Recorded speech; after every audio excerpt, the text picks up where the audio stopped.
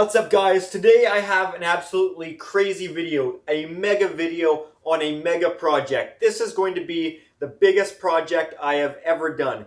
This is installing an entire commercial fire alarm system in my house. This is the start to finish install where we are going to be doing every single aspect of taking this house from having no system to a full system. It's going to be pretty crazy. Everything you see in this video has its own dedicated video on that section of the install where there's even more detail than shown in this video. But this video is going to be the entire compilation and the entire install, start to finish, as it started as a basic install and got larger and larger into a more advanced system. So with that said, let's get right into it and start installing an entire fire alarm system in my house. We have a lot of work. We're going to be installing a Notifier NFS 320C addressable commercial fire alarm system in my house to offer better fire protection than what's there. We have to rough in this entire house, as right now there is nothing done for any fire alarm system to be installed. So we got to start pulling wire, installing boxes for detectors, pull stations, horns, strobes, mounting panel, mounting boxes for isolators, pulling all the wire, you name it. I actually already got started last night. I'll put in some pictures here where I had to get some fire alarm wire down into the first floor hallway, which is a renovation that was done to the house, but it used to be an open carport, so I had to fish through an exterior wall and I had to fish down this hallway by pulling out the pot lights and pushing the light cans up in the ceiling and using fish sticks, fish tapes, multiple fish tapes, two people coming from different angles, long drill bits to drill through the side, and then I was able to get another one in the return air. After probably an hour or two of fishing, we finally have a line pulled, and that's what today where we left off and what we're going to be continuing on today. So for those of you that don't know, a brief rundown on my house. It is a 2-story house with around 2,400 total square feet, 1,200 per floor.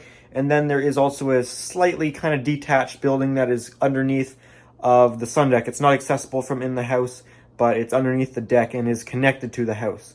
So we have 5 bedrooms, 3 bathrooms, 2 kitchens, 2 living rooms, 2 corridors, and some closet spaces and a furnace room and a crawl space under the stairs and an attic space.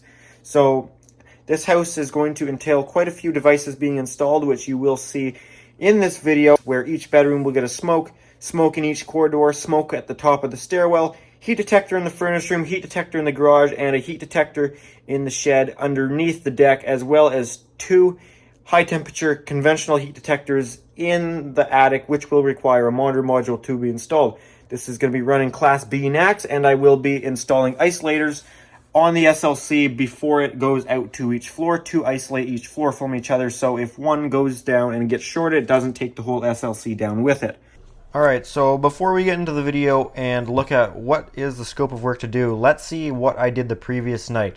This was many hours spent of fishing in this challenging spot to try and connect the downstairs hallway that was renovated, which was not even originally part of the house. It was an open carport, so we had to drill one hole one way with the extra long drill bit to get the fish tape you see we're pulling out, and then snag it with this other fish tape ran 90 degrees to the other one that we were trying to pull out, using this air return duct as a way to get into there. So this, you can see the tape that we pushed into there, and that is the one that we hooked and pulled through on the other side, where we can then connect pull string through. This was the most challenging part of the house, because this was sort of an addition, because it used to be a carport, so we had to fish this through an exterior wall. But once we were down here, you can see I could now make a hole in the ceiling for our detector location. I ended up only making one hole that will have to be patched later on, and that's that one that I put in the corner. I made sure to not drill the hole super tight to the corner so it can still be patched somewhat easily. As far as the other holes, I used the recessed cans and dismantled the cans, and you can take some screws out and push them up into the ceiling, and that made this whole process kind of possible without damaging more stuff. Anyways, let's get into the video. Let's head in the house and see what is done and see what has to be done. I know. Okay, look, we will get into the video soon, but I think we should clarify and go over what our end goal actually is here. This is a look at the second floor. The scale may not be perfect, though it's pretty close. What are we looking at here? All of the red circles are smoke detectors. blue square is sounder strobe, green square is pull station, and black square is annunciator. So that is the end goal on the second floor. Let's take a look at the first floor now. Floor level 1. Same thing with all of the red circles are smoke detectors, but we have a couple different colors going on. Green squares are regular horn strobes. Blue strobe is our sounder or sounder strobe, which that drawing where it's been put isn't actually accurate with how it turned out. I can speak for this because I'm editing this after the fact.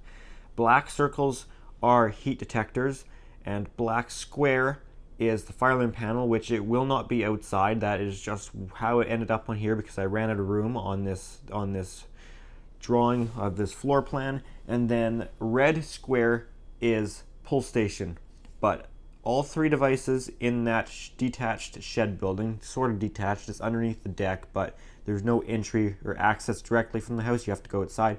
That will be wired at a later date. Now that you have an idea of what's happening for devices, let's not get too crazy here, and let's just start with the first floor, because that's all I'm worried about at the moment, is get the harder floor done with, which is the first floor, as we don't have an attic above us. It requires lots of fishing and more unique methods of getting things in places than just simply dropping a box wherever. Brief rundown, I'll start at where the source is going to be. Panel is going to mount on this wall here. Detector in this room, heat detector in here, duct detector on the furnace. This bedroom is getting a smoke in it somewhere. Living room, or just going into this living room, is going to get a smoke here. I'm gonna put a smoke in this corridor here down towards this end at the laundry room. This garage, I need to get a heat detector up here, which leads us how we're gonna get into this bedroom, which this one also needs a smoke in it. It's kind of first floor still. Pull station needs to go here. Annunciator needs to go there. 8 conductors or whatever the annunciator needs. Some fire alarm cable here. This will definitely be enough for the first floor.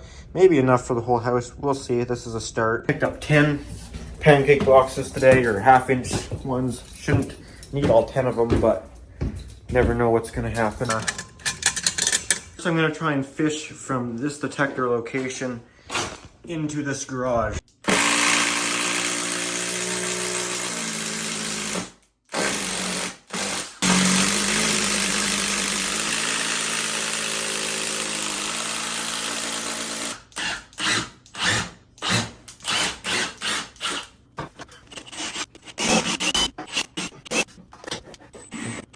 Sticks, but I think we'll be able to get it.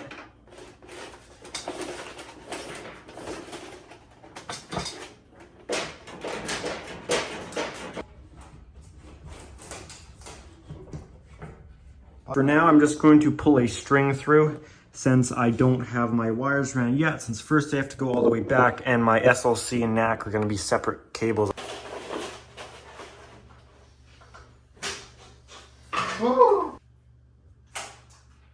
Always want to tie your stuff off, or it will go missing. Now that our SLC will come from that end of the house to here, and then through there, that's where we're going to then go into this bedroom here. This detector is 45 to center, which is about where I want to put my detector to make sure I get the right stud spacing up there to fish right down the ceiling that way.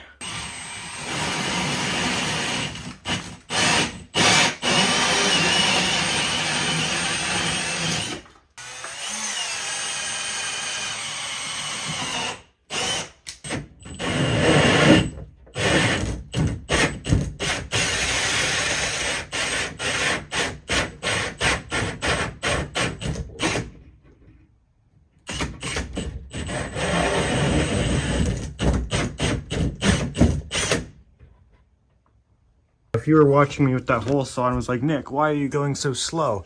This is why, because you don't want to go plunging in, or you could end up cutting something. This should do it.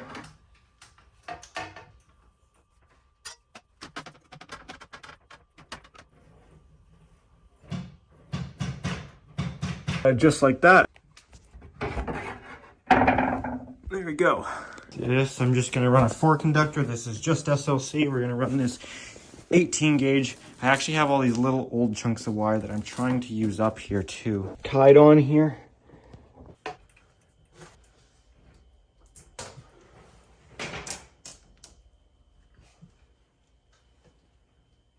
We are pulled through here, and we are in this bedroom here.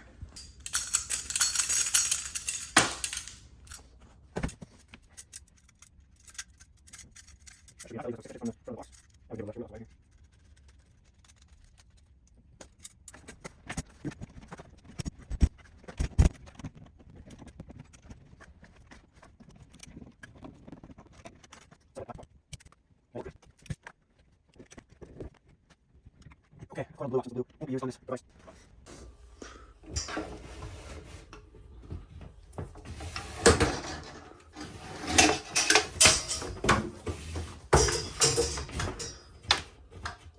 So I have one more stud.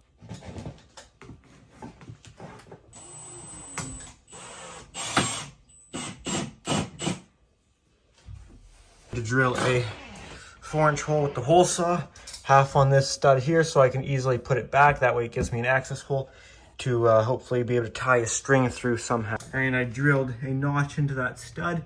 String is tied on there. Now let's try and pull it back.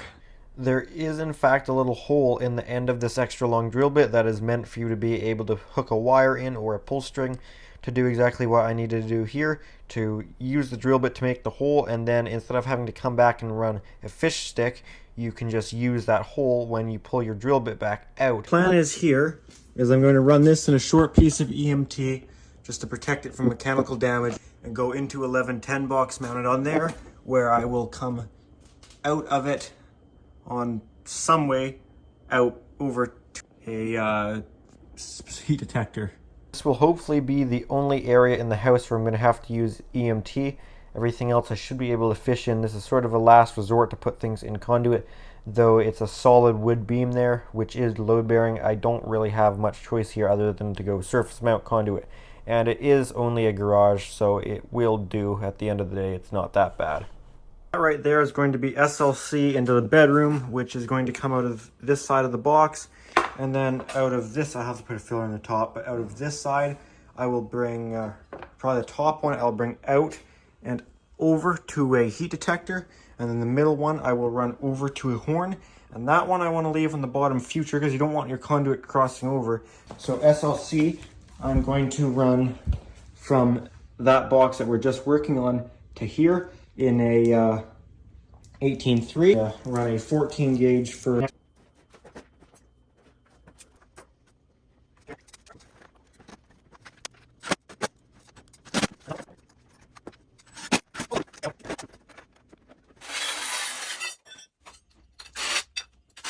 pick me up.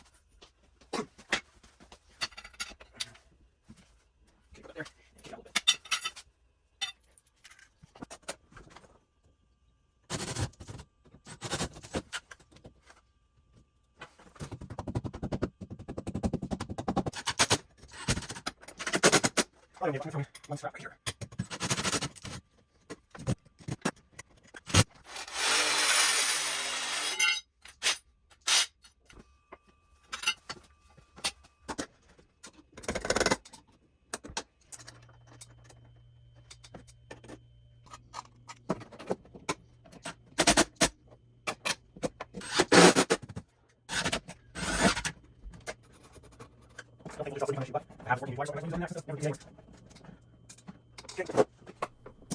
I will explain this later on in the video, but I actually am doing the wrong thing right here. I pulled a 4 conductor, and by 4 conductor I mean really 3 conductors you can actually use, because you can't use the ground in it because you need that as the equipment ground. In this case you wouldn't really, because we have the EMT, but I want to keep the colors normal and I don't want to start using a green as one of my conductors that I'm used to carry communication, so I will replace it with a 5 conductor. I, for some reason, didn't think about that this wasn't the end of the circuit. For some reason I had it in my head that it was the last device, but indeed the bedroom smoke is the last one, not that one, so it still needs 4 wires to be used to carry the communication as SLC into the detector and SLC back out, because I'm not T-tapping this, even though It's addressable and it would be monitored. You still don't T-tap, because if you've ever tried to troubleshoot a T-tapped addressable system, it is more of a pain than a regular. Okay, so a little rundown on the setup here. I actually had to re-pull that because I first did that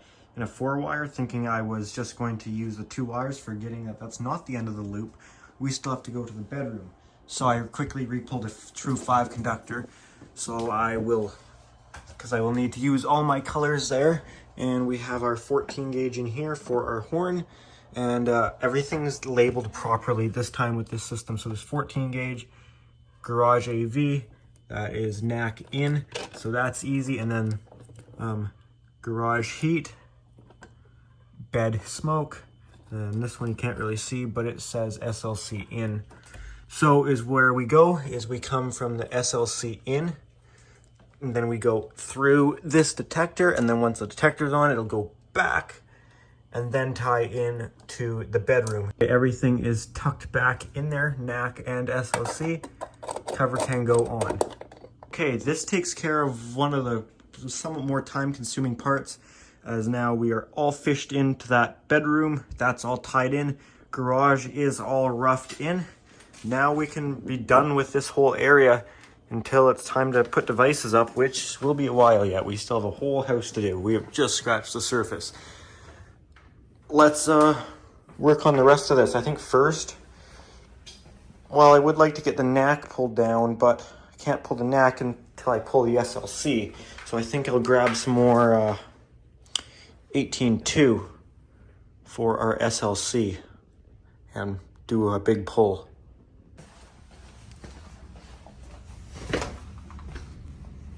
From that box there, and then the next device isn't until, well, depends what way you look at it.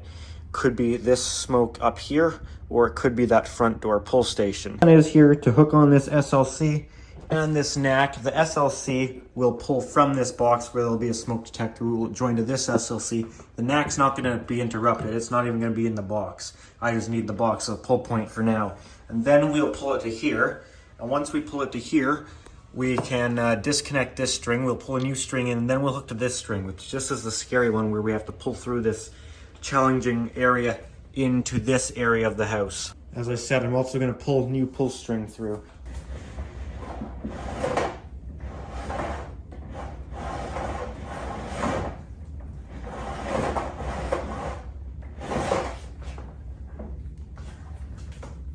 Okay, I'm going to deattach this here.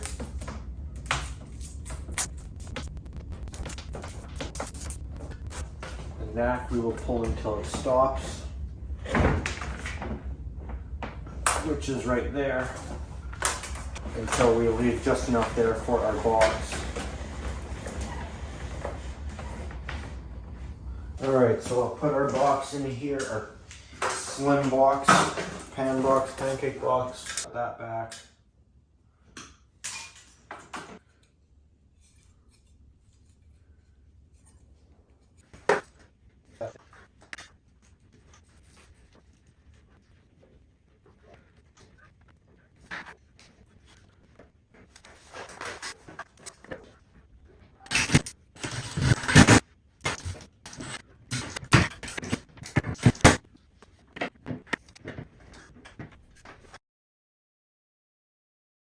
Okay, that now has this entire end of the building, as far as downstairs, pretty well done, as everything is now pulled back to here.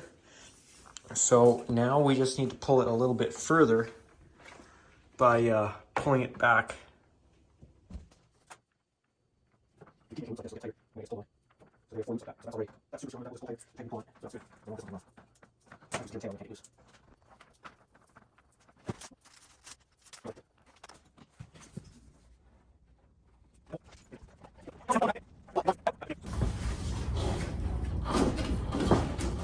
Easy. Keep an eye on it if it gets stuck or anything.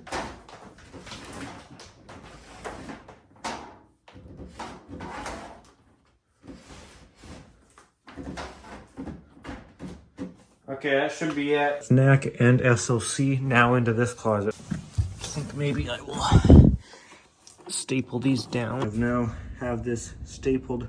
Now figuring where I'm going to put my sounder strobe and right here is where I'm gonna have to put it. Strobe has to be between 2 meters and 2.4 meters off the ground, or 200 to 240 centimeters, or 2,000 to 2,400 millimeters, I believe. So that's marked just above the minimum height because I don't want to go much higher. And I honestly don't know how I'm going to fish wire to it, but I'm going to figure that out as we go, I guess. And this is getting to be not much, but well, I'll try and make it work. Worst case scenario, we have to make a splice.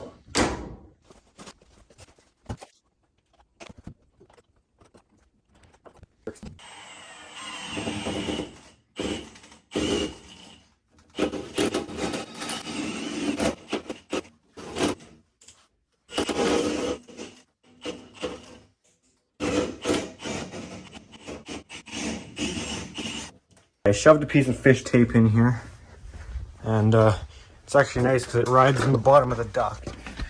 And I don't know if you can see it, not really from there, but we can see it. You can see it right there. I was able to slide it over. I'm not sure where exactly it's coming from, but you can see it's right there, and that's where my fire alarm cables drop down. I got the fish tape over, and the fish is caught. It's a different story.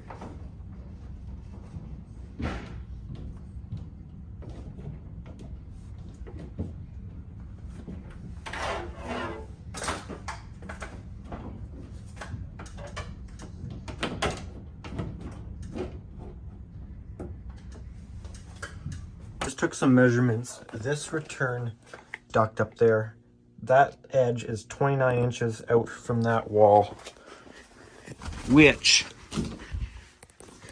on this here only brings us to like right here from that wall, 29. So we seem to have a void area over here, which is great because maybe I can run my knack through here.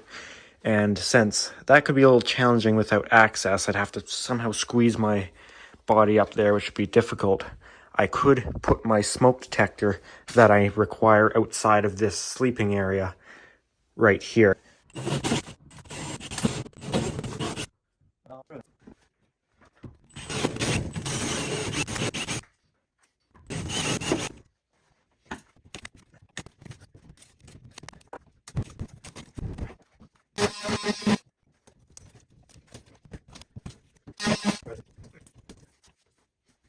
For this fish here, I had to shove one fish tape with a hook in it from our low frequency sounder box and shove it up, and it kind of hit the bottom of the duct, and then I was able to catch the end of it with another fish tape with a hook on it that I could put into the ceiling from my detector location. I know it kind of messed up around the detector, but the base should cover it. Okay, that wasn't an easy one. I've got that fish stick up in the ceiling there, and if we go to the furnace room, it is strung up, and I'm going to pull it through. This will be used to pull NAC and SLC.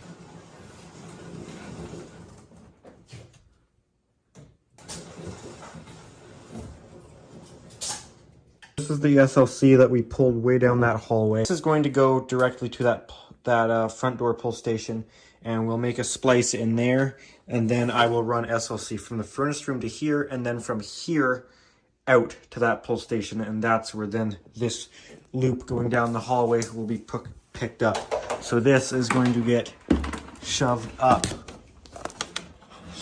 here in some way, some manner. Probably like that. Can you hold that there? Thank you. And then I will come up over here and potentially grab the target. Okay, hang on a second, actually. I'm going to grab onto it with my fish tape here. Now, can you pull it down? Okay, yes. Yes. Yeah, let it go. Oh, yes. As far as the knack to tie onto there to go back to the furnace room, this 21 footer of, again, the 14.3. This can just go in the closet for now, since that's going to go to the front door pull, and then I need to run another from the front door pull back to this box, and then from there back to there.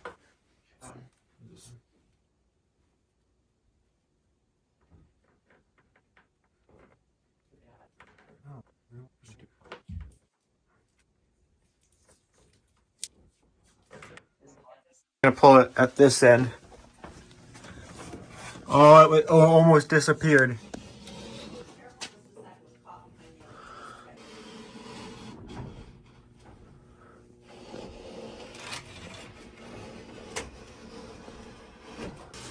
Now switch this fish tape to the other side where I can finish pulling this knack through, which will be our knack feed into that guy there. Also drilled a new separate hole up there, not that you can see it. There you can see it.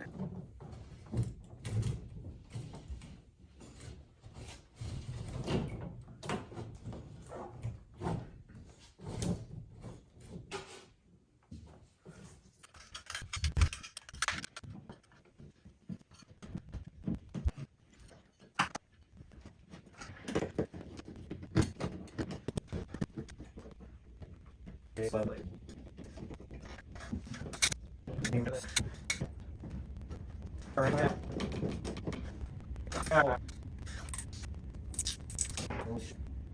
Okay, so where we're at now is the knack is complete as far as adding anything in the future, but that's later. So knack is here, knack's back to the panel room. So SLC is from the panel room, and SLC is complete up to this closet, where it needs to get ran to the front door pull station, as well as the SLC needs to get continued from this device to the front door pull station. So I'm going to try and get a fish tape from this box through this duct area over to there so I can pull my wire through.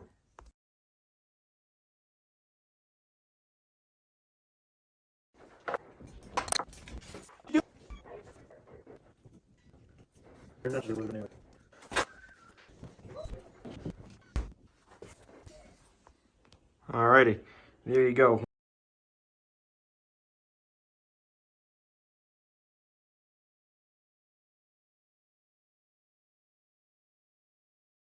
Now that this guy is all done up here, I think I'm now going to do that horn spot in the hallway.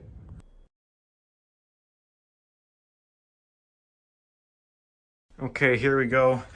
This is the front door light switch. So the pull station will be lower and probably right about mid here. So I've got our 3 wires. Well, actually one's a 4 wire, I think. You're down through all of these joists. As you see, there's a lot of extra. So it goes in up there and it runs through there, through in there. I'll staple it up nice over here.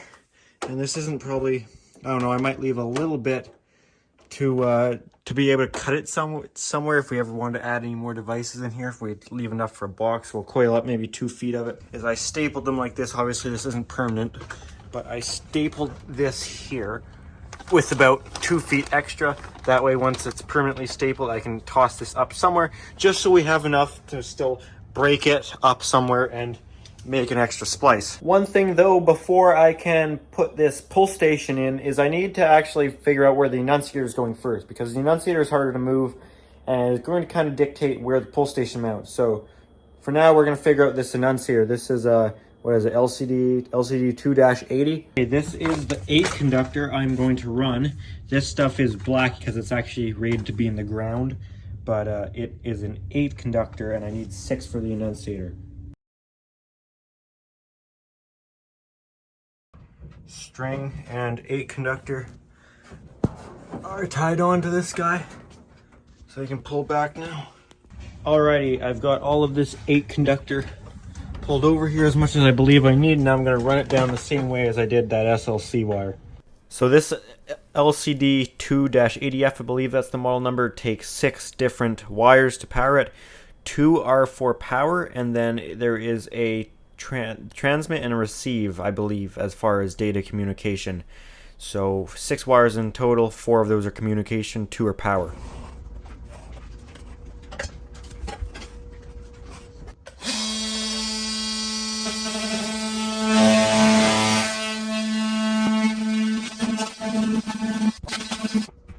that door.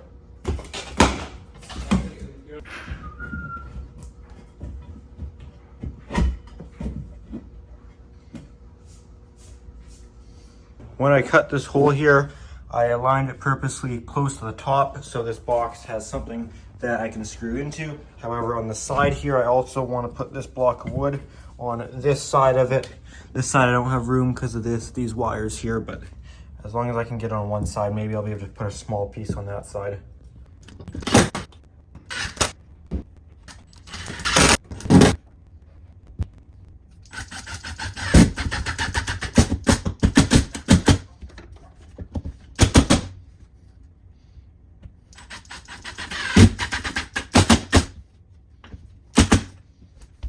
There we go, let's get a little bit more strength. I'm now going to mount this Annunciator box here.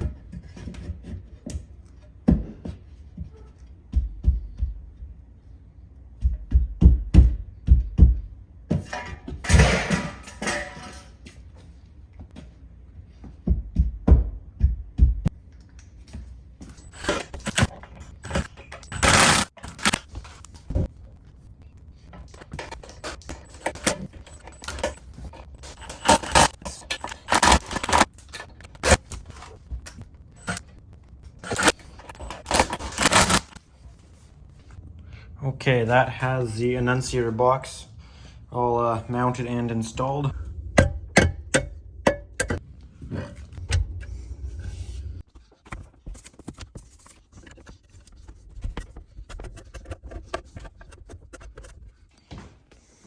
$1,050 is right here, or 105 centimeters, and $1,150 is right here.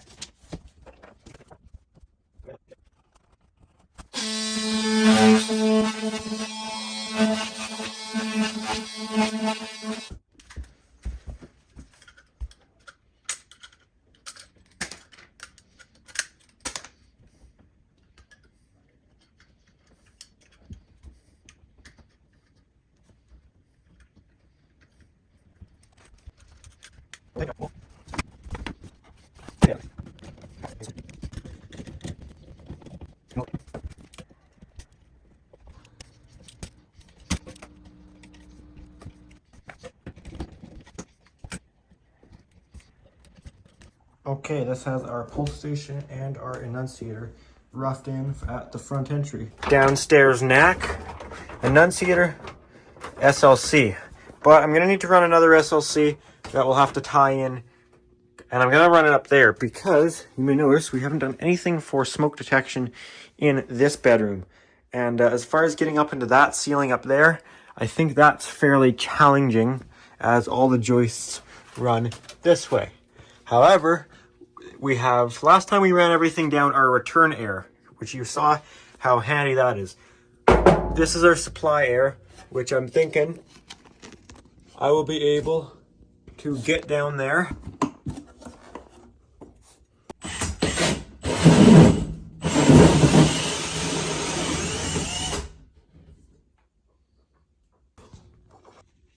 That's looking through there, if anyone's wondering.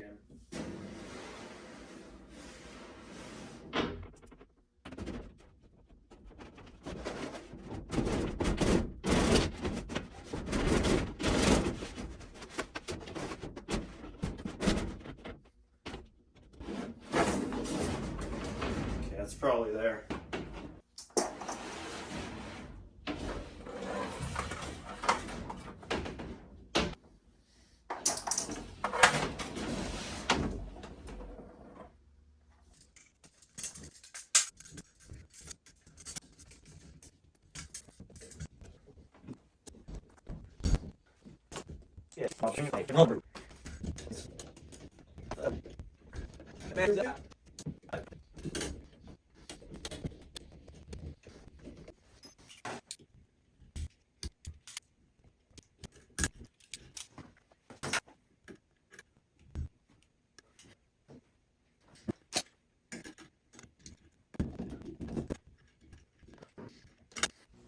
I've just mounted this detector box up here. I put that 2x4 in.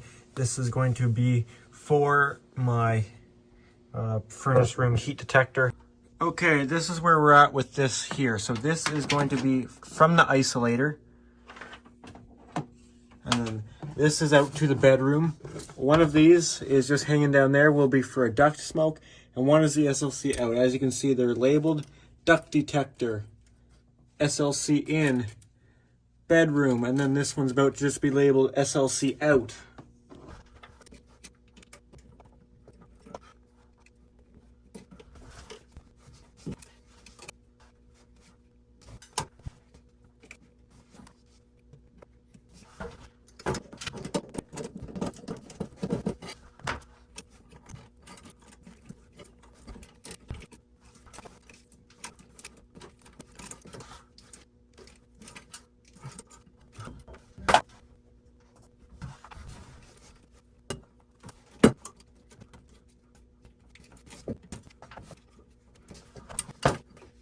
Okay, brief rundown on this before I close it up. SLC in splices into bedroom smoke detector. We always use black and red for the in feed and the blue and the brown for the out feed. So we are coming from positive negative SLC into this box, and then it will go into the 5 conductor going to the bedroom smoke. And because we're wiring this, we're not T-tapping, we're still wiring it as a loop. It's not class A, meaning it doesn't return to the panel, but it's one constant wire without any taps off of it. So we go into the 5 wire to that bedroom smoke, then we come back from the return to the bedroom smoke on the blue and the brown, and then we go into the red and the black on the 5 wire going to the duct detector, and then we return from the duct detector on this blue and brown. And then this is our SLC out. So let me just put this all together here. So then at the end of the day, we are left with just our SLC out and our SLC returning from the duct detector before going out on the SLC out. But you notice it's not put together. That's because our device will put this together. All right, so SLC, this will just need to go into an isolator module. I'm not sure how I'm going to wire up the isolators yet. I know I'm going to wire them. I'm not sure how it's going to physically look. That is everything coming out of this box here. And I ran my other wire down there and around with everything else to the duct detector. Right now it's just sitting down here because I'm not exactly sure how it's going to go up, but you can see all of the fire alarm cables running up there. This is how we're looking. Alrighty guys, well, first floor is roughed in, so first video is done too. Part 2 of roughing in my commercial fire alarm system, and first floor is now all done and roughed in. This is a look at the second floor. The scale may not be perfect, though it's pretty close.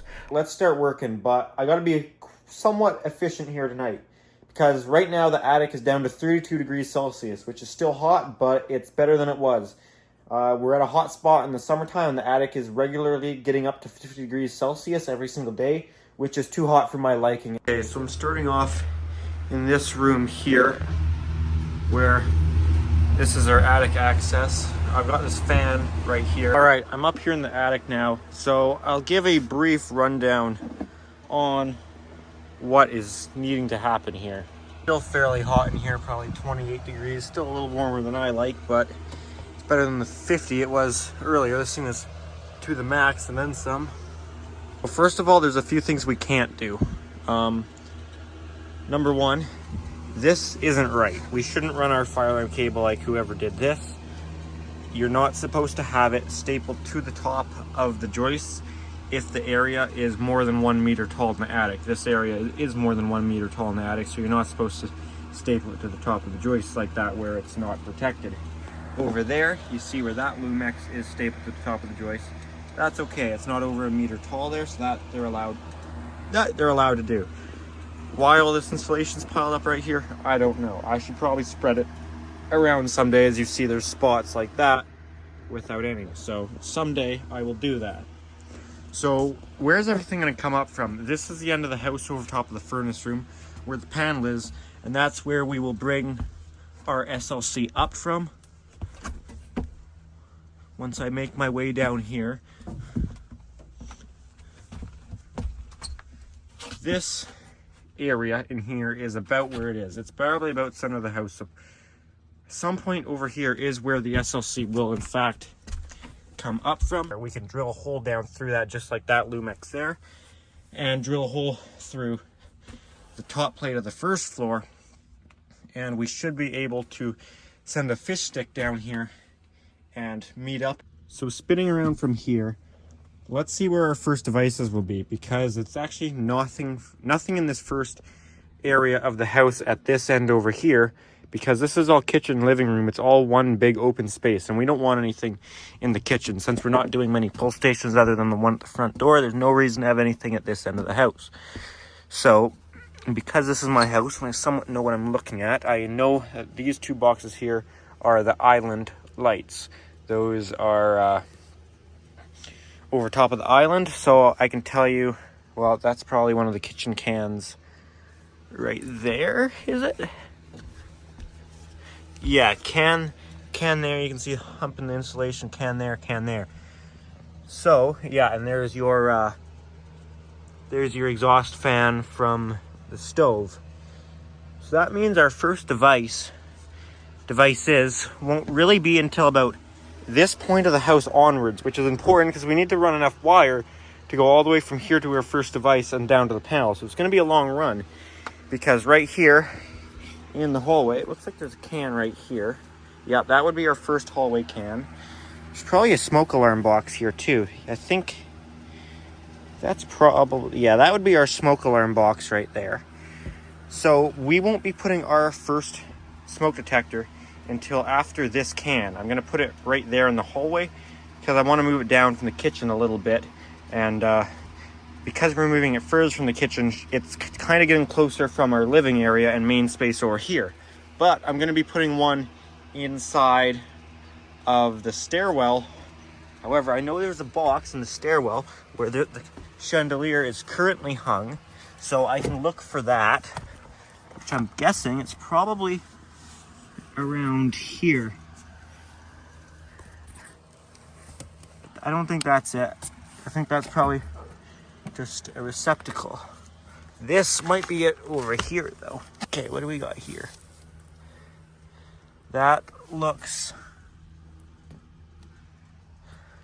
more like it, so we'll probably, yeah, I think that's it. So we'll have a smoke detector that's right there. Smoke detector probably right around here. So we'll have a smoky right there. Smoky after that can right there in the hallway, which will align it with the cans, which is easy. Make sure it's center of the hallway, which, because this is the hallway here, I can see this is the top plate of the hallway, which is easy because this is where I will drop down to our sounder strobe in the hallway. So I'll need to drop down sounder strobe there, which is easy to measure off the light so you know you're in the right stud spacing. Sounder strobe there, and I will also drop our monitor module down there. Sorry if I'm out of breath, it's hot. Because I am going to install a monitor module, then that's what will monitor the heat detectors in here. Because we're gonna space the heat detectors out evenly in here. They can each cover a 30 foot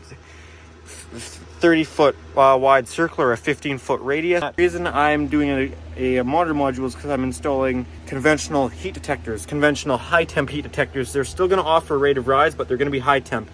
Instead of activating at 57 degrees Celsius, which I believe is 135 degrees Fahrenheit, they will activate at 90 degrees Celsius, and I think that's around 200 degrees Fahrenheit. NFPA calls for 20 degrees over ambient, and the ambient up here could easily get to 60, I bet.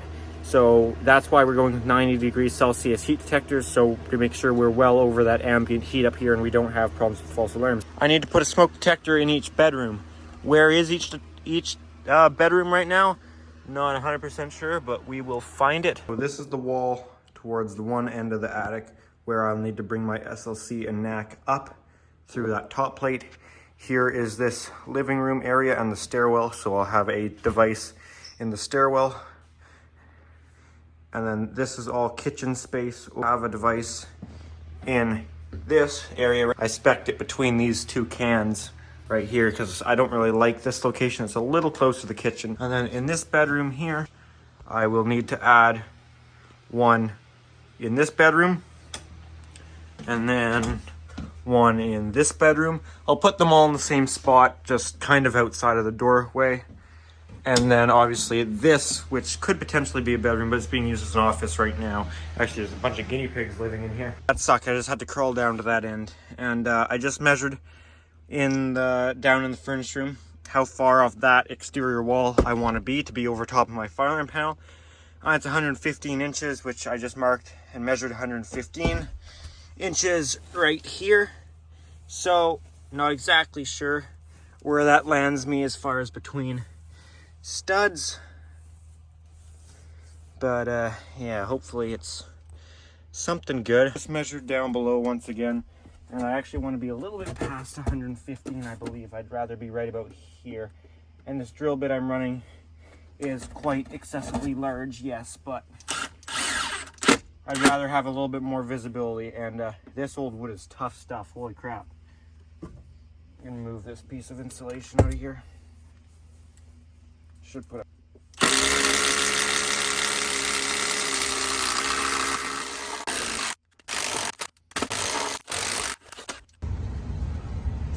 Okay, so I think this is the spot to drill right here. Think was the key word here.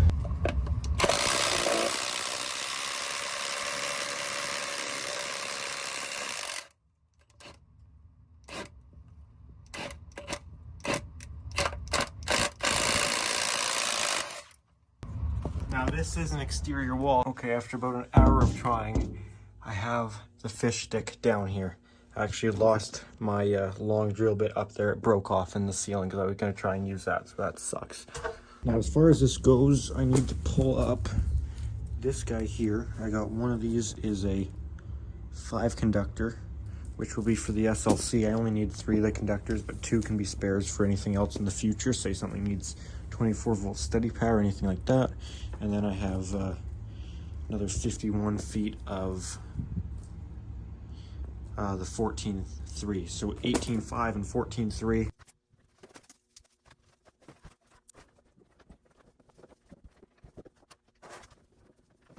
Okay, I've got both of these on here and a pull string. These are both tied off to this condensate drain here. I know it's nothing that sturdy, but it should be enough so I know to stop pulling once I pull this up to the attic.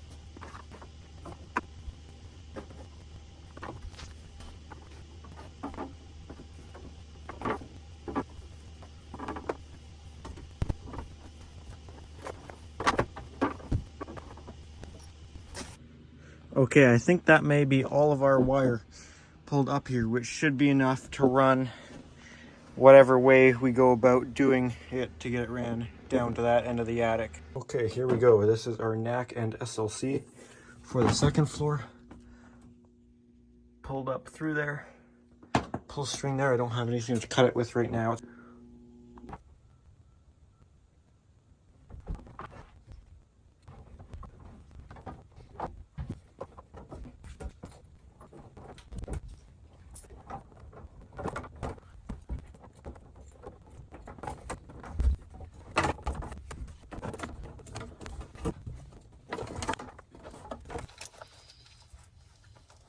What I'm doing here is I'm running the SLC through the attic now, and I'm going to run it in a spot that is less than 1 meter high.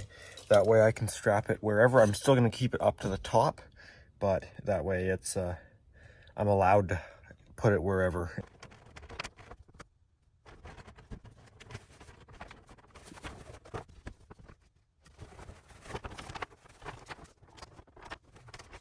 Because where I'm putting it up there is under 1 meter, I could actually lay it right down on top of the insulation like this other old Lumex is.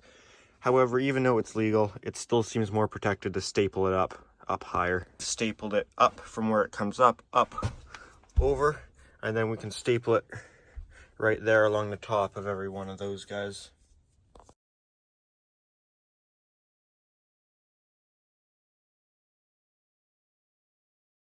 but I'm just stapling it every other one. It only has to be supported every 1.5 meters. So by doing it 4 feet, that's not even much over a meter. So there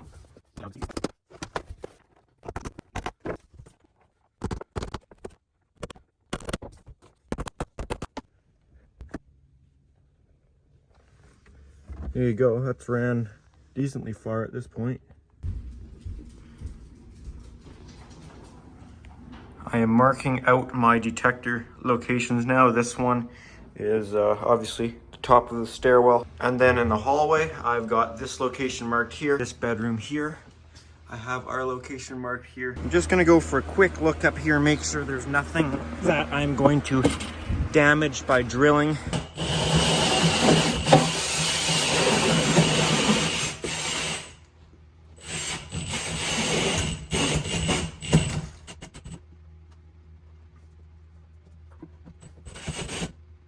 Alright, we're partially on a joist. I can't actually really use one of these boxes to mount with these wings on it because the drywall is too thick. We got double drywall there, so the wings can't actually go in that far.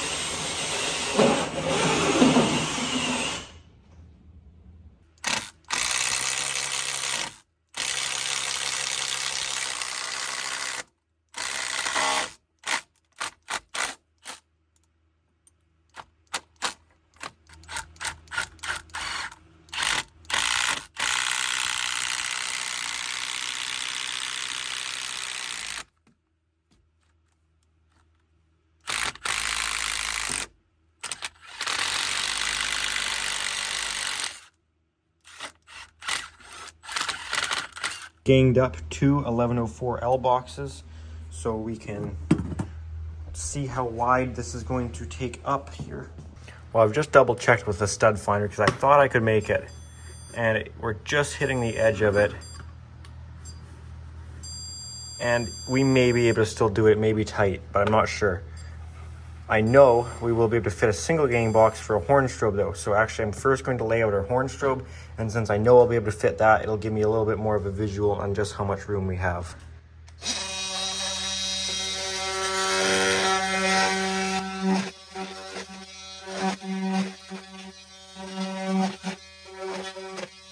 Okay, well this can be our location for our horn strobe, but this won't be for the double gang for the monitor module. It will not fit. There is not enough space in this wall here. This is our 3-conductor or our NAC circuit, so I will run this down this hole here, leaving it bent outward, so hopefully it'll come out of the wall. There, I think that's out of the wall. We'll finish stapling this up here.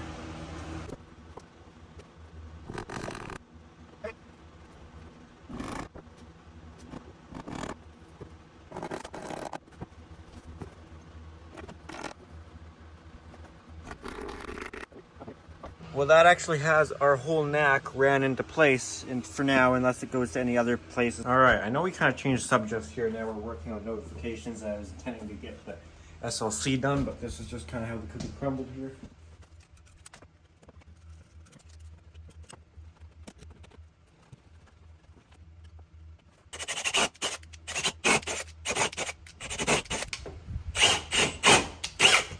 Had a 2x4 running up that way, and it was kind of in my way.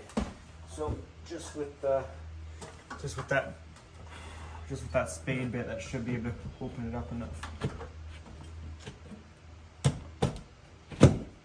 Yes. Okay, that has our notification device box all wired in, all good. I'm going to put the box for the monitor module over top of this doorbell. I have a stud right here, so I might be able to even screw the box to the stud, and then I'll only need the Madison bar or the F-clip, whatever you guys refer to them as, F-clips, F-bars, Madison bars, whatever. I might only need it on one side if I could screw into this stud. Either way, my hole through the top plate needs to be 7 feet down from this box to get me in the correct stud spacing. Okay, our 7 feet mark is right here, which this is where our doorbell wires are.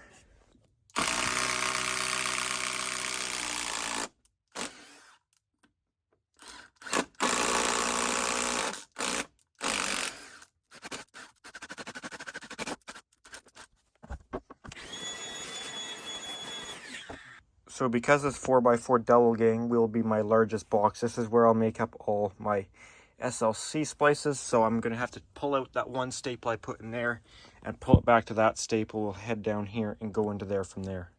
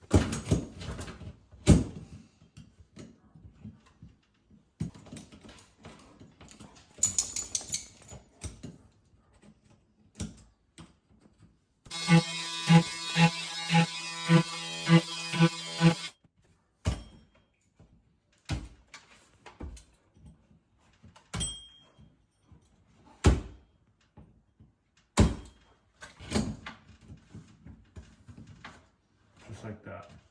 Now from experience, I kind of know what devices you need to and what ones you don't for this sort of stuff, but modules I'm not actually sure. So I'm just going to be safe and do it where I've already adjusted this box for it, where you can adjust your little ears sticking out back and forth. I put them all the way forward, so the box, these screws will sit somewhat back to make sure it holds everything real flush into the wall. Right here is our top of the stairwell box. As you can see, there's that zap strap I poked through. There's the stairwell. So I will need to run a 5 conductor from here back to where we've put that box for the monitor module.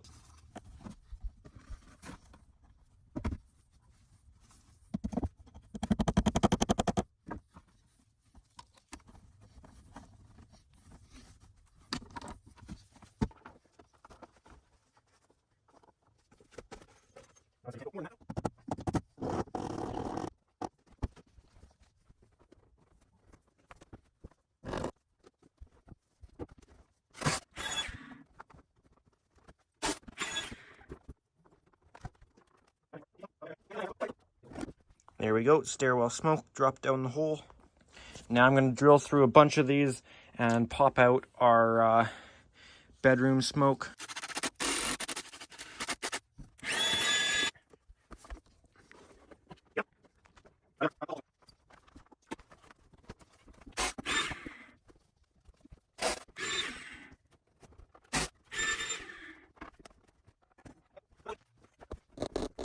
Originally, I didn't want to make any splices in this pancake boxes, but I've changed my mind. I think 2 wire nuts won't kill it. I'm going to try and find the primary bedroom smoke box. I think it should be over here somewhere. That's probably the light box.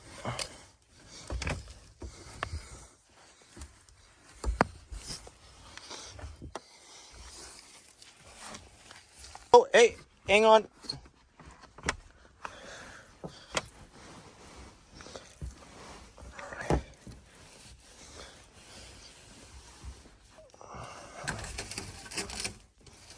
Alrighty, that's good. I see it.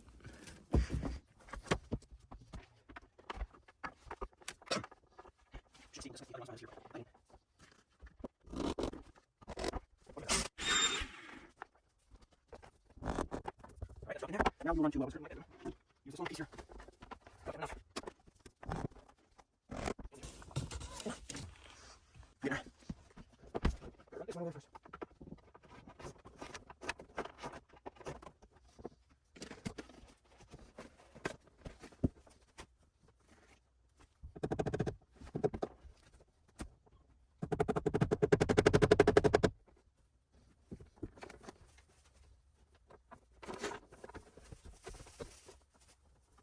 you mind my room, please? No, actually, don't worry about it. No, don't worry about it. All right, listen here,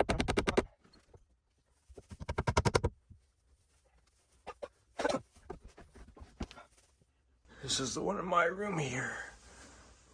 Oh, cut you off. Okay, so I now got to go from my room here over to this office. It's the last part. We come from there. We come from SLC in here up to there, as well as SLC from here to this spot, then into this room, then into my room, and then it just needs to go into this office, and that should be SLC done.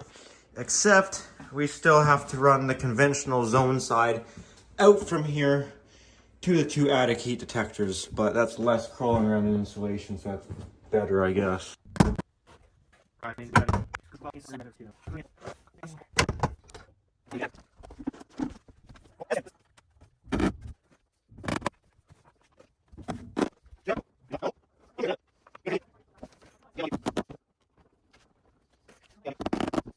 Okay, this is the whole SLC and everything up here stapled and put into the places it needs to end up. Now we need our zone coming out of this. I just put up this heat detector box here. This is sort of spaced accordingly. Remember, we can go 15 feet from it to the wall, and we're at around, I think, 12 or 14 from that one. So if that didn't become clear, the wire I am running now out of that same box in the hallway where the monitor module is going. This is not an SLC that I'm running out. This is going to be the zone side of the monitor module, the conventional side that will monitor the attic heat detectors, so just a 2-wire zone. Okay, heat detector is ran to this box. I don't have a service loop because it was so tight. And ran down, down, down, down, down, down, down here, down here, down here, and into the box. Last thing I'm going to work on this night is get this guy in here so that I can take this ladder out of the stairwell. So I'm going to put in a box up here.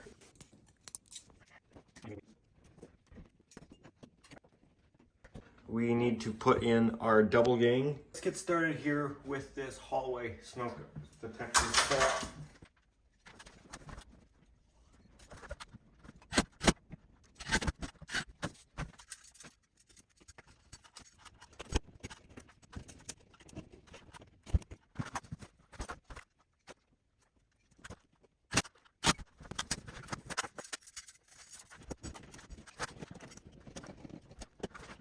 Okay, that is the smoke detector box cut in this room.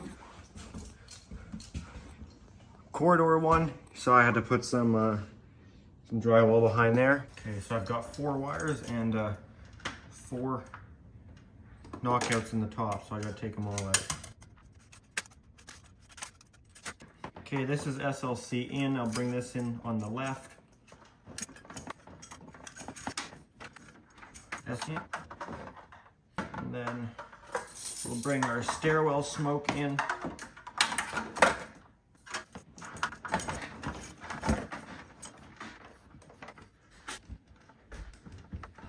Right. Okay, and then this is our SLC going to our top of the stairwell smoke. And this is the conventional circuit from those attic detectors.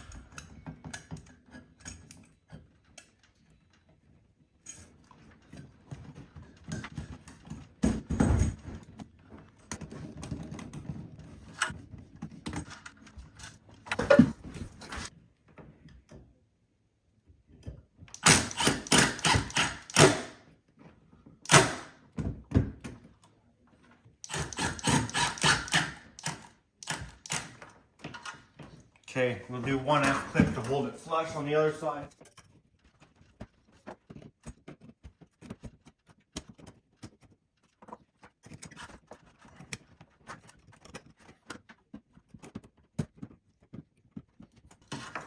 Alright, that is solid. Now I'm going to work on getting all these splices all done up in this box here. where our SLC comes into it and then spreads out for upstairs, and as well as where that monitor module will need to go.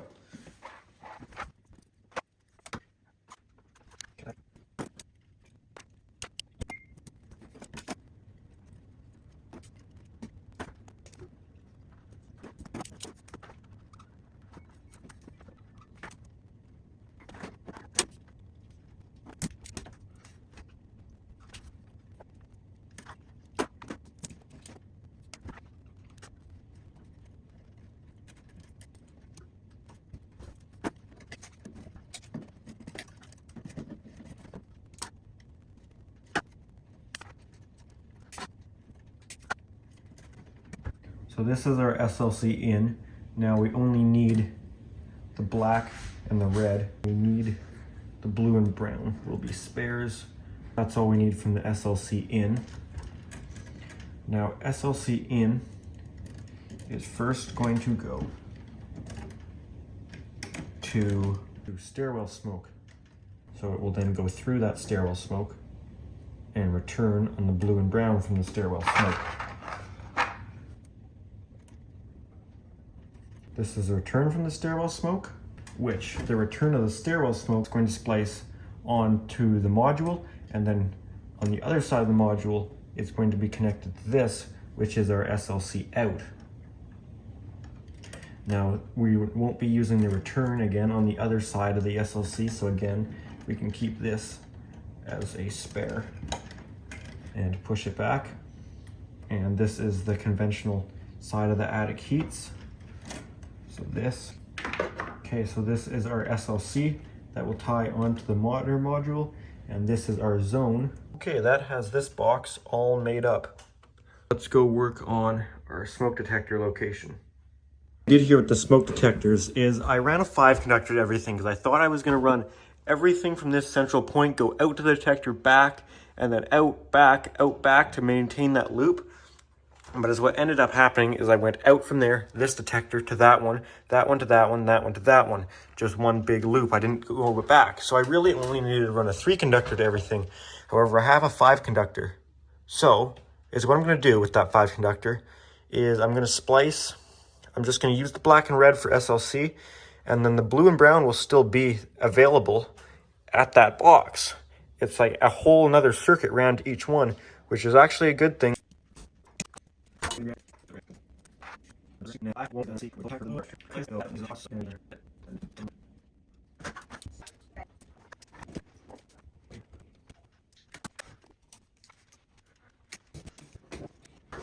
All right, there you have it. That's the last one up here. I mean, I haven't stripped out the one over the stairs, but I put the ladder away, and that one I can get during the device install.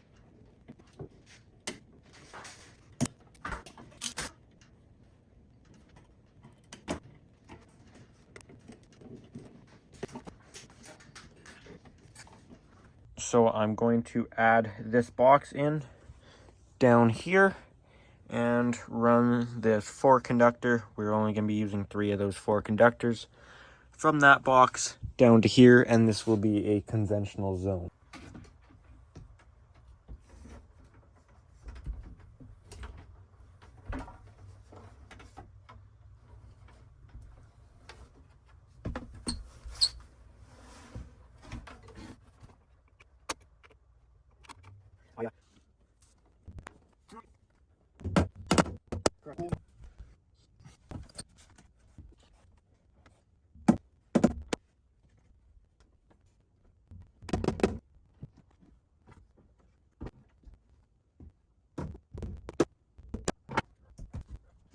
So that last detector box was set at 12 feet back. So basically 6 of these trusses back, as they are spaced 2 feet apart. So to mimic that, it's pretty simple. We just have to count them. 2, 3, 4, 5. This would be 6. That puts us at 12 feet. This one sucks because we have this thing here. So we'll put her on this one right here.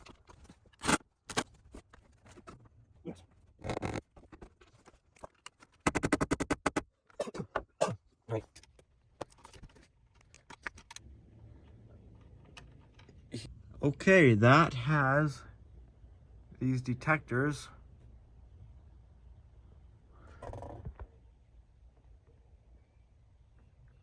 all done up. Oh, I'm happy about this. I only have to come back into this attic one more time. I'm glad all of this wire is pulled and all I've got to do is put those heat detectors up. And then other than testing, which I usually do at the start of the year in the winter time anyways, where this will be probably, I'll be complaining for the opposite temperature reasons in here, because right now this is hot. So this is our 4 things: 2 NACs, 2 SLCs. Now the NACs will each go to their own NAC. That way, if one shorts out or fails, it doesn't take out the whole system. And then same with SLC, but obviously there's only one SLC connection on a 320. So we will just use isolators. Well guys, I guess we shall get started with the panel here. And I want to apologize if this room makes for some not the best filming, as it can be noisy when the furnace is running. Right now it's only running fans, so it's not too loud, but it will get louder when the air conditioning comes on, as well as it's quite a small room, so there's only so many spots I can mount a camera in here. Anyways, let's look what we're working with here. Right here we have the panel. Now this may look a little big for a 320, which just isn't a 320 cabinet. That is correct. This is a Notifier SBB-B4 cabinet, which is a 2-bay cabinet. So this is a 2-bay cabinet. You can see 1-bay, 2-bay. It's larger than what I need, but though it does give me a large amount of working room inside it should I need to mount anything inside the cabinet. Notifier sells a 1-bay version, which is basically this same size, width, and depth, but ending about right here, so they only give you the 1-bay. This is a 2-bay. There's also a 3-bay and a 4-bay cabinet. So let's see how this is going to mount up on our wall there. This cabinet is slightly awkward though, like this, so I will shed some weight before we try lifting it.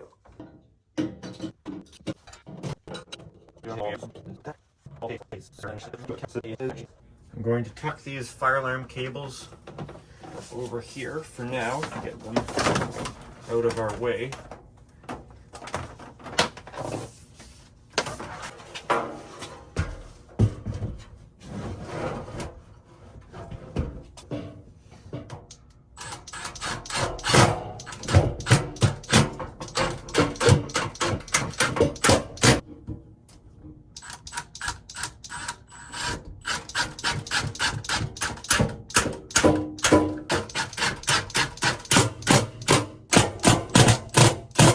Now we got to get some boxes over top of this cabinet to enter all of our circuits into the panel. We're going to come out the top of the panel in 2 3/4-inch conduits up to our first 2 boxes, where then we will spread out in 1/2 inch from there.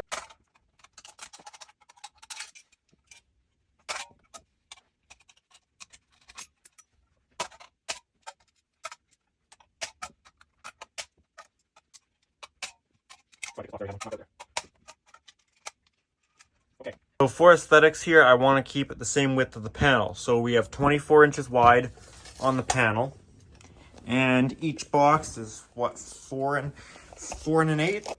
Yep, 4 1/8. So what I ended up with here is 2.5 inches between each box.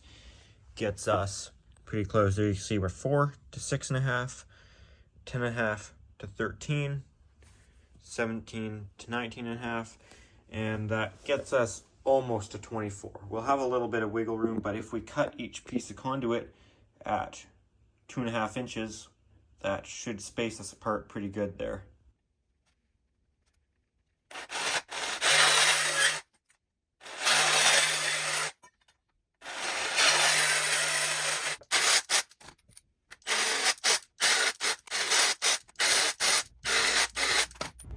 All reamed now.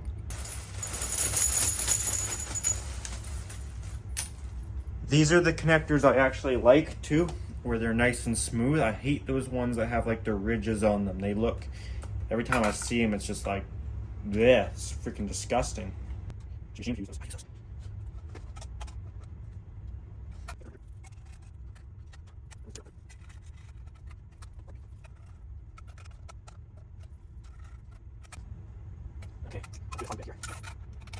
See if that works. Okay.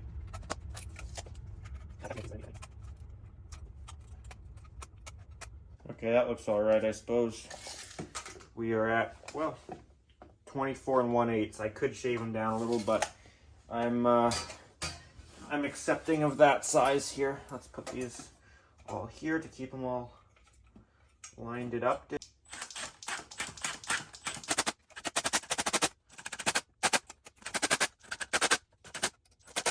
Well, that's just beautiful, isn't it? It's a spaceship. I like that there. I think if we go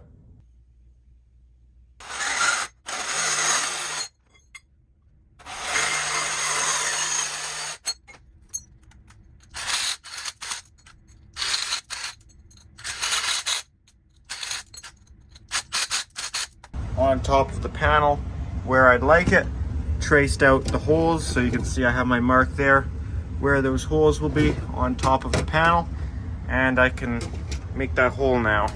That I'm going to use the high-speed carbide cutters here. This is the 3/4 inch one.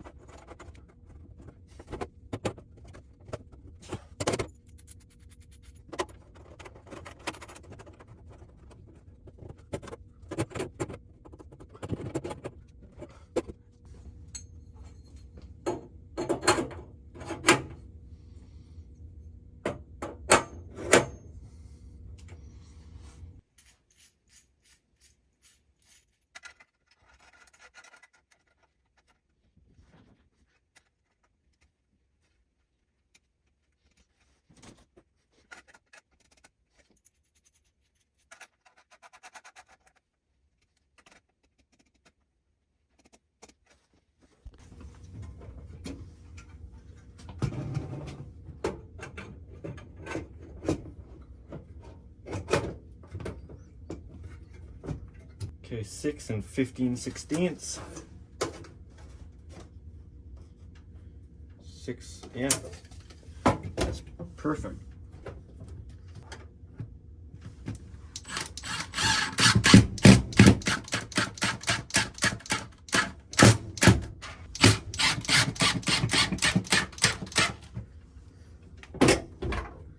Okay, I'll just double check here. Okay, now it's turned into 7-inch. Bump that one up a little bit there.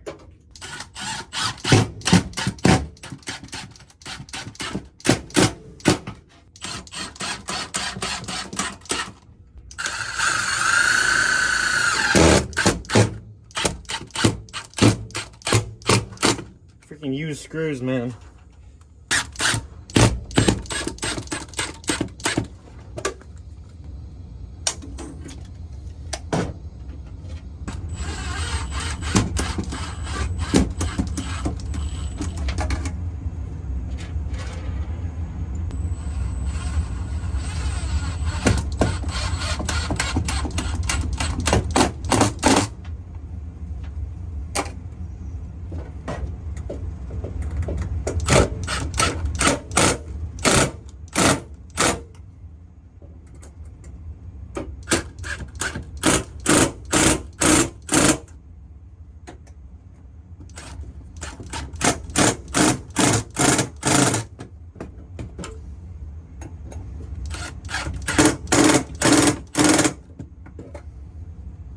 Okay, I'm now going to enter some of my circuits in here now.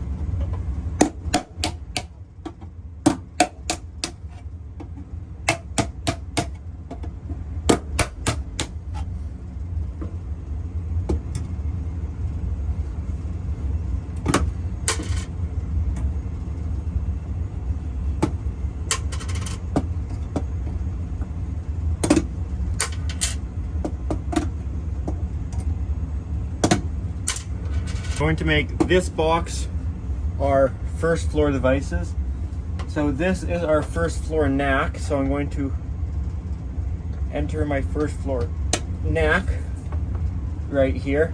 I can tell it's the first floor NAC just because I can see where they go, like this here, and this is my SLC, this is my NAC, and I can tell these ones go up to the second floor, so obviously that's second floor NAC SLC. First floor NAC.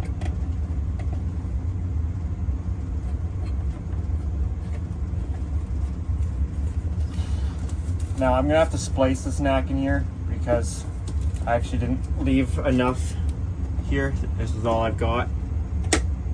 This will be our first floor SLC, which we have way extra. I wish we could have switched the SLC and the NAC. Wish the NAC could have had way extra.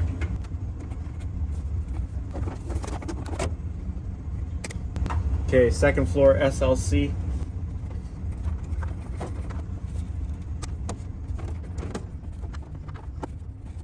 And second floor NAC.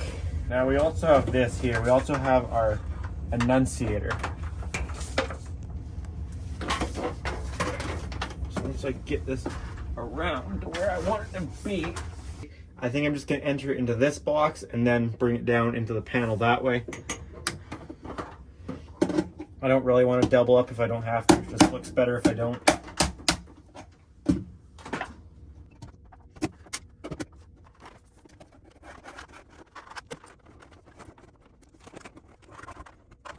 Okay, so let's start bringing things down into the panel. We have our Annunciator into the panel. We know this NAC isn't going to reach, so I need to bring another NAC down into the panel from this box here. So we got that there. We have this SLC here, which we can cut here because we got plenty to go to that isolator, and then the other side of it can go down here. And then over here on this side, this is our NAC, which this NAC is long enough, the one coming from the second floor, so that can go down directly into the panel.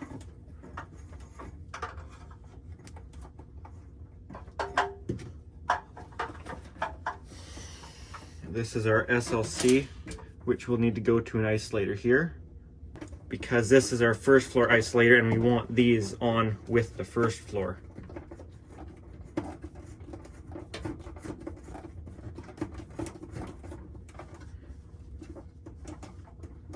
So SLC will come up, go in to the first floor isolator, where it'll not only go out to the rest of the first floor, but it'll also pick up these devices in here. Even though we're right here, I still don't want a T-tap, so I'm gonna go off with a 5 conductor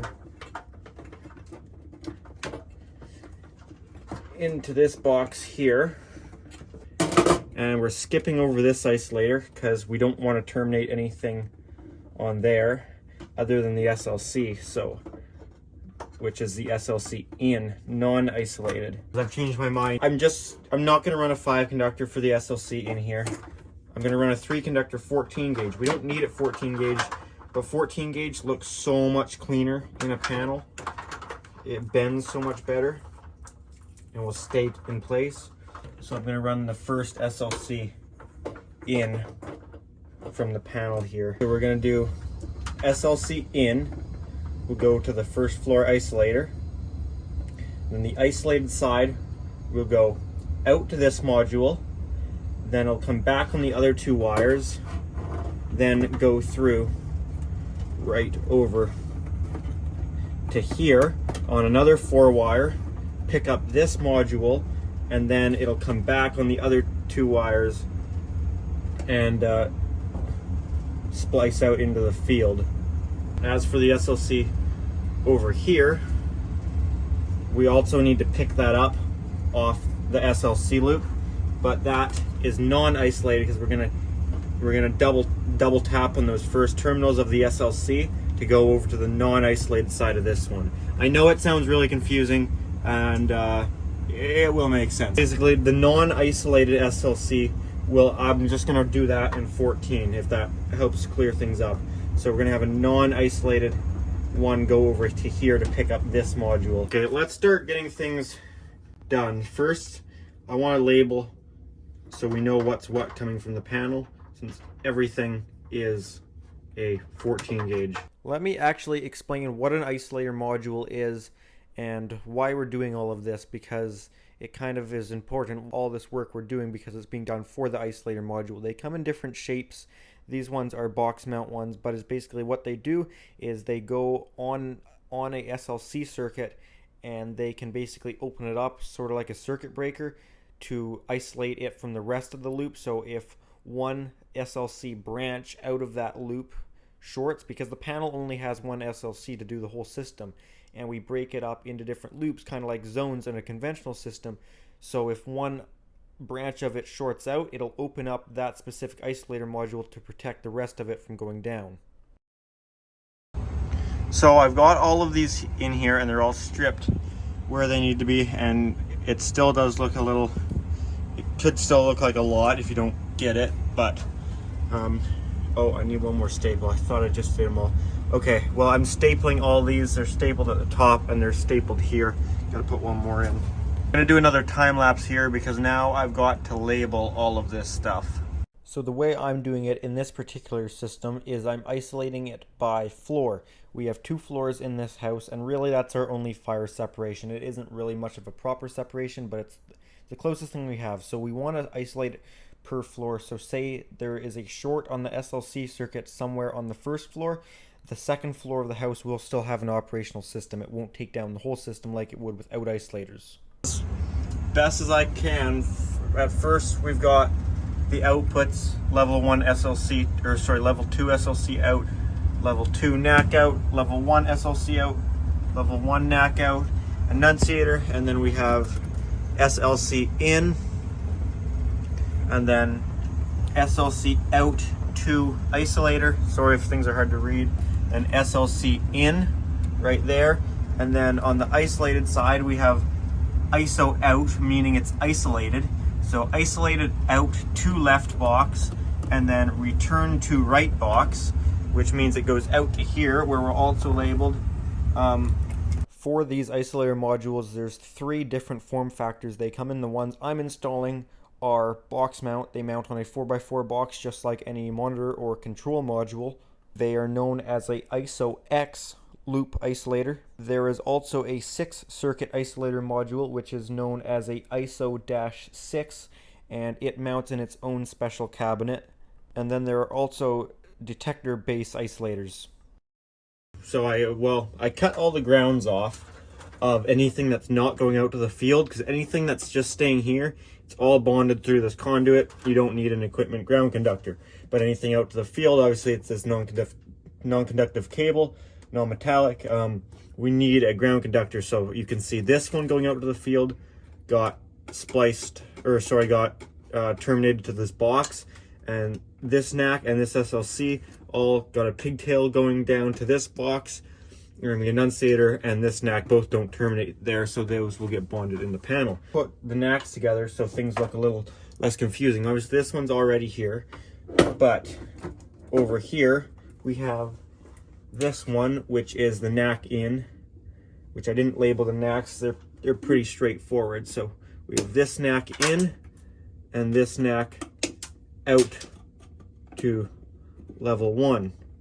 So I will strip these here and put them together.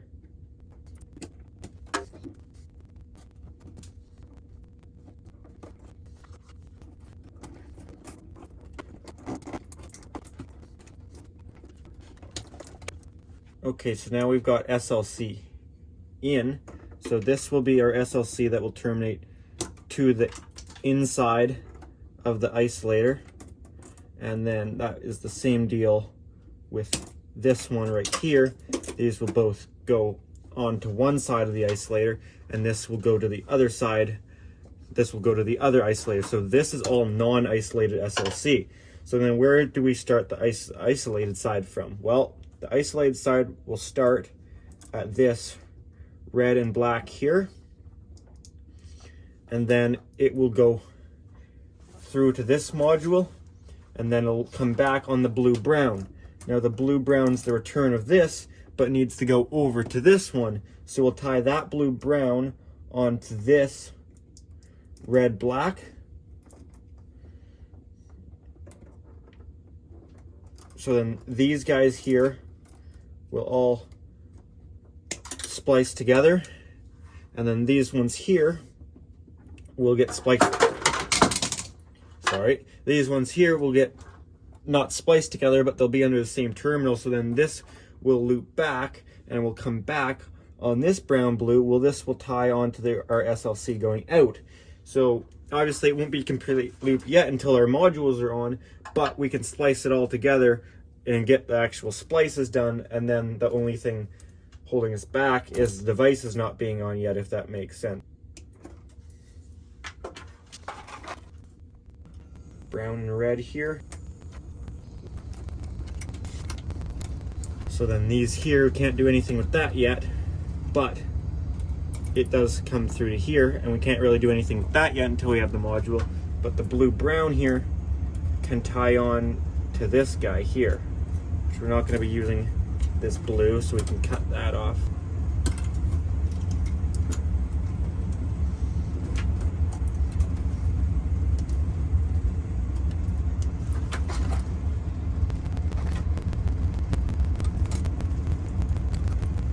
Okay, so now here, all we're left with is SLC out, and then our SLC in, which this is the one in, and this is the one jumping over to this device over here where it's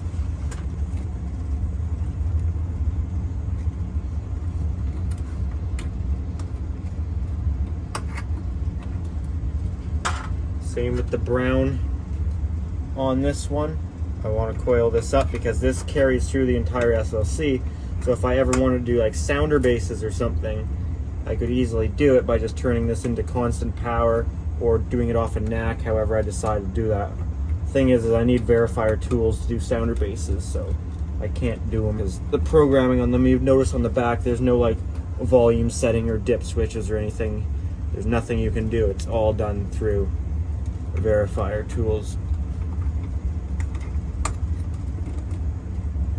Okay, those are back there. Okay, well, this is about as far as we can get as far as our final part with the rough-in, but we need to get power into this panel. Show you my thoughts that we can run power down this wall here. My wire out of this knockout, I can come out of there, come down the wall, down, down, down, down, down. So I don't have a lot of room right here. And then we can go down this wall here, which you can see this wire here that's dangling around down here. This is something I ran before. You can see that's the same with these wires up here. These were all ran down this wall. This is where our main electrical service is. And yes, yes, yes, I know.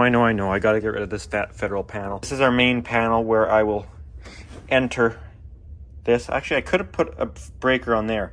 I wanted normal single pole breaker, like this one down here though. I would much prefer that than a tandem. These tandems are what I installed last time because for some reason I couldn't find just a 2-pole 20. I could only get a 15, 20, 15.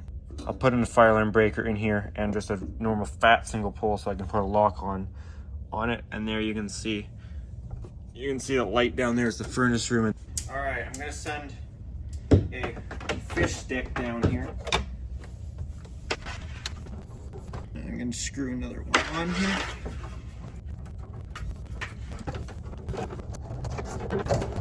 I brought in some 14.2 Lumex down here.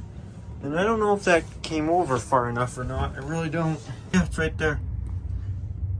Perfect. All right, we're taped on here, so we'll try and pull it through.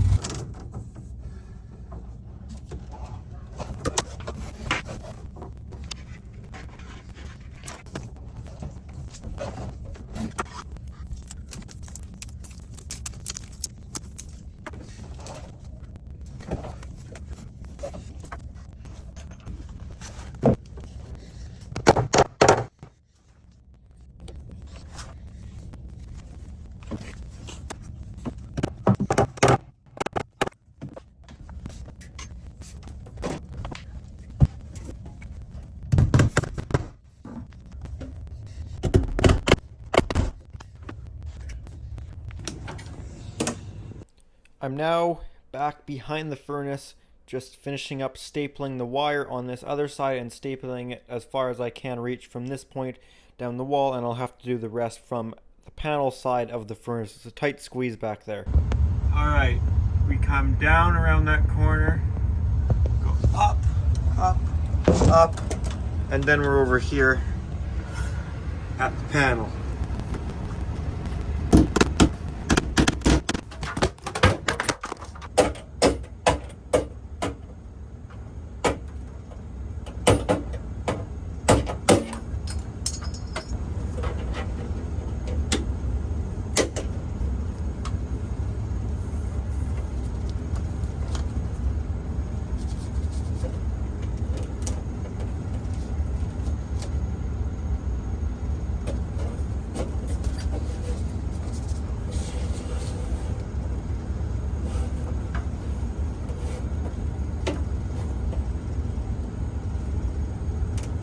Okay, now that our wire's entered into the panel, I've put a cap on it here so we can go ahead and enter it into the electrical panel and put the breaker in. 15 amp Schneider electric breaker right here. All right, now I'm gonna put this breaker in.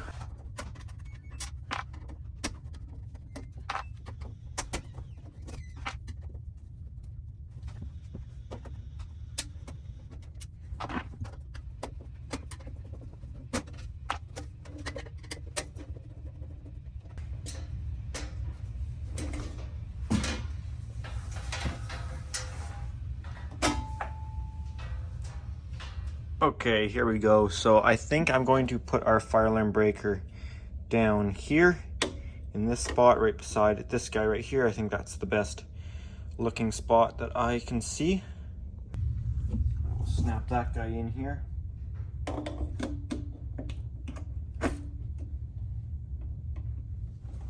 Okay, now we're going to enter our Lumex in the top of the panel.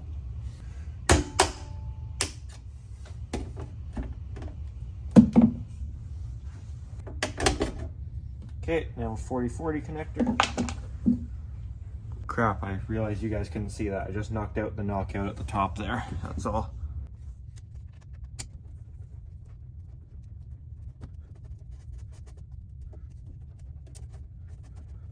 All right, leave that like that. Now we're gonna strip it.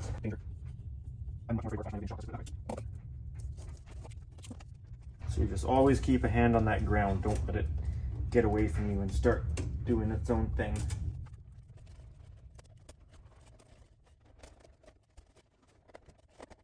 There we go. I just wanted to get on that side of that big wire there so it would hold in place.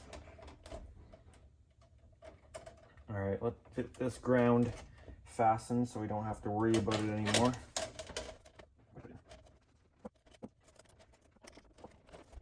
Okay, there's our ground. Second of all, we'll do our neutral here, which I will land down here at our next lowest neutral.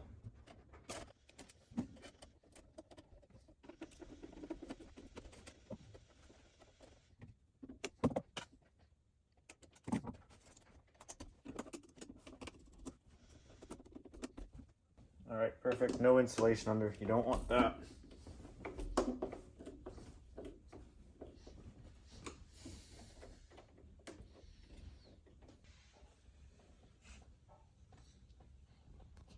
Alrighty, I've got to knock out another one of our breaker spots here.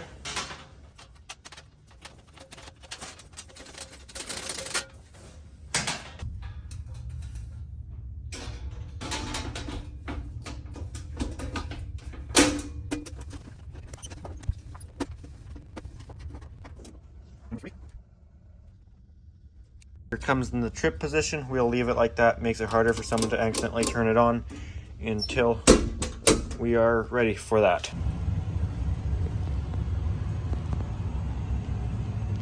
Well guys, here is our box of stuff. We've got it all here. We've got smoke detector heads, heat detector heads, bunch of smokies, horn strobes, different modules and isolators, pull stations, heat detectors, and then there's some low frequency sounders in here, duct detector, sampling tube, whatever this is, monitor module, our panel components, annunciators. We got it all in this box here. So let's take her in the house. I'm going to get first started by mounting our panel in the actual cabinet.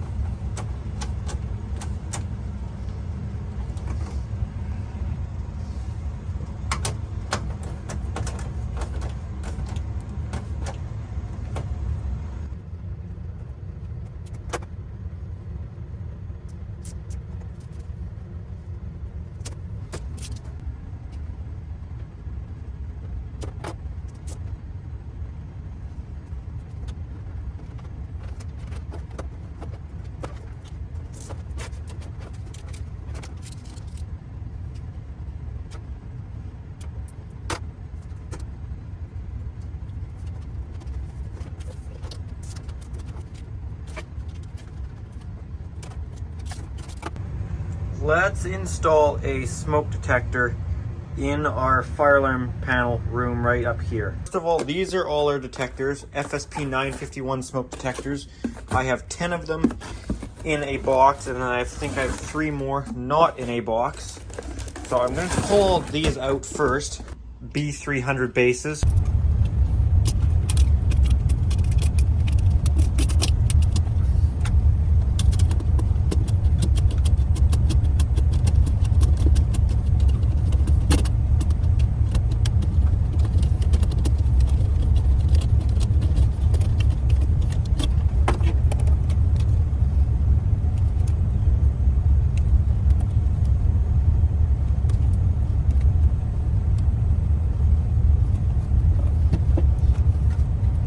Okay, red and brown will go under our positive terminal.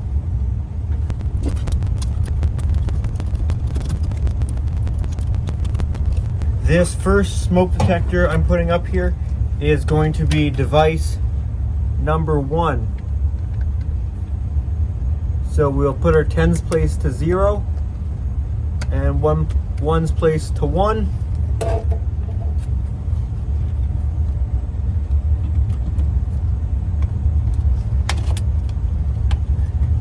There you have it. Next, I'm going to put up our smoke detector in this bedroom here. We'll need another base and our smoke detector itself.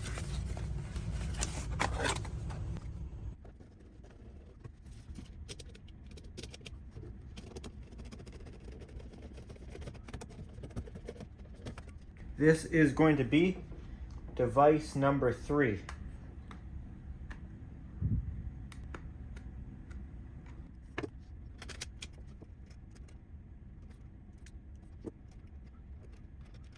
Red as our positive.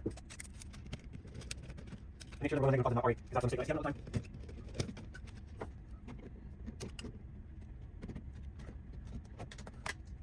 Alright. Corridor smoky.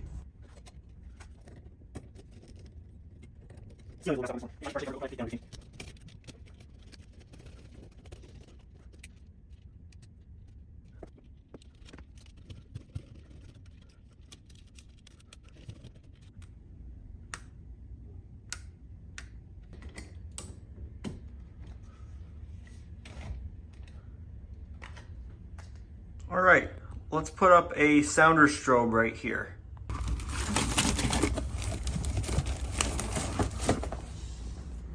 This is the model of it, P2WL-LF, low frequency sounder strobe, and this one is a white one, L series.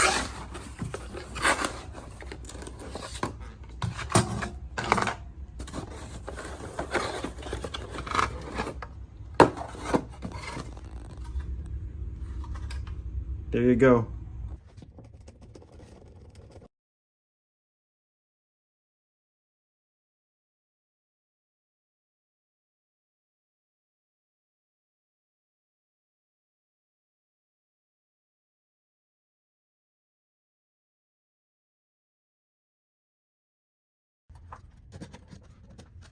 There's our negatives under one terminal. Now each positive goes under its own terminal. Doesn't matter which one the in and the out goes on.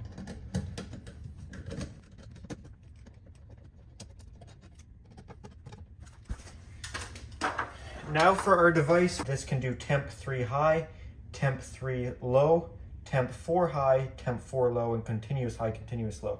Obviously we want temporal 3 because it's for fire, and we're going to leave it at temp 3 high.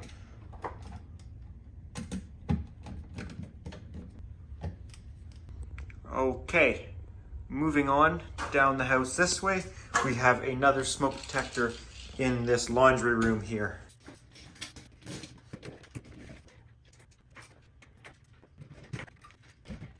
This one here is going to be address number 4.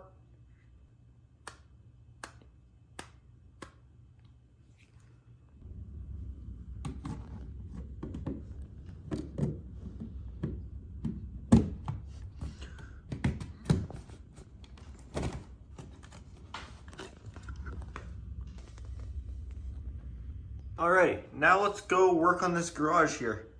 In this garage, I need to install a heat detector and a horn strobe. I'll put up a L series horn strobe here. And here is our heat detector. You can see it's got the heat symbol. And we will need a base.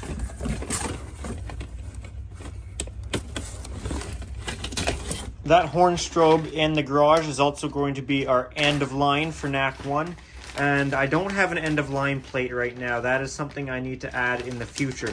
So we need a 2.2K end of line resistor. There you go.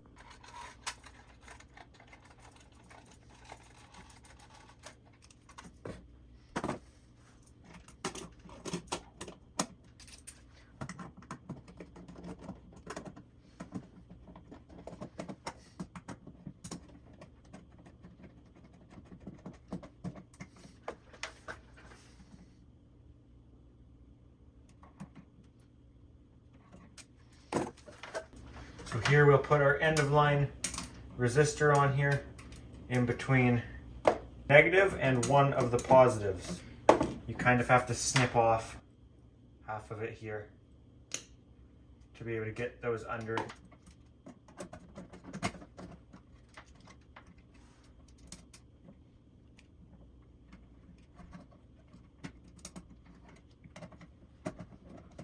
And we'll put our negative in right here.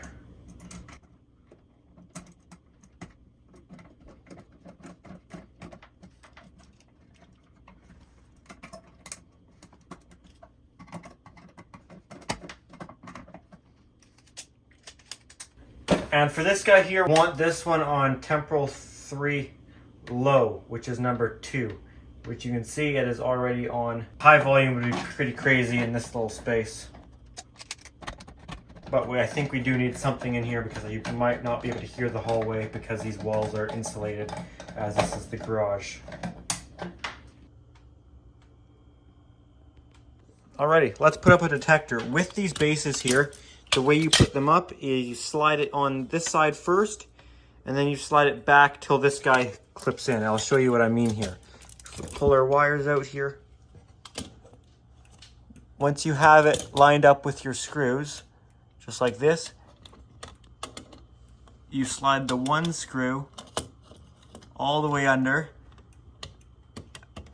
and then this guy, you slide it back that way, and then it's up there. All right, now that we have our wires terminated onto there, I screwed this guy down, forgot to record it, that's my bad. Set it to address number 5. This guy is ready to go up. There you go.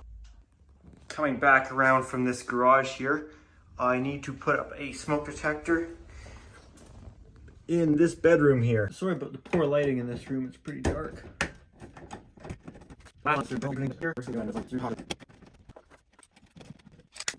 This will be address number 6, I believe I said. That should be right. 1, 2, 3, 4, 5, 6.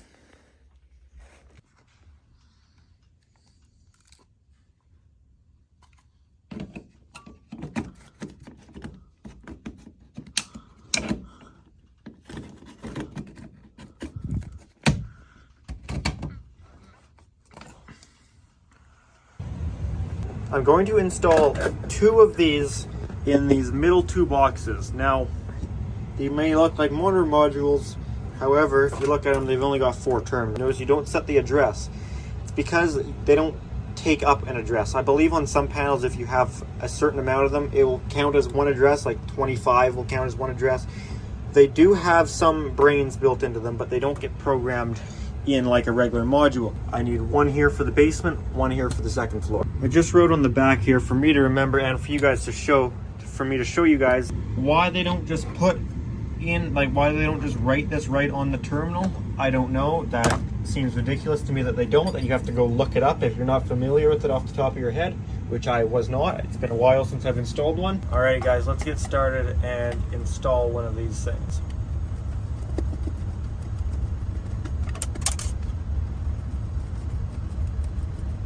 By the way, these are not the screws that came. I lost the original ones. These are just wall plate screws. Any 632 works. So this one is going to have 4 wires coming in because 1 is going to jump over to the next isolator. So all of these need to get stripped here. So remember, these are going to need to go onto the input terminals here. The T1 is input negative. Oh, I'm kind of silly. They do say on the front what's negative and positive. So that is the non-protected side of the SLC, in and out to the next isolator. Because it'd be pointless to go off the protected side, because then you'd lose your upstairs if the downstairs one tripped anyways. So that is our SLC in. Now this will be our out, our isolated side here.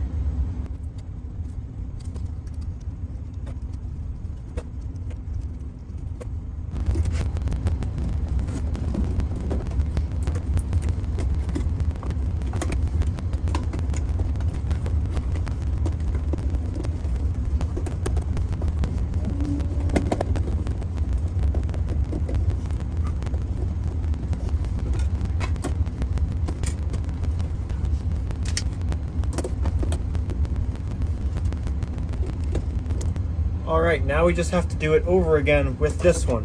However, this one should go on a little easier and we shouldn't have to fight with it because we've got less wires in the box. So here again, this will be our SLC in. And this is our outgoing isolated SLC, where it goes and picks up the entire upstairs.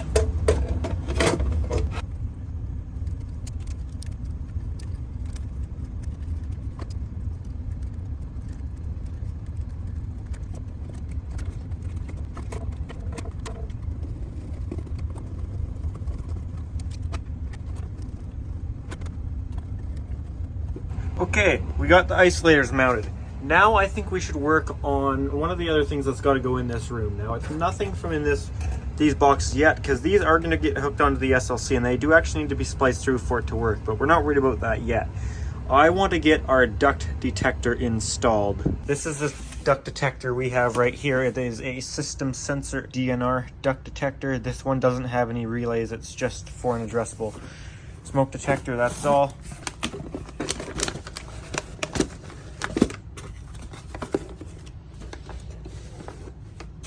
Here's all of the instructions that come with it. I don't think I need any of them. However, I do need the template that is in the box, so I don't need it, but it makes it a lot easier, that is for sure. We are going to have a little bit of a strange install here, as my sampling tube is actually shorter than the width of the duct, and that's because I physically cannot get a bigger sampling tube in there. The room is too small.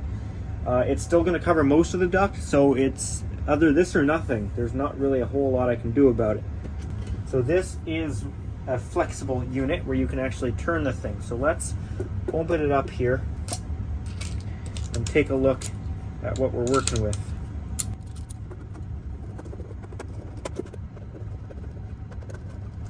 So one of these will be your sampling tube and the other one will be your air going back into the duct.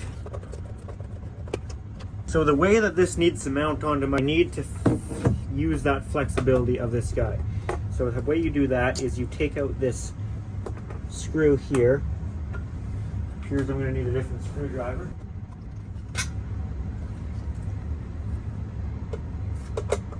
There you go, and then you reinstall it right here.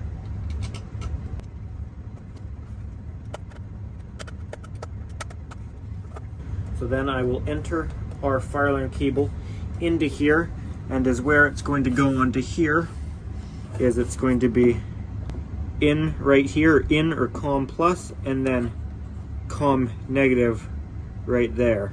So it's going to go in on this plus one right here, this in/communication plus, and then this communication negative right there. And this is going to be hard. This is a crappy spot to work in here, but I'm going to mount this on the duct like this. I want the sampling tubes to be centered.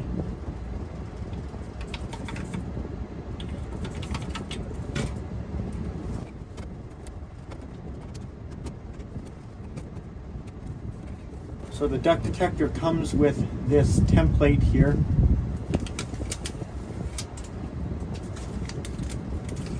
So we can stick that on. It's centered of the duct right there. And this is the size of the sampling tube. This is the air exhaust going back into the duct, but same size, so I need a drill bit large enough for that. I'm not sure if the 1/2 inch one will do it or not. Here is our sampling tube.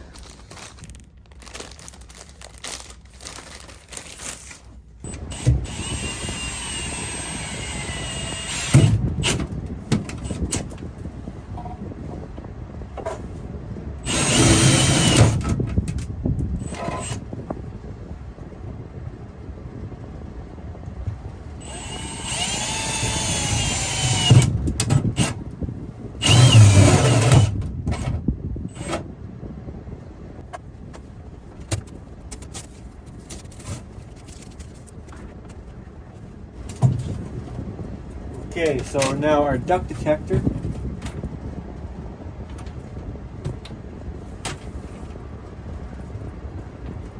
Will mount onto there like this. Looks like we gotta make the hole a little bit bigger though.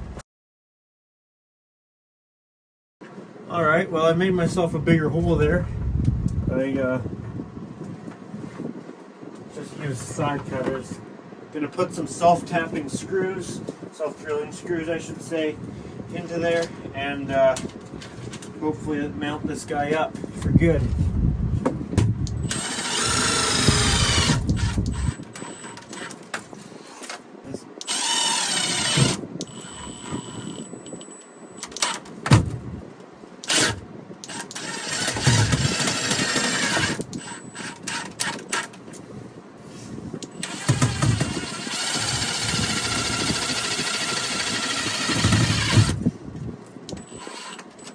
The screw back in this thing that I took out of the duct.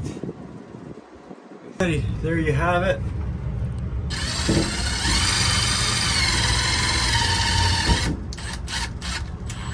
Okay, so now I'm going to enter this fire alarm cable into here so I can cut it down here. And with these guys, I'd usually just use the plastic connectors, the plastic 4040s, but the plastic on this is too thick that it won't actually like latch on, if you know what I'm saying. So I have to use these metal ones here.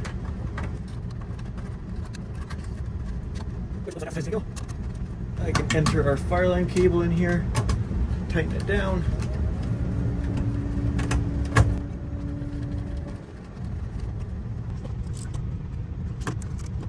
I'll put one on this ground connection here, even though it's like basically grounding nothing. I'm sure this video isn't turning out good. This is like the most awkward spot to try and work.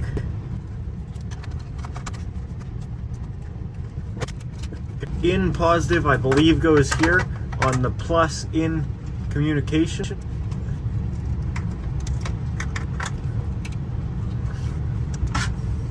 And that would make sense because there is a yellow wire connected to it, which goes to the detector, but first it goes through a tamper switch, because that's the way the tampers on these work, is the tamper actually interrupts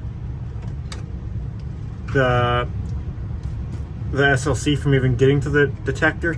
You can see it goes through this tamper switch here, and then that's where it goes to the positive, and the black goes to the negative and hooks right up to here, which is the communication negative, so that'll make sense. And then the blue wire is for your remote annunciator. I believe that just goes to your like LED light to show if it's active, but I could be wrong. Not an expert when it comes to these duct detectors, haven't worked with them a ton. Only installed a few ever.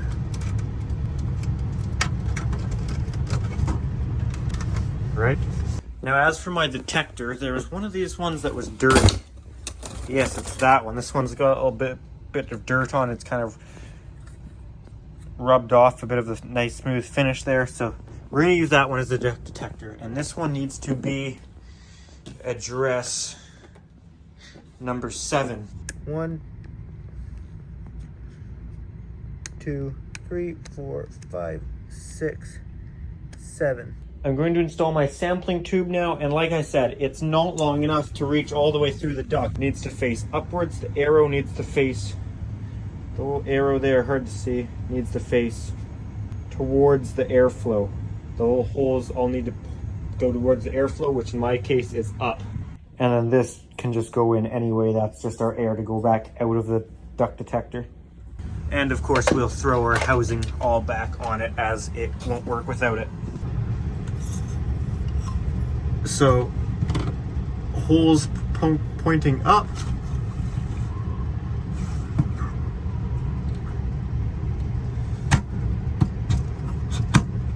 And then this guy just goes in here. And then our detector head itself.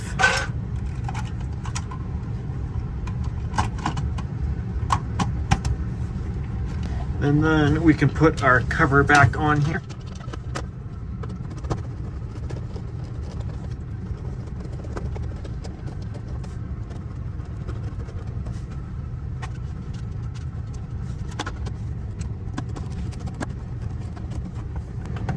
So the detector won't actually work without this cover on, which is a good thing, because also most of the air would simply just go past the detector and wouldn't be forced through it without this cover on. With the cover on, all the air has to travel over this detector. We only have one pull station in this house.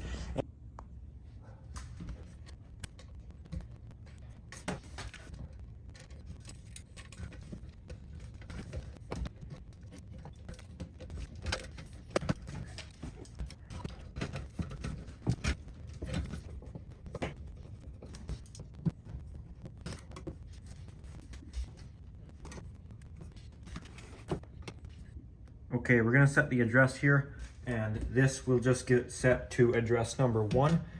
The reason we don't have to go higher than our last detector is this is a module, not a detector. Modules are separate. You can have 159 detectors on one SLC loop on a 320 and 159 modules.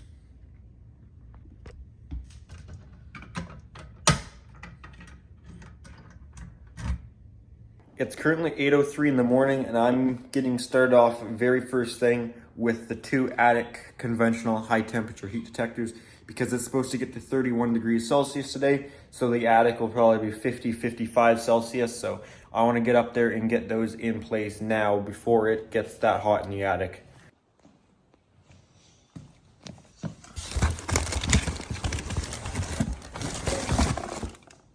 The high temp detectors.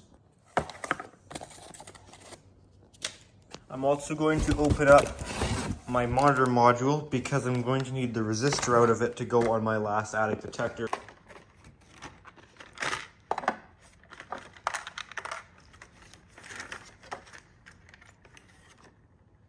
That's what we're looking for. Okay, I brought up 2 832s with me, because these plastic boxes don't come with 832s. Snap the base off the detector.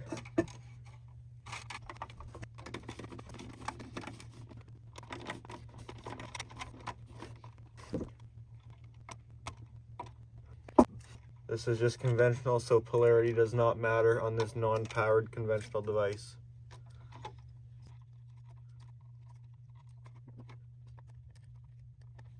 Oh, we don't want that. Don't want any insulation under there.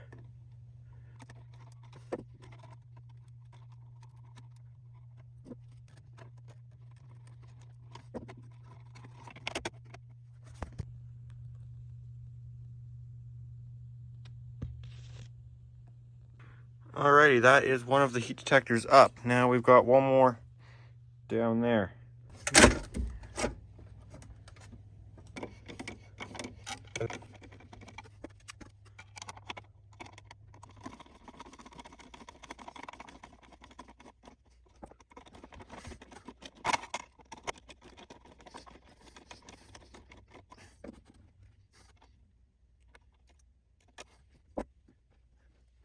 So this heat detector here also needs our end of line resistor in it, which, as I said, I'm supposed to have the resistors in a plate.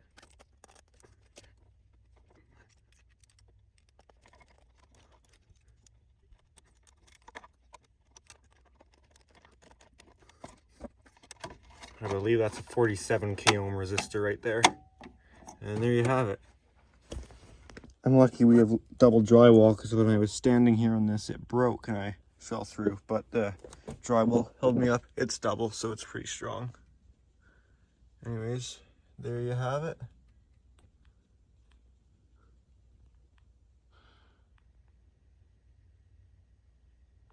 Now that we got those attic detectors in, let's put in the monitor module to monitor them and tie the rest of the SLC together up here from this box. This is really where it all first comes in and spreads out. Okay, so this we know is labeled zone, so that's our conventional.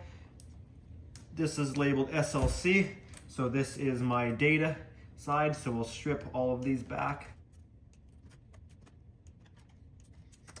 So this is our SLC that goes in on this side. Negative right there. Negative is black and blue. And then SLC positive on this side, brown and red. Then on this side is where we hook up our zone. Now this is not a dual monitor module, so you might say, why does it have 4 terminals?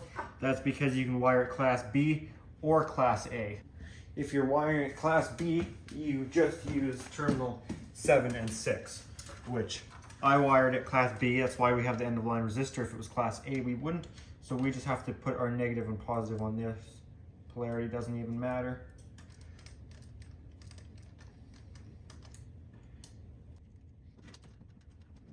Usually if it was a 4-inch square, we would use these outer ones, but this is actually a double gang box. I've taken 2 single gangs and put them together.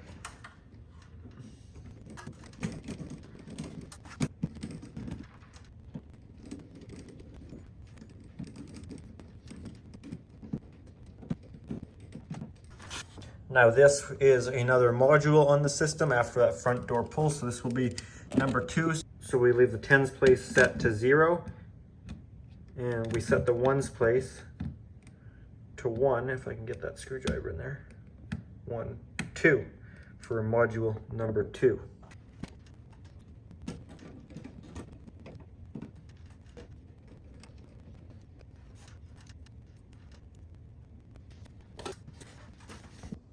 All right, let's throw up a smoke detector in the hallway here. So these blue and brown go all the way back to the panel, which are spares.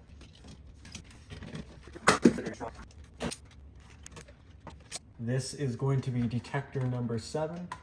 1, 2, 3, 4, 5, 6, 7. Actually, no, this is going to be 8.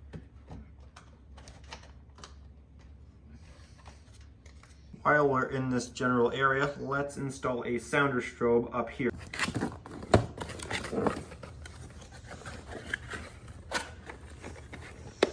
What's in there?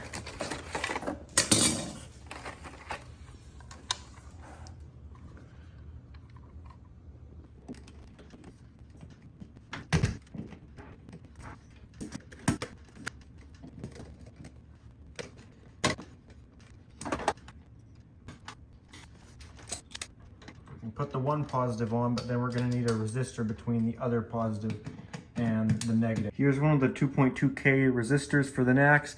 These are usually bent up to hook under the terminal, but I cut those off since we also need a piece of wire in there, and I take off the end and strip it back halfway to go under the other positive terminal. I'll show you what I mean. Positive terminal here.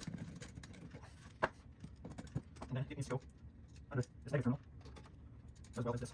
Also needs to go in there. And then for our device, we're going to leave it at temp 3 high.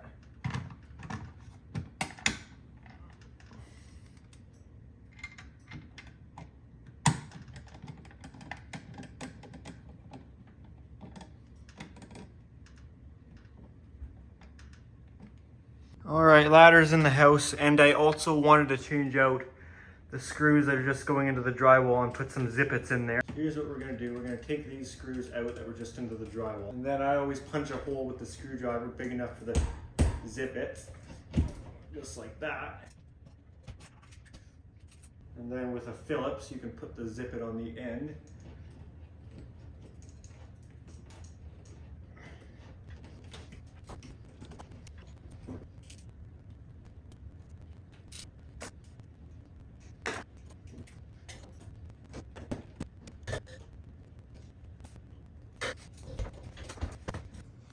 Alrighty, another smoky detector. Make sure this is one. Nope, that's a heat. So this is probably smoky. Yep. And this one is going to be address number 9. Come on. 8, 9.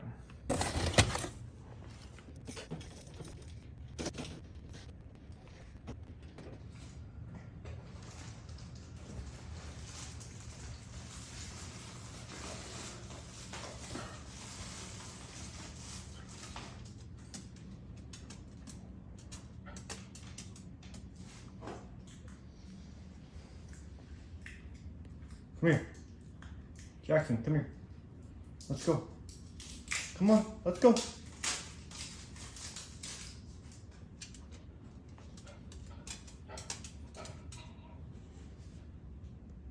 Come on, let's go.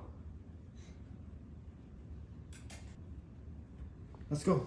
Come on. Come on, let's go. Come on, Jackson. Let's go. Let's go. Come on. You got this.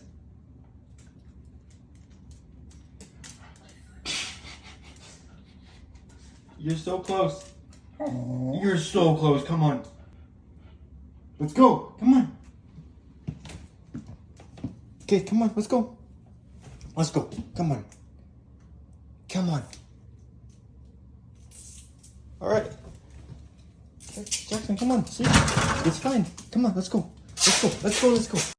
There you go. I thought I'd leave that in the video. The dog not being able to figure out how to walk around a ladder. You saw this here didn't work out very well. It was hanging too low. The detector wasn't going completely flush, so I had to do a different method and put a piece of 1x4 up there and then put some shims in there and put the box in that way. I'm pretty sure I'm going to explain this in a video after this clip right here, but there you go. I had to make some changes here. That second layer of drywall, I had to take it out completely and then put a piece of 1x4 at the back, but then that was too far back, so then I had to snap off a piece of paint stirring stick, and that brought it to, I think, pretty well.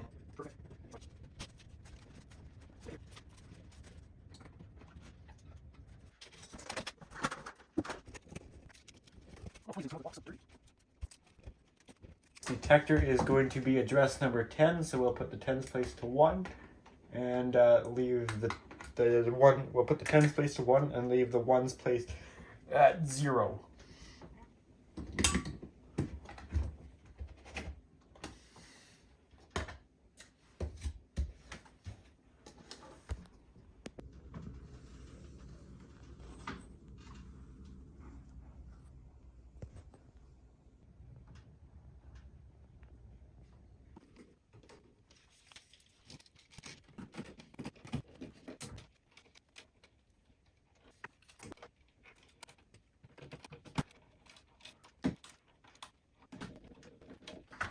This one will be address number 11, so 10's place gets turned to 1, and 1's place also gets turned to 1.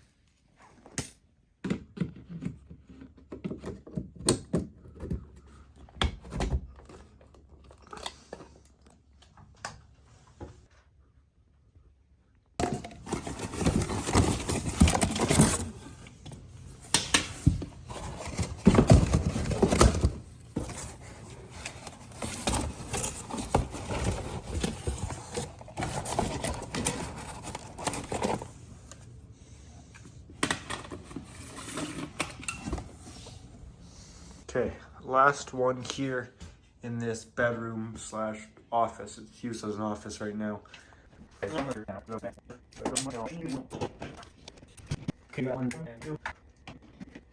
that we are missing the little plastic tube for the light to shine through, but like I said, I think I have one. So anyways, that's the smoky up in here. Corridor smoky. Smoky in here. Smoky in here.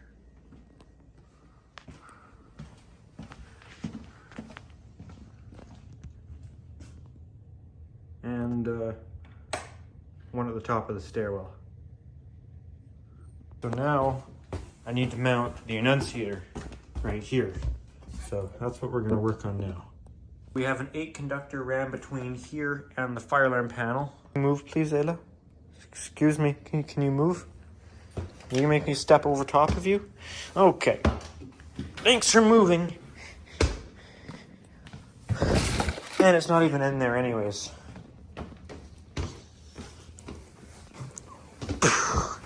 Yeah, don't move or anything. That's okay. Don't worry about me. What are you doing?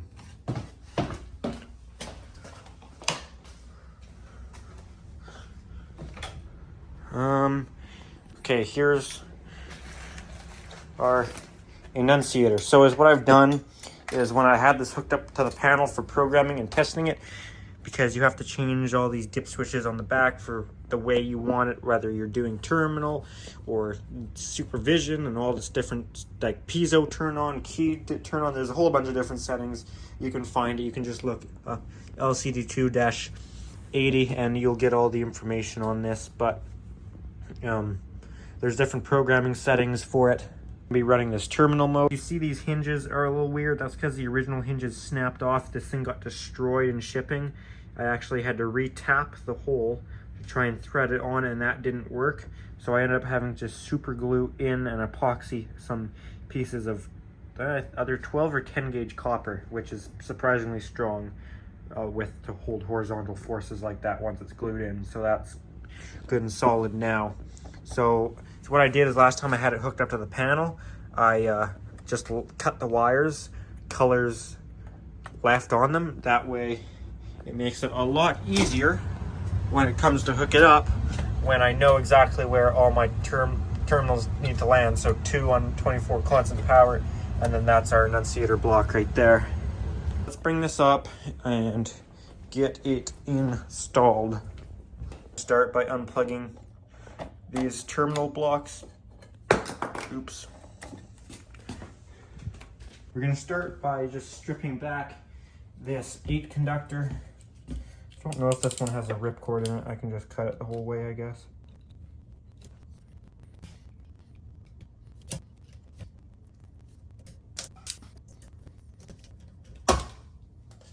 Let's sort out the colors I need.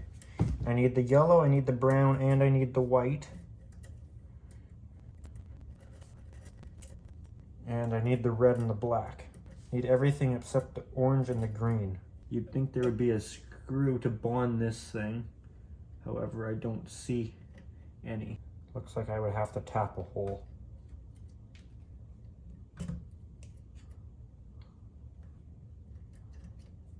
I'm going to install this bonding screw here. I believe that's a 1032. So I have a tap set here. And we will try 1024. That's a 1032. See how that looks. Yeah, I'd say that's the one. See how we can get this in there. I'd say something like that.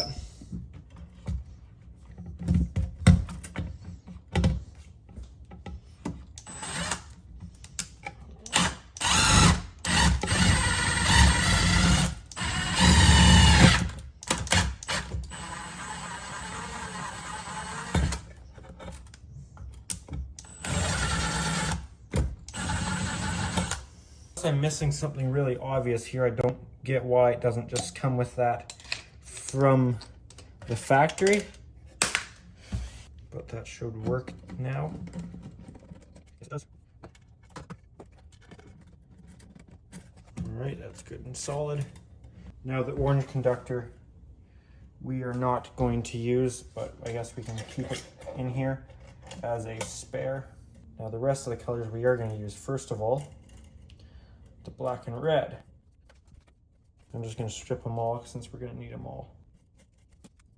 Now you could do this just by looking at the back of the Annunciator, but I find it a lot quicker to just copy how it worked before. That's it for this one terminal block. This Annunciator actually didn't come with terminal block.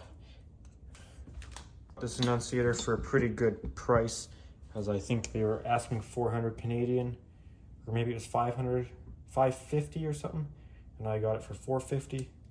White, yellow, brown, blue.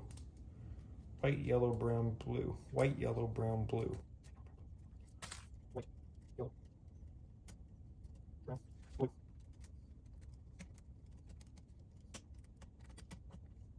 Also, guys, I want to give a shout out to a few people. Huge shout out to Canadian Alarms, FireTech 2333 and 2222.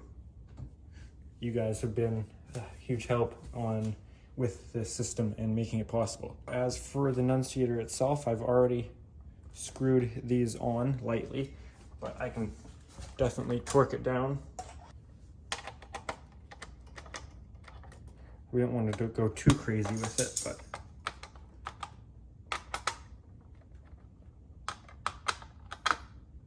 there you go. Just enough to hold it there.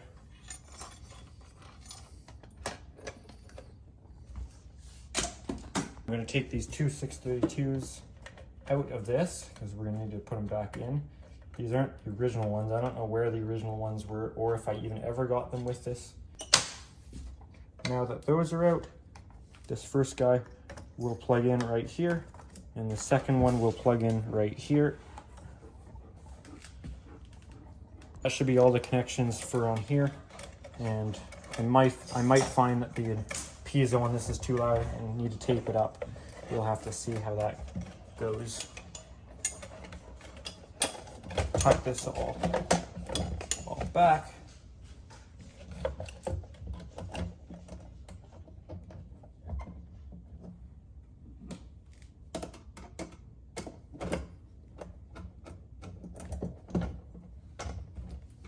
And reinstall these 632s.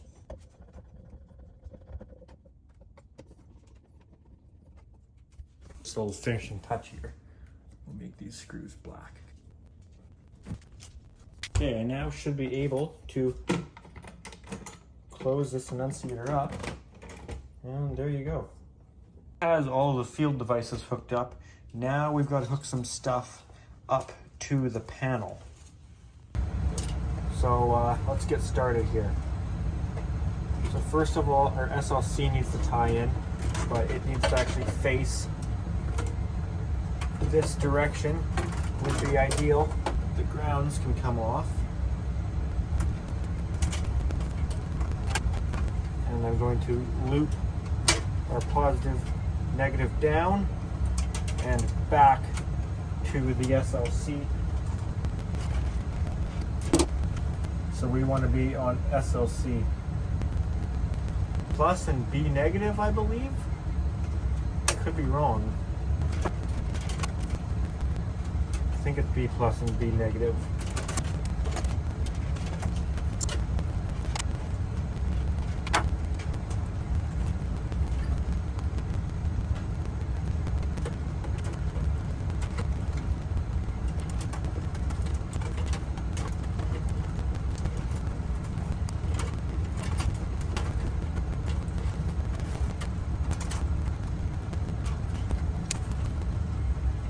This is going to be our NAC 2.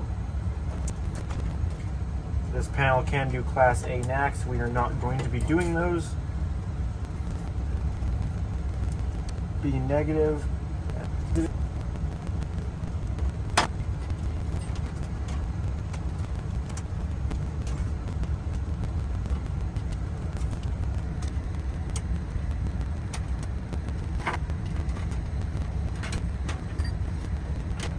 Okay, now for our annunciator, I'm going to loop it down over here and then kind of a little bit back, just so we have some extra cable.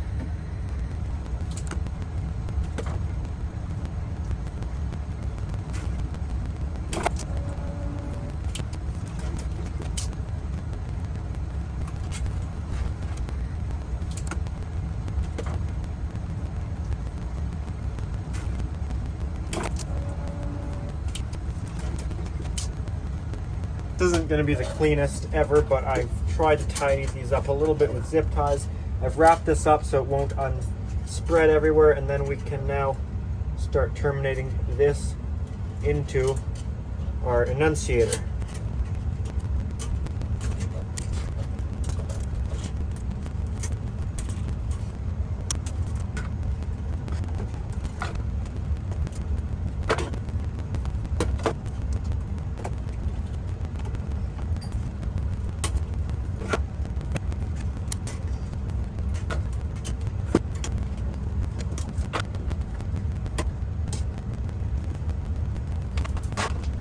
Okay, I got the annunciator terminated. I just forgot to record that, so that's stupid of me.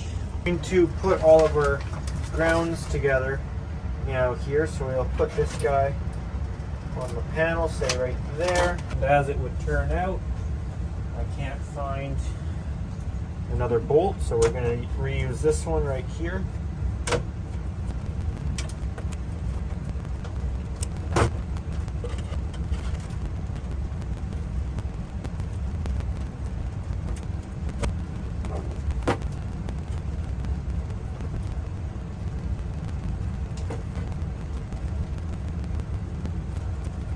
Okay, I'm now going to strip our Lumex so we can terminate that into the fireline panel.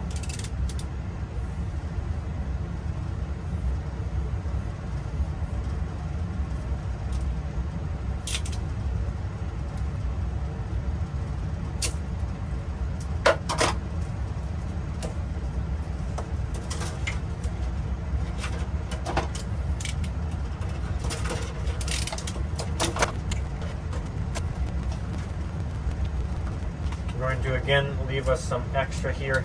It's going to be all covered up anyways, so it's safe to do so.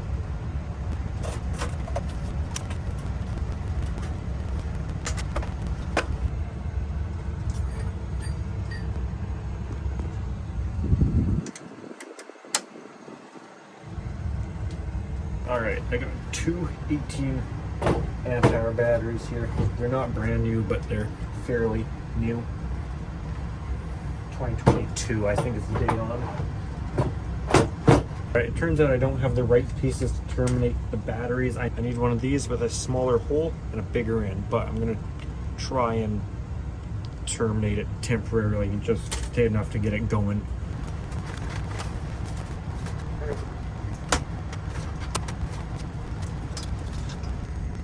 Right, these look like they're already loose. That's easy.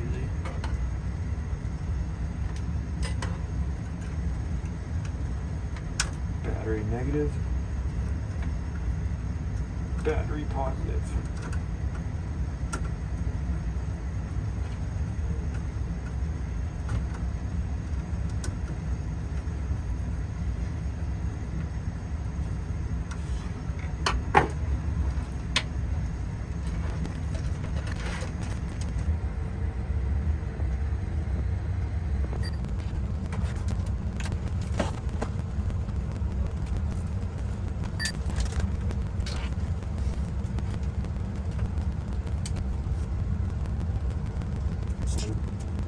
Like I said, this is just temporary. I promise I will. I already ordered some. I could just go get some, but or they can just ship here in a day.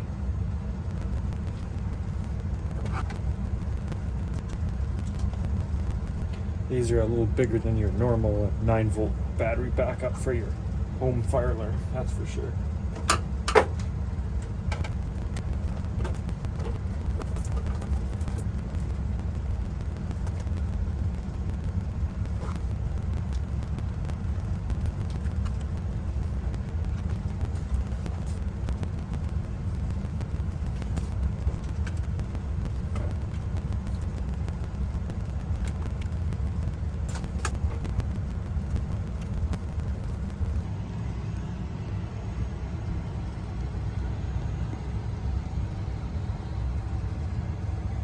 All right, let's try and see if my panel covers will fit on.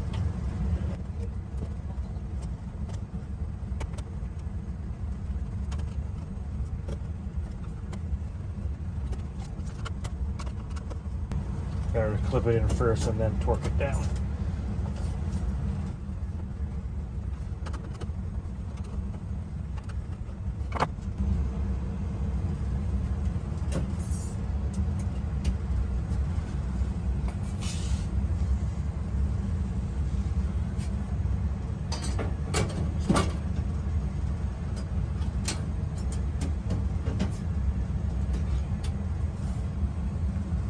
Alrighty, let's put the door on here.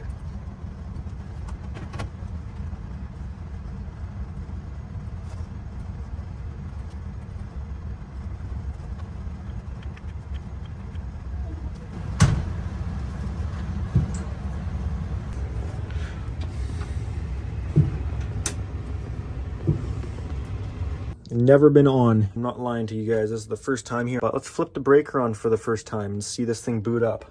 This annunciator will come on too and start beeping until it initializes. All right, let's fire this guy up. Breaker off, breaker on.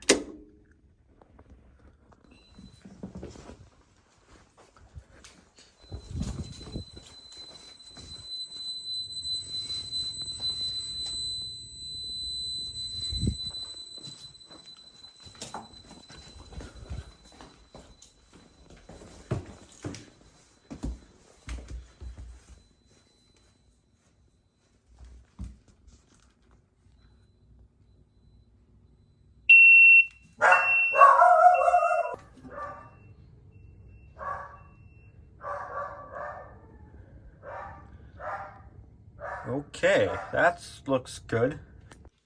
Okay, that is working. The annunciator is communicating properly and it's displaying the same thing. System trouble, which is good that it is displaying that because there certainly is one. But we have no devices programmed in. So let's do programming mode. And I'm not sure which password we need. We'll put in the master. Enter.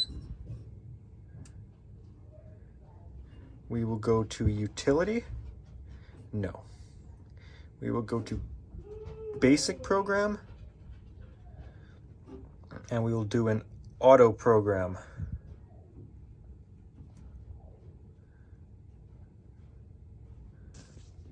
Saw those isolators do something. Yep.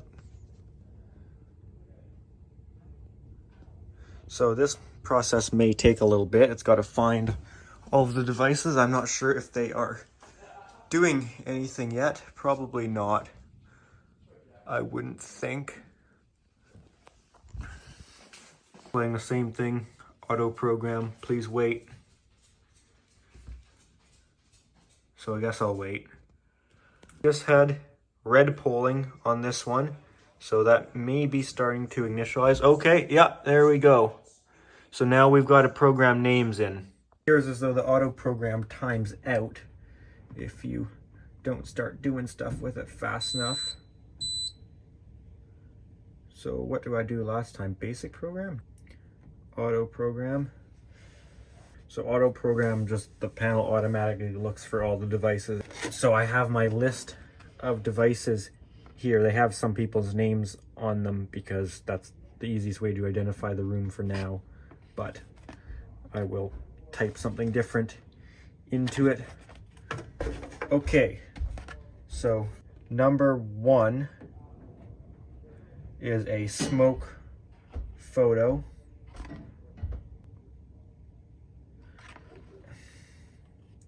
I don't know why it didn't pick up 2, but that is a smoke photo.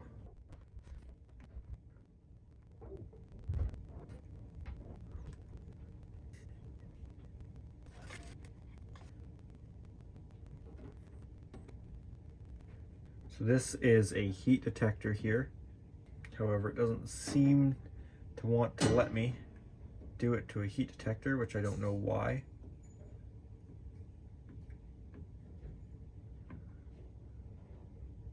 Number 8 is upstairs hallway smoke. We can add names later.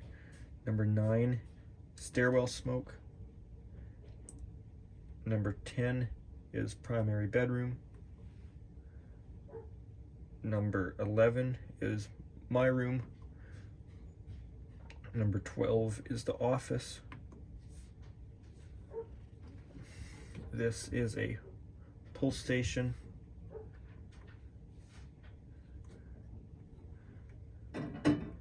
This will be our heat detector, conventional heat detector.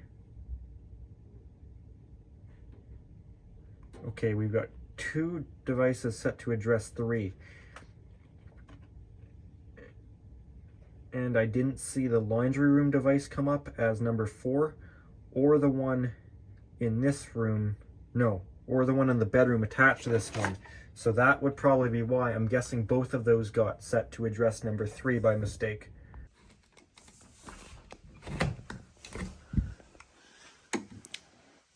This one is supposed to be address number 2, not number 3.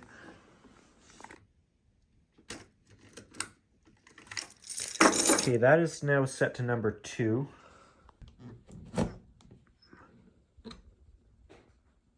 The problem I'm facing here is dual address problems at 3, 5, and 7. I've gone through the detectors, nothing's wrong, they're all set right. So what I'm trying to do is I'm going to remove those problem devices. So on this list here, number 3, hallway / living room, that's this detector. Set to address 3, took it down. This garage one's giving me problems where it's not seeming to recognize it's a heat detector, even though it absolutely is. So this is address 5.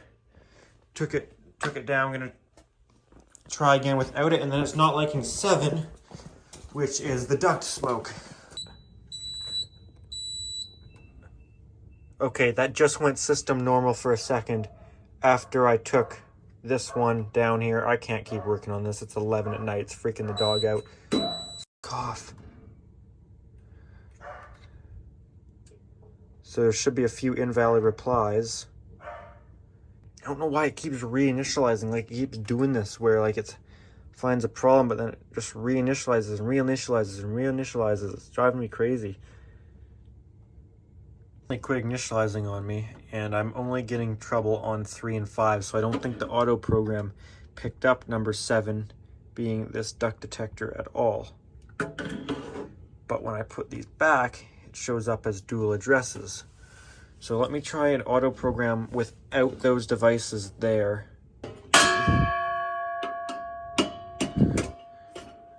I'm going to unplug power to that Annunciator.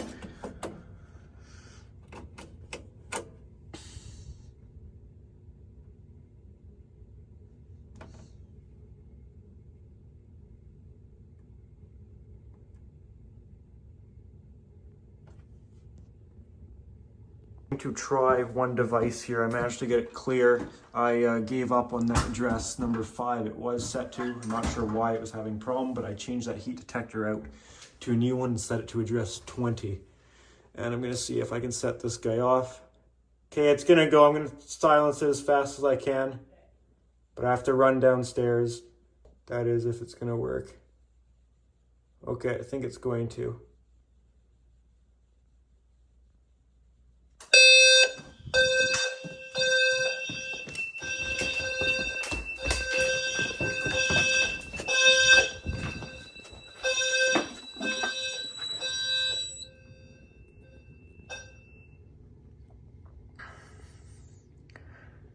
Not synchronized, but it worked. Try a reset from the Annunciator.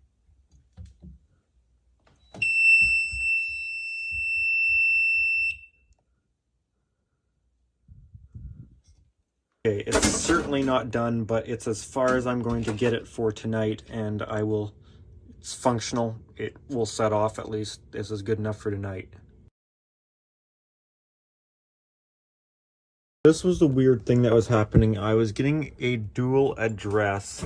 Well, originally it was at address number 3, 5, and 7. Now, why 5 was, I don't know. I deleted 5 from the system, or maybe I left 5 but reprogrammed the heat detector as 13, and then that one was fine. So I don't know what the deal was with that. And then with 3, I can't remember if I changed it out. 7 is gone. I deleted that from the system too, but I don't know if it'll let me put it back in as 7. I think I swapped. That one was number 6. And then that solved a problem. Because right now that one's not happy, but I had to swap 6 out, I believe, because this is a new one. But let's see if I can put it back.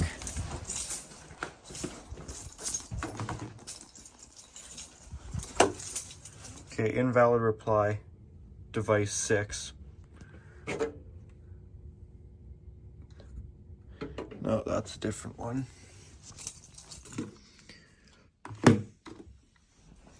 Okay, this is set to address 6. So in theory, the trouble should go away.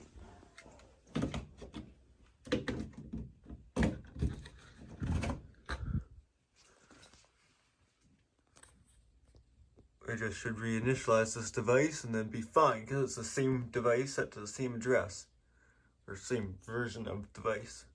For whatever reason, it doesn't like this device, even though it is set to address number 6. This one back up. I'm going to take this guy off the wall and put a piece of tape on the piezo on it, because it's way too loud. I'm going to try and put this duct smoke detector back up and see if it gives us more problems.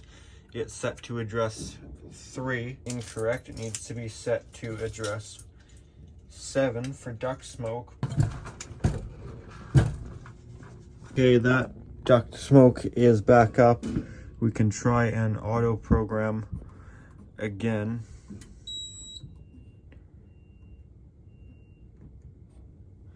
And see if it does it.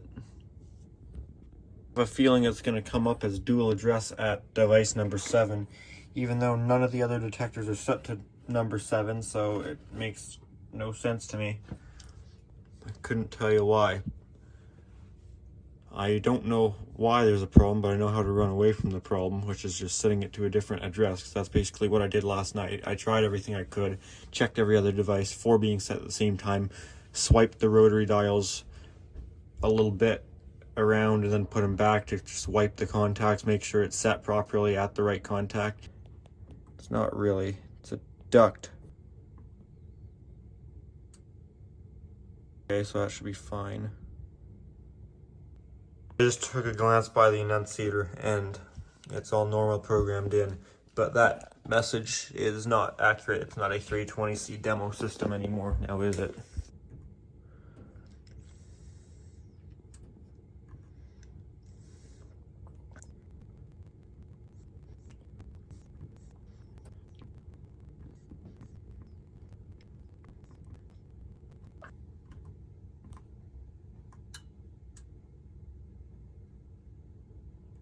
House fire alarm. Okay, that looks better. I just wanted to check that it fit in one line, because sometimes it won't fit in one line here, but it will at the 320 because it's got a different display. Also not 8:30, and it's also not Wednesday, so we'll change that too. I believe for that you have to just put in level 1. There's something weird where like level 2 won't actually get you everything, if I recall. Yeah, 5. I don't think you can get to that. It's 0, 8, 8, 12 a.m. No, going the wrong way. Tuesday. The rest of this is fine. I want to change some device names though. Well, not change them, actually put names in. So if I don't remember more. Okay, check again. 003.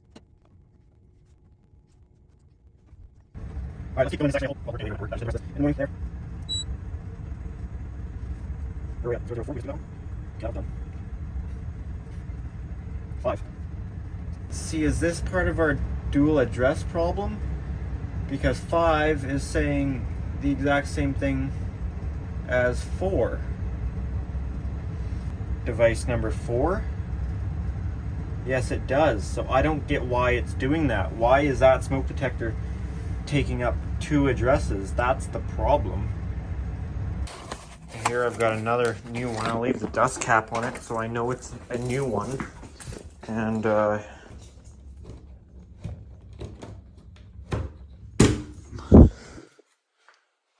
that's address 4. This is the new address 4.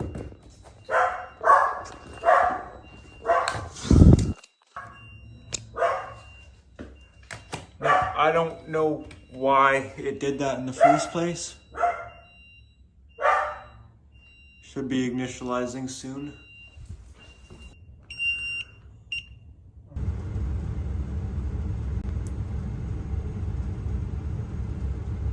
Let's do just read status point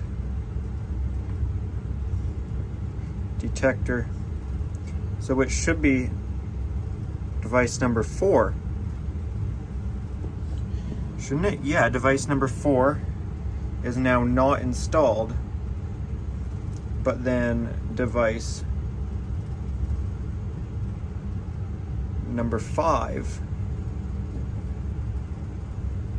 is installed, and it's taking up the wrong address. Okay, let's do a couple things here. Let's leave it at number 4, and we'll do an auto program. And then I think that's the reason I had to bump my device in the garage that was supposed to be number 5 up to number 13.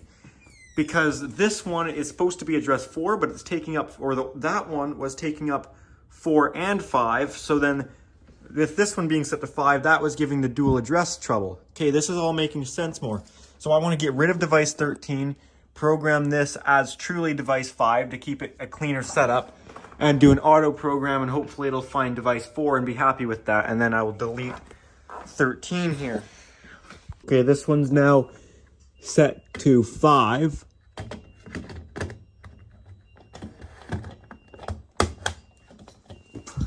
Why that device had a problem. That's now 2 devices that have had problems. That one and this one seems to be screwed up.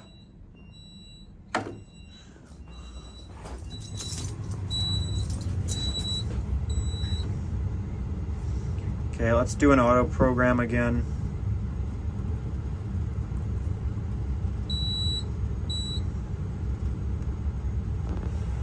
Auto program won't change your names that you've already set. It'll just look for anything new, and if anything is different or it sees something different, it'll ask you if you want to change it or delete it, which I'm hoping it will ask me if I want to delete 13, which I want to say yes, because I want it to and it should have a problem with 5, because 5 will be a different device now.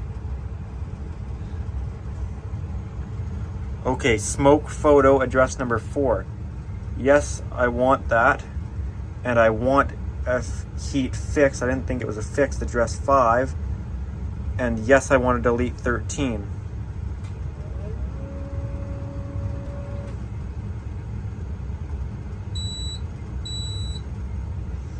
I'm not sure if it's on initializing. This guy's communicating.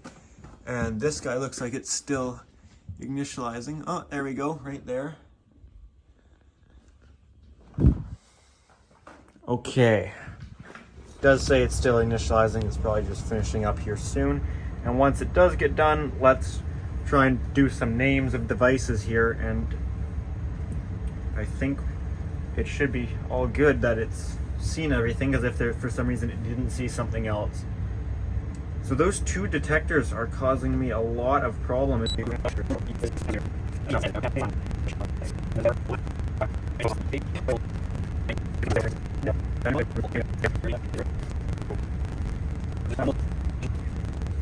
Okay, now module 2 I think is already done. Heat detector. Okay, now let's check what our output circuits are doing. So output 1 is our upstairs NAC. We'll do NAC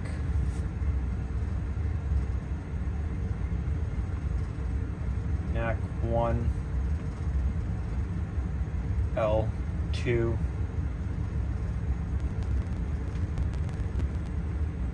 Yeah, that's probably good. We have F8 already on it, which should be fine, and 00 means it will activate on all zones.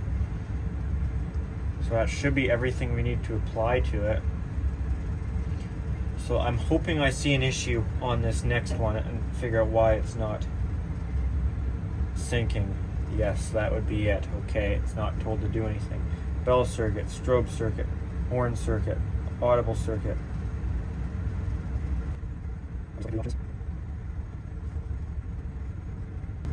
Okay, horn circuit. NAC 2. This is so much better to type on versus a panel that doesn't have it. NAC 2, level 2. Let's put F8. And that should be it.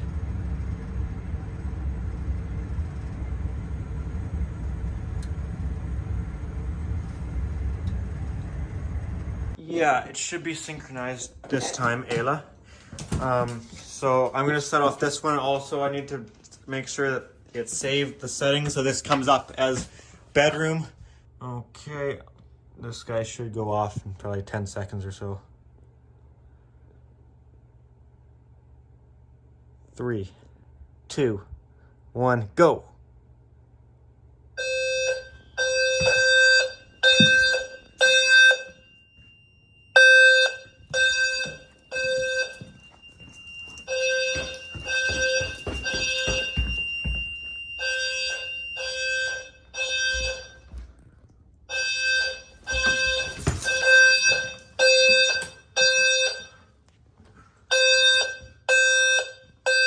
That sounds better, doesn't it?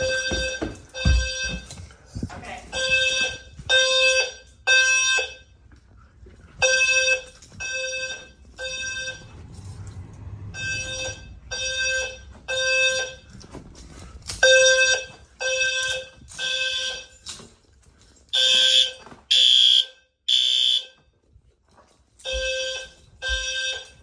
Same breaker locked on I used in my garage. I just reordered the same product. I can buy this on Amazon. That's where I got it from. So if anyone's interested in this product, I think it's like somewhat overpriced, like 30 bucks, but yeah. Here's what you get. You get the fire alarm breaker lock on itself, the little set screw, and the Allen key, and some different stickers. So we take the breaker lock on, goes on the breaker just like that. There you go. You can no longer turn the breaker off. Last time I installed one of these lock-on breakers, I had a ton of people saying, well, isn't that bags? Now the breaker can't trip. And that is incorrect. Breakers trip either way, whether the handle's held on or not. They will always internally trip. Fire alarm / emergency circuit inside, fire alarm breaker, and fire alarm on there. Okay, and we have a sticker on here, panel A main distribution, circuit breaker 3. Almost forgot about something with all of this exciting new stuff, is we've still got this.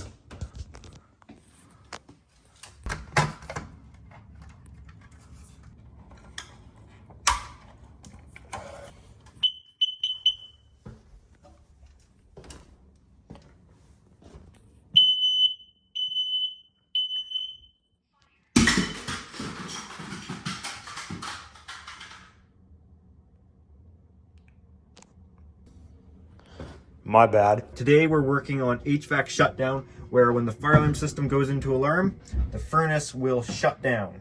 Well, sort of. I'll show you what I'm thinking here, what I've planned. Got the front cover off of this furnace air handling unit, and I'll show you my plan, at least, but the best plan I can come up with. I've talked to some Sparkies and some HVAC technicians, and they all said that my plan would be fine. It would work fine, wouldn't cause any harm. So I'm thinking it's okay. I'm sure some people will have their own ideas, which is fine. Everyone's got a different opinion on it. My plan right now is I'm wanting to do, basically I want to break the load on the smallest thing possible. I mean, sure, I could put a huge freaking 100 amp rated contactor in and break up the 100 amp feed going to this furnace, and it is a 100 amp feed because yes, we have a heat pump, so we have here for heating and cooling, but then we also have supplementary heat is 100 amps or somewhere. Anyways, I'd rather do the smallest load break that I can. So at first I was thinking, I got these door switches taped off right now. I guess I should say don't do that because you're really not supposed to, but I'm not worried about it to keep the power on. So at first I was thinking, oh, I'll just wire in series with these door switches. But then I realized that's at the 240 volt level, which is fine, but fire alarm relays are only rated at, I think it's 0.3 amps for the Notifier FRM. Is that what it's called? FRM, flash scan relay module? Something like that.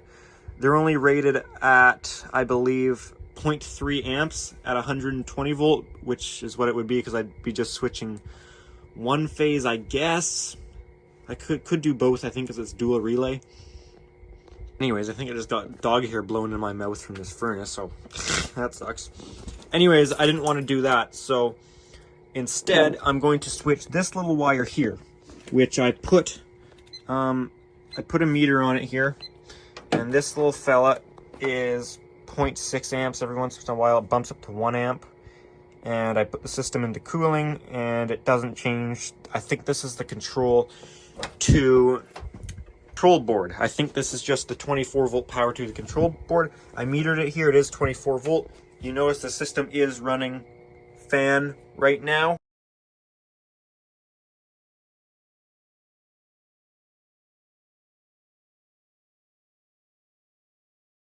We are under 1.5 meters and will be susceptible to mechanical damage here. I am going to run a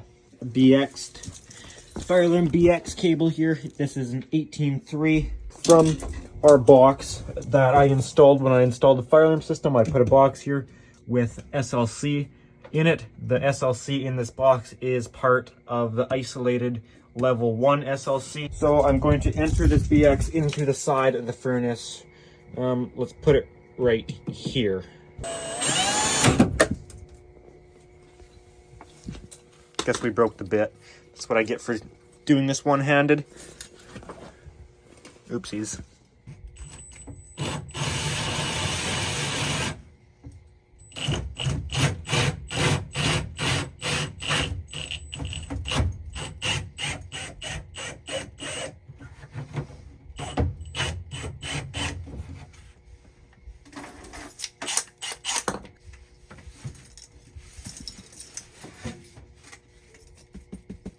Now I'm going to use this bit.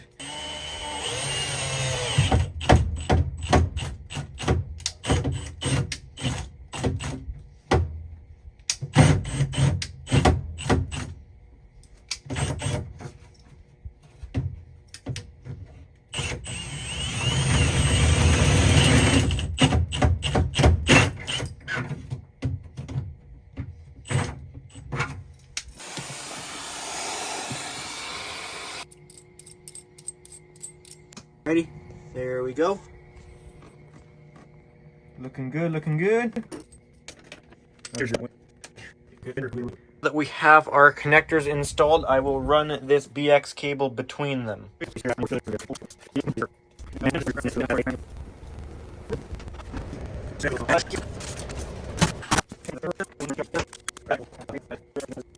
Going to open up our module. We'll install this guy. First of all, this ground we don't need here.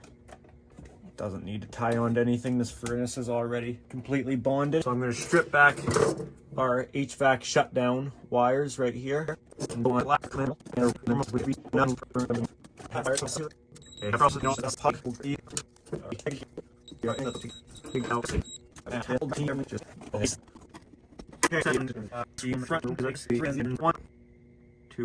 One, two, three.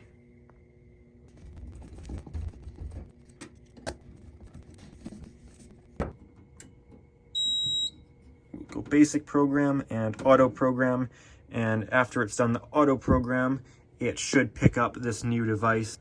Okay, it just came up here now, so I can call it relay, bell circuit, strobe circuit, horn circuit, audible circuit, speaker, nothing, release circuit, whatever that is, Oh, it's relay audible, I guess. Whole lot of options. We'll just call it relay. Leave it as that. And right here where it's set to 0, 0, that means it'll activate on any zone. However, I could change that on. Originally doing the HVAC shutdown where we installed my my relay here, and it's tied in with a 18 2-wire BX into the furnace, and right now all that does is when the fire alarm goes off, it will open up the contacts and the furnace loses its control board. The issue I found is when the fire alarm relay opens up, it shuts the control down to the furnace. So if the furnace isn't running, it's good, it shuts it down. But if the furnace is already running with the fan at full speed, because right now it's just at a slow speed when it's just running just fan only, but when it's in cooling or heating, the fan ramps up. And as what I found is, even if you kill the power to the control board, when it's in cooling or heating, it doesn't actually stop the blower keeps going. So I'm going to be doing it with this relay here. Notifier FRM1 at 120 volts, which that would be what we would be doing if we were switching one leg of this, sort of, I guess. It's only rated at 300 milliamps, which is not enough. So we're going to be using this relay. This relay is not going to change. We're not even going to need to touch that. That is going to control the coil to this relay here, which the coil voltage will be 24 volt AC supplied off this transformer here, which will then be switched with the fire alarm relay to trigger this relay open or close. And this relay is much larger than the fire alarm relay. I think it's rated at, I believe, 7 amps. This relay is the one that will actually be doing the switching of the furnace. 5 amps, I guess it looks like. This furnace is all 240 volt. There is no neutral. We will be switching one leg of the 240 volt. If we ran a 4-conductor cable, we actually could switch both legs, but we're not doing it for safety. We're not shutting this down for safety to work on the equipment. We're just shutting it down to stop air movement. That's why we have door switches and breakers to shut down for safety reasons. And mount this relay and this transformer inside this 6x6 Hoffman box here. This one's got a nice door on it, which is kind of cool. We will be keeping the 18.2 fire alarm conductor up to there, but the 18.2 is pretty small to be running our full load of the furnace, which is probably only 3 or 4 amps, but I would like to go to a larger wire side, so I'm going to run some actual, I think this is 12. Could get away with 14, but I think this is 12 gauge BX, which is fine. And then this will enter one side of our box, and then Lumex will pick up power off this receptacle circuit here. Side effect of that is if this circuit trips, we lose our entire furnace, or a furnace won't operate if that circuit trips. Which you may say, well, that's a bad thing. Well, actually, it's not bad, actually, because notice what's plugged into this is the condensate pump, which really this furnace shouldn't be running without the condensate pump being operational anyways, so it's actually kind of a good thing. Okay, so we're going to mount our new box right here. Our fire alarm relay is right here. So this relay has a common, normally open, and normally closed contact. Our BX is currently connected from the common to the normally closed. And this is our fire alarm relay. So this is our new box. We will have our transformer here. I can't really fit it in the box, but this is our transformer right there. We will have our 120 volt coming off right here. 120, 120 volt AC, and right here is 24 volt AC. 24 volt AC, which will go into here. Now we are going to have another relay in here.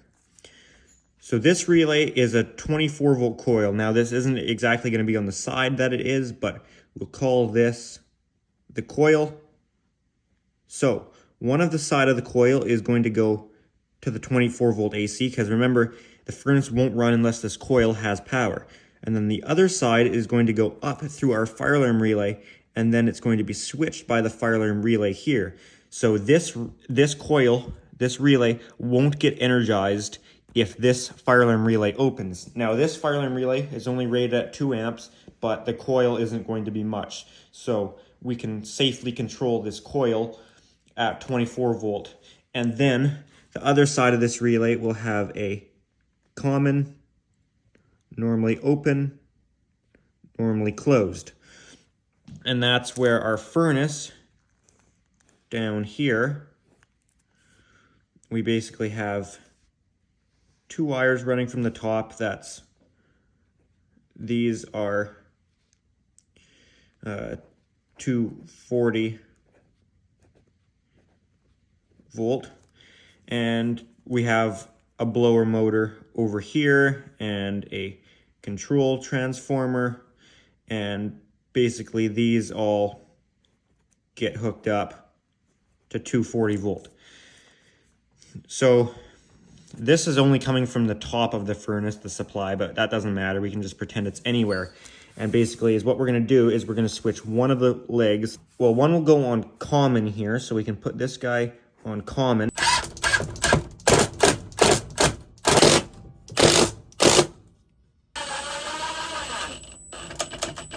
Mount our box in here now. They actually only charged me $9 for this box, and before we make that mistake, we're going to make sure the door is in a position that we can still close it before we trap it behind the furnace. So I was saying is they only charged me $9 for this box, which, if you know what these boxes are worth, the ones without the fancy door go for like 50 bucks Canadian. And I looked at the receipt after and was like, how much did they charge me for this? And it was they charged me $9 at our electrical wholesaler. So whether that's a really good price or I messed up.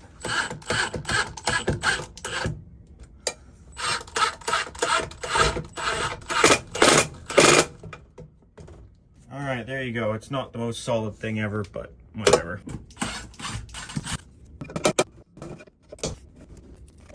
Taking the front off of this air handling section here. This was our wire that was tied into here. I just spliced that back together. So some of you might be wondering, why don't you put the relay here? Well, I thought about it, and because it would have been easier, I could have just used this to put the relay in here and power up the relay, and it would have been all good. Just splice into this here instead. And I really did think about it, but the problem is then we have live relay terminals. And the whole point of having these door switches, then it seems not right if we're just putting a relay in with live terminals, if you know what I mean. So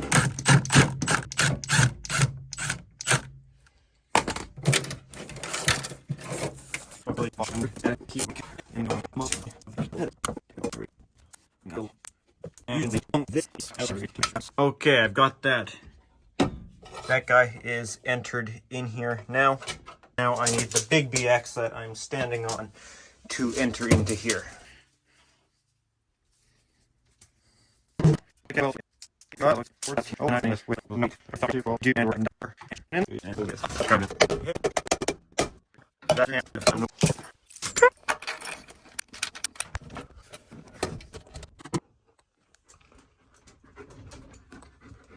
What are you doing? Do you want to go back there like you always do? There you go. There you go. Go on. No? She always likes to go run around the furnace. She gets so excited. Except on camera, apparently. Okay, so we will strap this guy up and enter it into the furnace. Okay, so now here. We'll enter the furnace here. I need to leave enough to slice up there, so I cut the BX right out here. If we go down the wall like this, and then over, and then in, we'll break this laser shooting right there.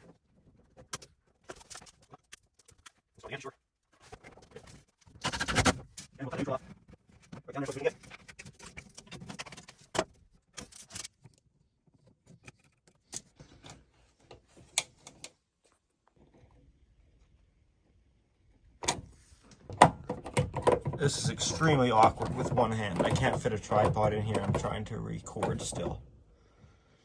And my friend keeps texting me.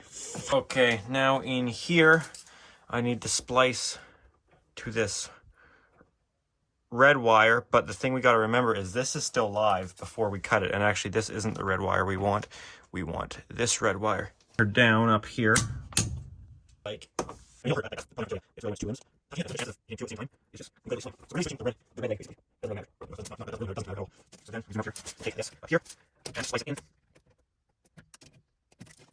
And then the red can go to one leg here. And we'll hook up to this other side. Right. Okay, there you have it. That's all out there. Actually, punching is very this orange. So I actually don't even more. Not going to get a break. That's not going to work. That's not going to work. You want to have 10 cycle on or yes. Actually, I think we're just so shot in here.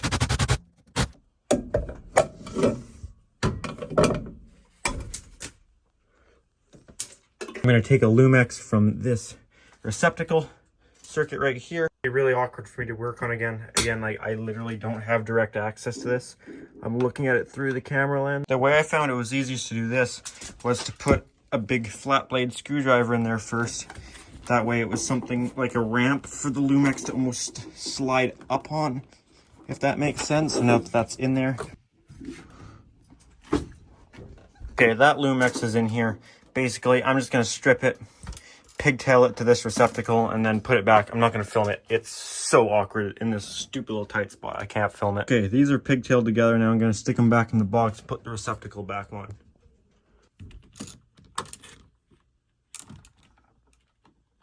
Okay, receptacle is back in. I got a staple in the wall right there.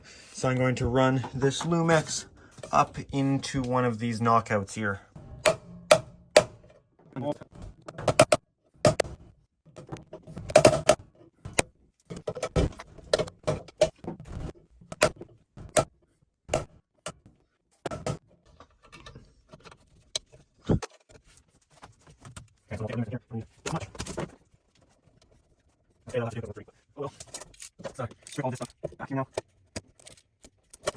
I'm going to put in our ground pigtail right now while it's still pretty easy to get at.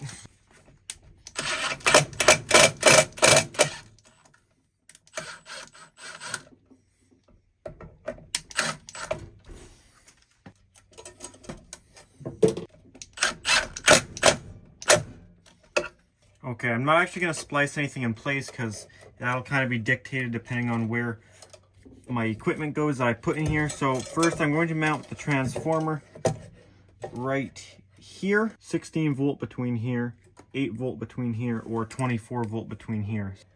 There's our positive on. We'll just we'll just screw this guy in back here.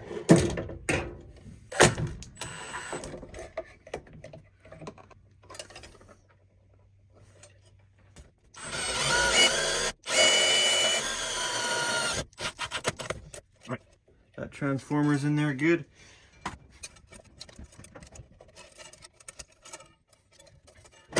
Hooked up the primary side of the transformer, our 120 volt side.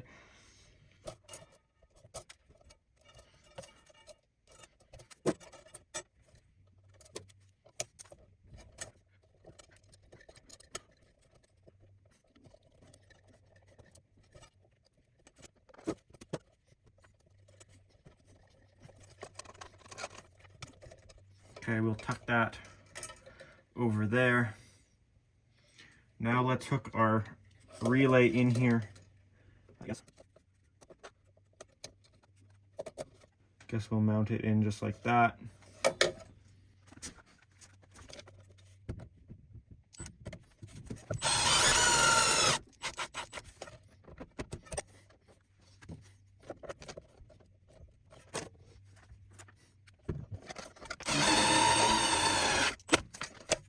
Okay, that's the little ice cube relay mounted in there. So right here, 13 and 14, that is 13, 14, that is our coil. So that is what we will wire these guys up to.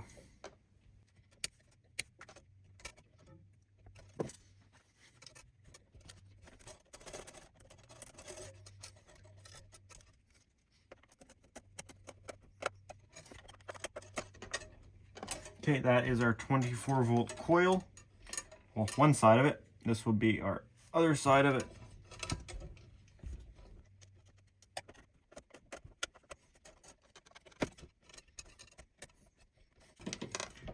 Okay, that is a 24 volt coil hooked up. So that is the relay on. One side. Into there. Okay, that's nice. Right there. And I'm going to loop this one around so we have some extra. That guy is going to go into this room here. So there you go. So if I turn these breakers on the furnace, nothing should turn on. If I meter it there, we should have voltage.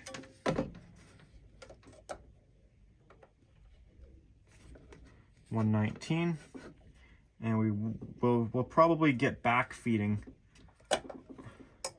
from the other leg too, I would think. Yeah, 120, and if we go between, we might get around 240. Yeah.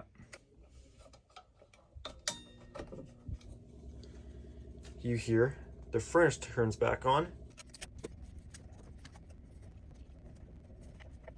Okay, there you have it. It's not the cleanest thing, but I want to keep it away from the terminals. The thing here is too, is we still have a whole nother relay that we can use on this ice cube. So this one fire alarm relay will basically control 2 relays.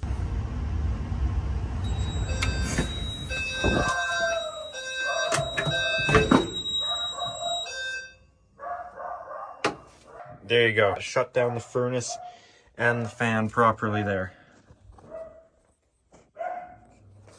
So I'm going to go for a system reset. That actually didn't turn on, but it's just because the door switches had bent in, so I just popped those back out. But as far as the fire alarm. Alrighty, we can close this up, and yeah, that works. My house is on fire again. I want to be able to pull the fire alarm. The problem with that is my options to pull it are quite limited. Let's say I'm having a nice old nap. I look over, and the freaking house is on fire again. I get up, so I don't want to get toasted today, and I'm like, crap, this place is on fire. So obviously, I want to get out of this place, and I ain't walking extra far. Nobody got time for that. I want to go out here. That's right. I want out right here. I don't want to go anywhere else. I don't want to go out there. I don't want to go out up there, and I don't want to go out up there, and I don't want to jump out a window. I want to go out right here. But then, right before I leave, I think, do I want to let them burn? Or do I want to run away from my problems? Of course I want to run away from my problems.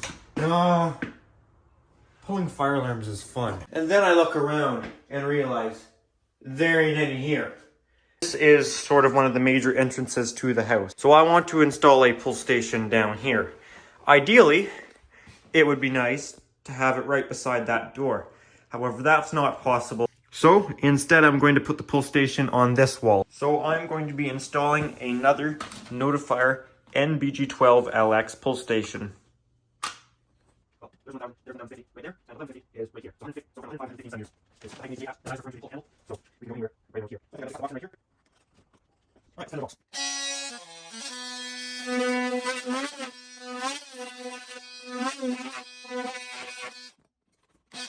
There we go. Now we may have to make it larger. We'll see. Or it might fit in there.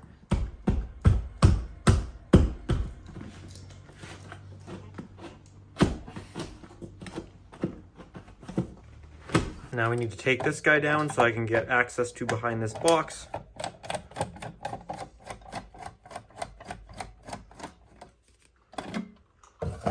That's going to put the system in trouble. NAC 1 level 1. And I'm just going to loosen off our mounting bracket here so I can get access to the screws in the box. Pull everything up and out of the way.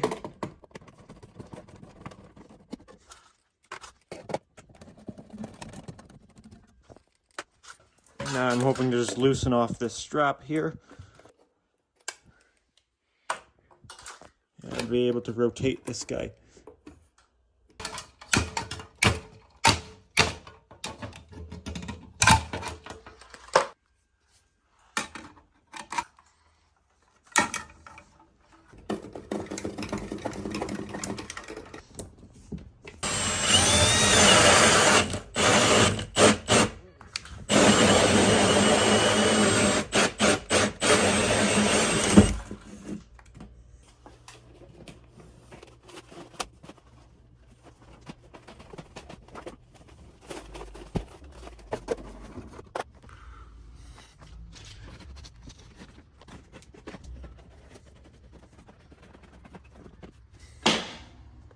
Boing.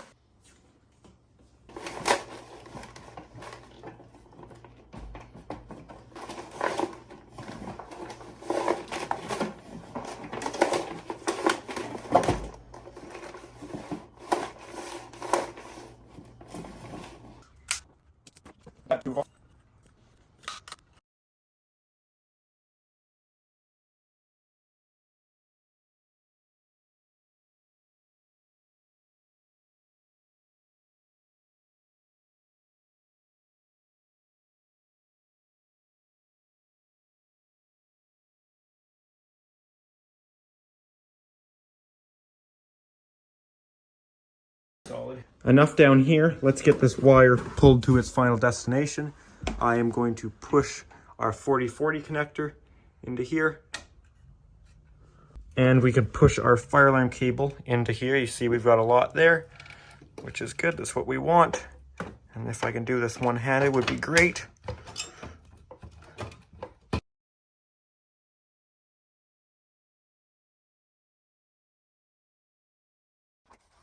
Okay, so now we've got all this excess, which you can see is plenty long enough to go into this box. So now I will take the cover off of this box that we'll need to splice into our SLC loop. Push it up through this conduit, hoping we wouldn't need the fish tape. However, it's getting a little tight in there.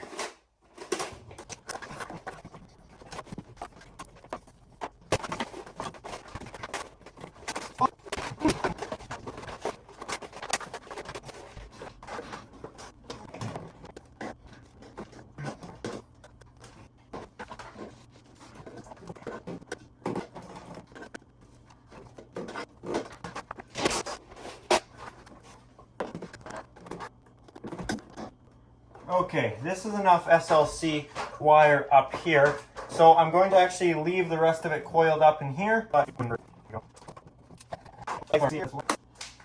First things first, I'm going to strip this guy back here.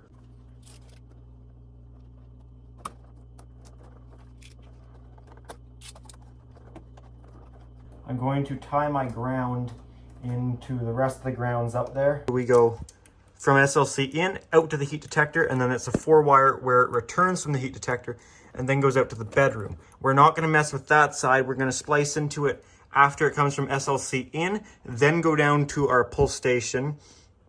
We'll go down to the pull station on the red and black. We'll tie into SLC in, and then the blue with the brown coming back from the pull station is what is now going to tie into that heat detector.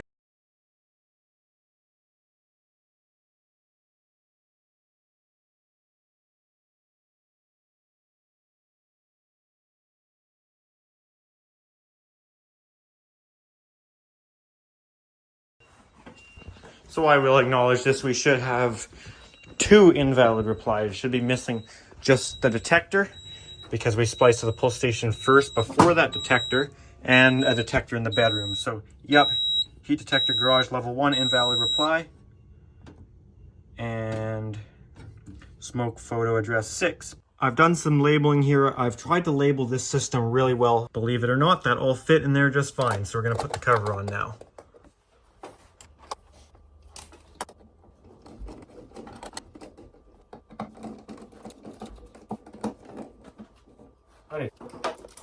that should be it for the ladder work now. All right, let's get things put together at this pull station now. So first of all, we have to bond the box.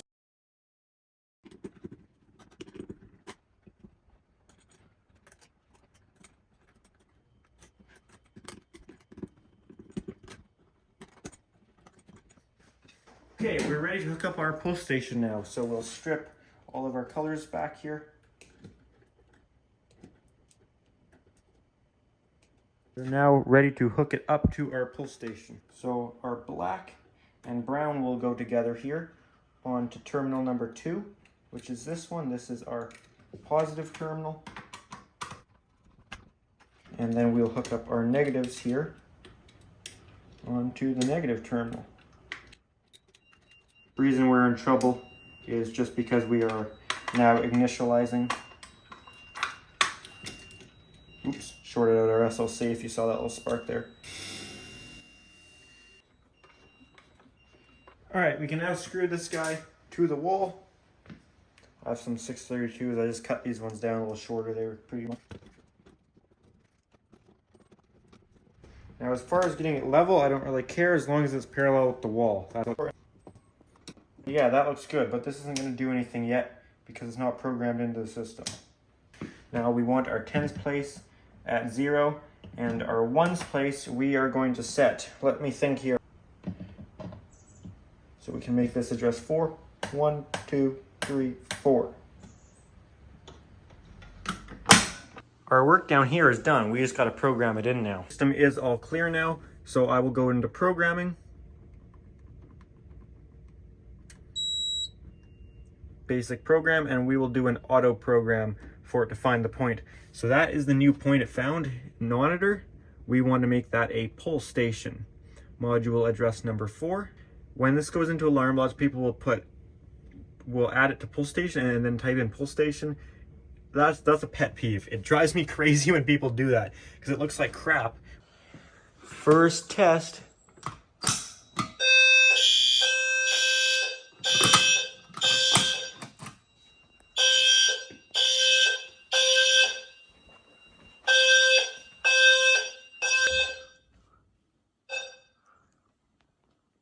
So there you go.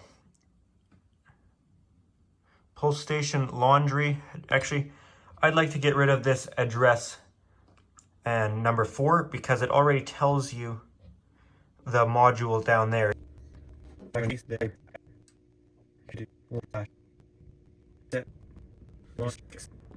I'm going to be connecting 2 fire alarm systems to each other.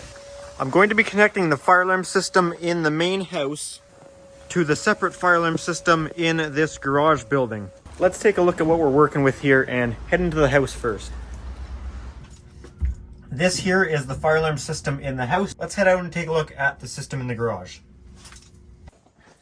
And here is the system in the garage. This system is also an addressable system. These systems are going to be connected to each other, though they are not going to be connected to each other for full alarm, nor are they going to display exactly what's going on the other system. So the way we're going to be doing this is with 2 monitor modules. This system is going to have an addressable monitor module monitoring the house system, and the house system is going to have an addressable monitor module monitoring this system. Each one is going to be a supervisory. We're going to be doing a non-latching supervisory, where if the house goes off, it'll put this one into supervisory, but you won't have to shut anything off here. Once the house is reset, this will go all back to normal. As I said, we're going to be installing a monitor module on each system to monitor the other system. So in total for that, you need 4 wires, because we have 2 coming from this system monitoring the house system, and 2 from the house system monitoring this system. Each panel has a set of relays. We have common, normally open, and normally closed. Same here, common, normally open, and normally closed. So each panel will have a set of relays like this. And then each panel will have a monitor module attached to it, and then having terminals on it, which is just like a zone on a conventional panel. The garage system will monitor the house system by going to common and going to normally open. Same with the house system. We'll come down to the garage common and normally open. So of course this means we need to get wire from the house panel to the garage panel, which is a slightly long run, as we have to go from the garage underground in a conduit, up a conduit into the attic, and through the attic down to the first floor. Just like the Cat 5e cable that is currently in there, it has to have burial rated insulation. For that reason, we can't use our standard fire alarm cable, so we will be using some of this 18 gauge 8 conductor. We only need 4 conductors, actually 6 because I have another plan with it, so we will end up with 2 conductors extra, which is completely fine.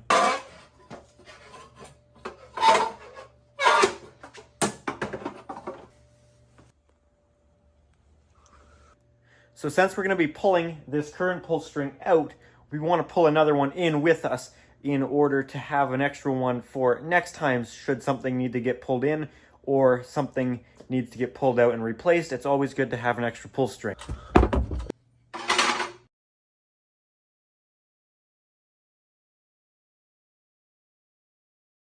Okay, we're going to hope this is okay out here and head into the attic and see if we can pull it up. You can see right here is the pull string.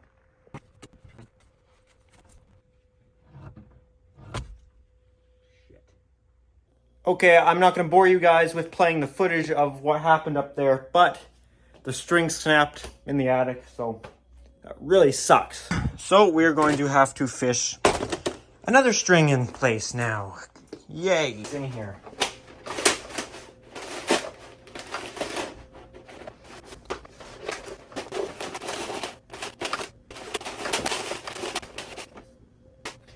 Okay, we're 20 feet in, and it's getting a little bit of resistance, so that's probably that next 90 going up. So probably about 16 more feet.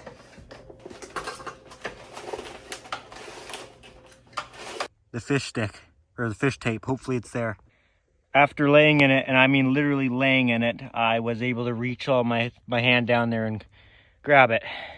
Okay, this is taped up. I'm going to try and push it down, which means I'm gonna have to lay in there again and try and get the head through the top of the pipe.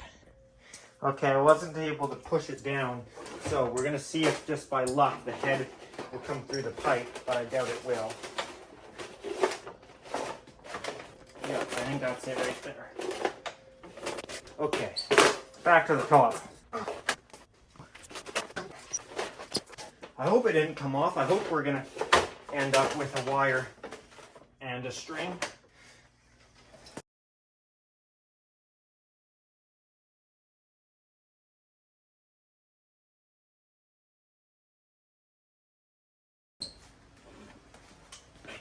For it to go.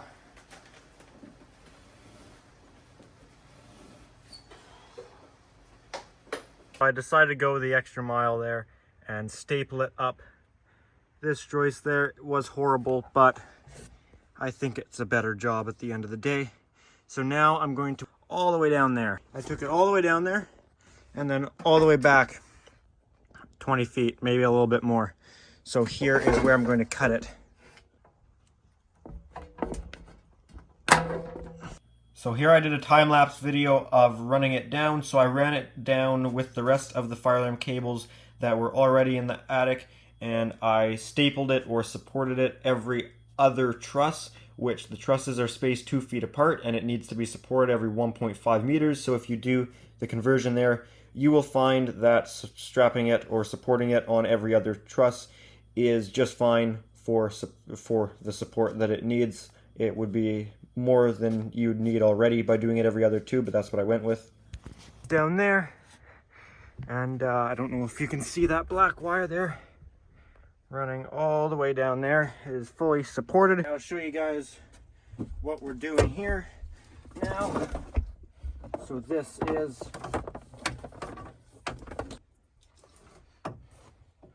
left from our previous, and I'm also going to pull another string down with it, of course. I would hate to have to refish this again through this insulated exterior wall. So this is actually a big enough hole if I push it.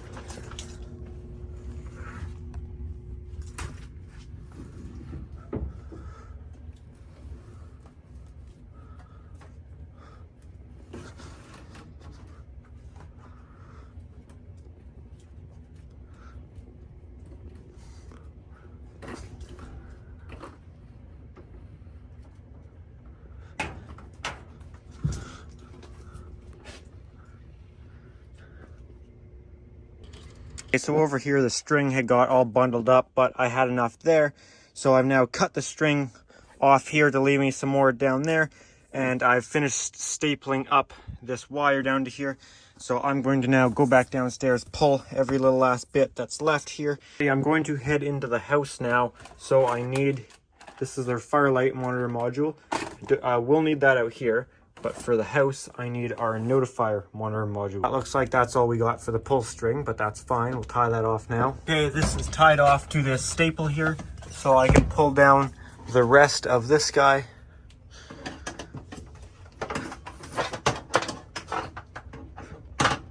And that's going to be it right there. I'm going to staple this up, kind of like how these other ones are.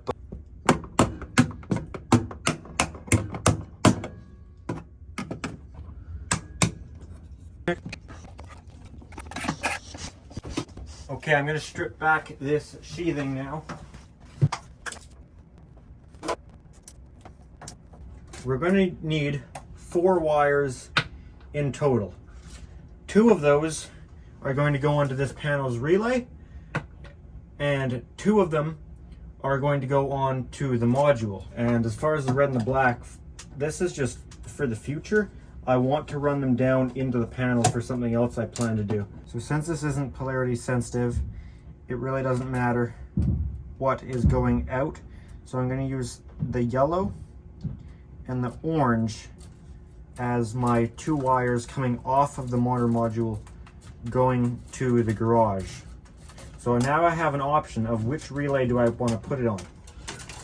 Okay, so those are now to here. Now I'm going to bring them down into the panel.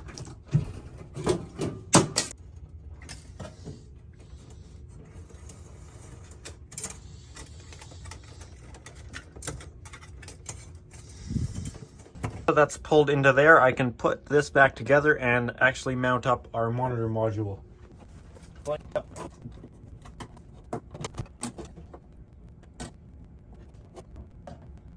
This is our monitor module here. You can see I printed off a label that I'm going to stick on it. This is the garage alarm monitor. That is all we need for now.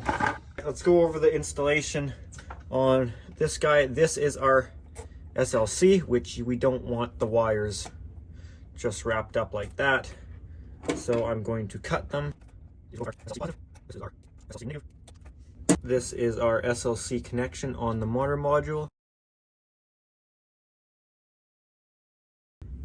This is our colors going out to the garage to monitor the fire alarm panel out there. I think I'm on the right side here. Double check in a second. If we're using an end of line resistor and that's class B, we want to use T7 and T6. 1, 2, 3, 4, 5. So I'm going to be tying this into this HVAC relay, which I will relabel the front of it HVAC and garage tie-in. So I want to be on common and normally open. So we'll put 1 wire here on common. This is going up relay 2. This is referring to. Okay, that's relay 2. And I want to be on normally open.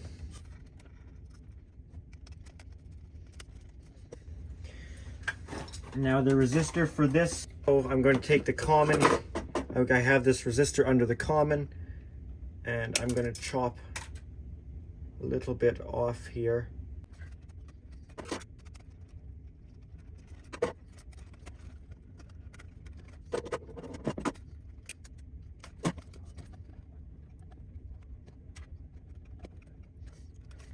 Okay, that's spliced on there.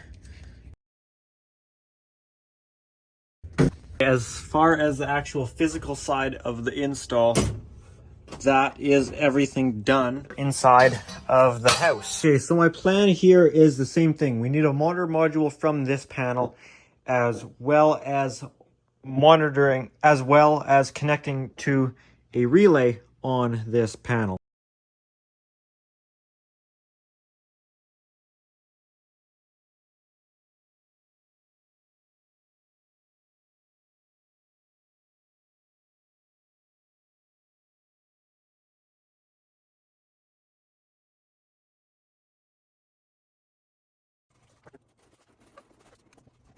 crappy part done with here and try and enter those into the panel. It's going to be a bit of a pain. We got to run it up through this conduit, through there, up into there, then over, and then down.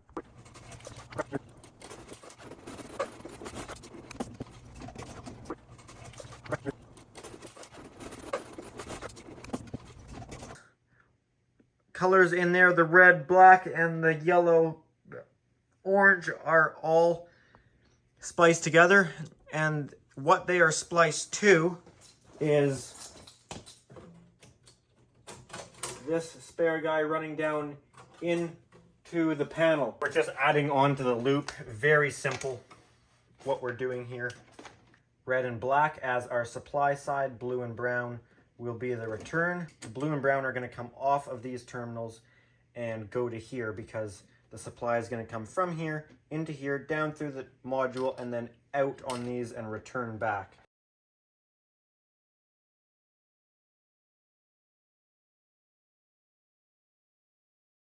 I have me an MMF 300.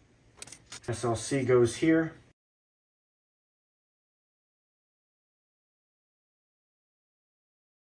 Shut up! Go.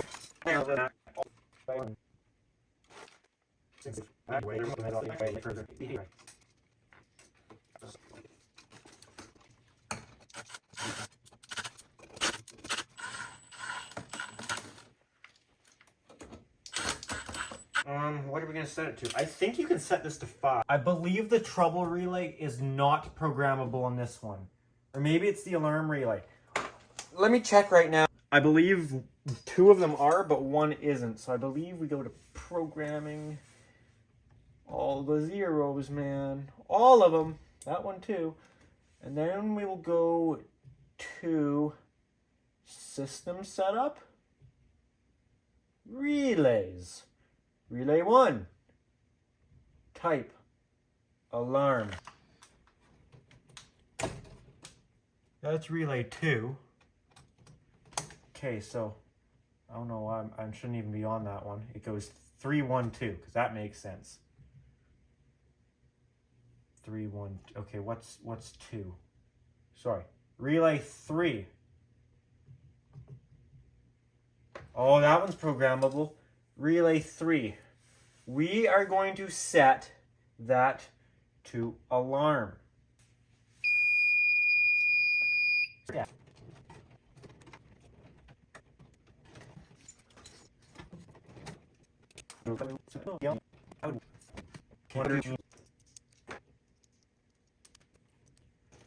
Now we have to program both of these panels. So while we're here, let's start with this one. We are going to go to programming, 0, 0, all zeros, and I'm going to go to point program. This is going to be a module, and I'm going to add a module, and I'm going to add module number 5. This is a monitor module, and now that that's added, we have to go to edit, number 3, number 5, and we can leave this at zone 0 because we don't need it activating anything. Enabled type monitor, supervisory AR, meaning it'll go back by itself. Pre-signal, no. Yes, okay. We will call this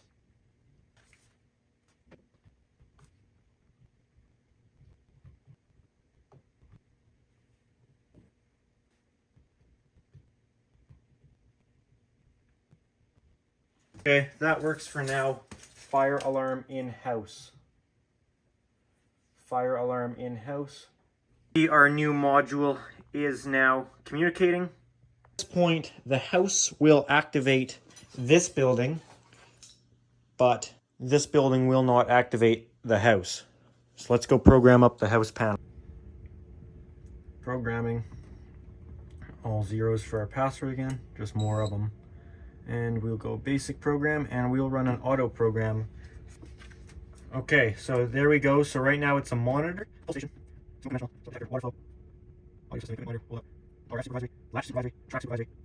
that's what we want.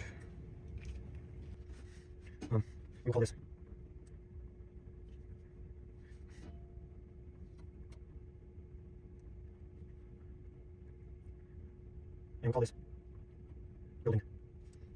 building B. So I believe this is set up the way we want it here. I don't need it activating any zones, so I think we'll just leave it as this. See, this is now pulling. We seem to have a trouble. I'm guessing it's that resistor. Nope. It's happy now. So what we're going to do is we're going to set off this house system and hopefully put the garage system into supervisory. I'm just going to pull this pull station down here, and we're going to keep it brief.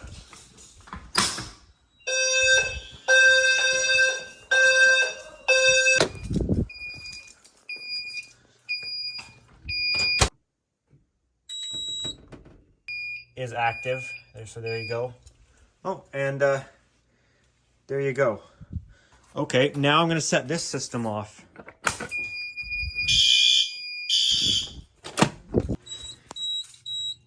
I already have this one monitored. I installed my own self-monitoring system, but now I'm going to get the fire alarm system in the house monitored. I ran this cable from the garage system to this one, and this is an 8-conductor wire. Not only do we have SLC going to this monitor module, we have 2 of the wires out of those 8 in there that continue all the way through this pipe, and they do make a couple splices, but we don't care about that because end of the day, those end up right here. If I was to open up this guy, we would find these 2 wires right here not doing anything. These are connected to those wires I just showed you in the garage. Now, that is very important. I ran that 8-conductor, obviously, when I joined these 2 systems to put each other into supervisory. But because I knew I had this plan to do what I'm doing today, I got all the hard work out of the way and have the wires ran into each other's cabinets where they need to go. So these 2 wires, though there are a couple splices, I think 1 splice, they do just go straight into the garage panel. It's a rising link communicator, if you will. So is what this is. This is a power failure alarm. There isn't actually an audible alarm on it. This will send my phone or multiple phones. You can have up to a few different accounts, SMS, text messages, as well as an email. Now, I do have a video installing this that goes into more detail, but long story short, when this loses power, it sends me a message, and this is powered off of the fire alarm system's auxiliary power up here. So the only time this will ever lose power is when the fire alarm system goes into alarm. But this takes 5 volts USB. So I have a transformer here. This transformer takes 24 volts and then takes it down to 5 volt USB output. So when the fire alarm system goes off, this transformer loses its primary side 24 volts input. How does it do that? Well, before the wire comes down to it, it first passes through this alarm relay, where if I was to pull this relay out, this guy would lose power and send me a message. Basically, this whole setup is a normally closed circuit. So we're just going to be doing the same thing we did here, but in the house. The thing is, I'm not buying a new one of these.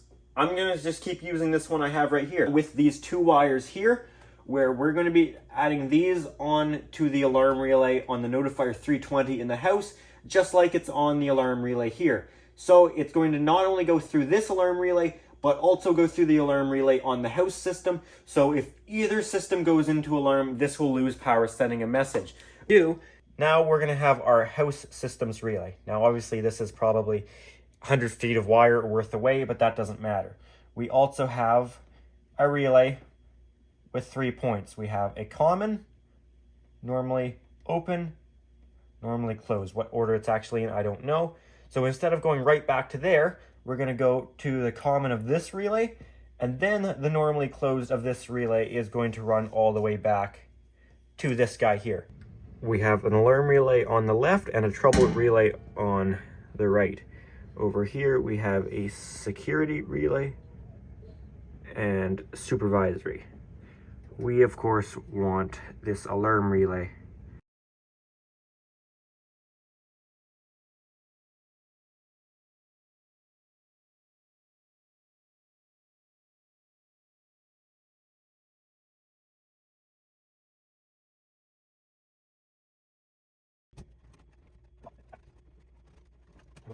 No, is what's going to happen is we're going to take our load side here, which is this one, and we're going to take it out of this relay. Now I'm going to get a notification on my phone. So this is the side going down to it. Now that one I'm going to just splice in here. So now, because the relay on the house system is closed, well, unless it's gone into alarm, but this panel would be in supervisory saying house and alarm, so I'd know it. We will have 24 volts coming back on this black wire. Now we can splice these right together, which you may see a little spark. Not really, but the green light just came back on. This iPad is going though, so I'm going to try and show you guys the email coming in. I'm going to set off this system and yeah.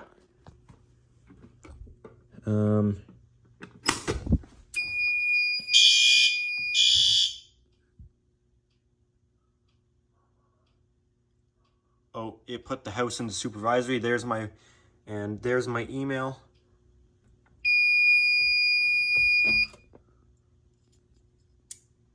That should, there you go, that's back on. You saw a light up there. Let's see if I get another email. Oh, there's another one, there we go. Let's get a key in here and silence this as quick as possible. All right, gonna ring the bells, Jackson.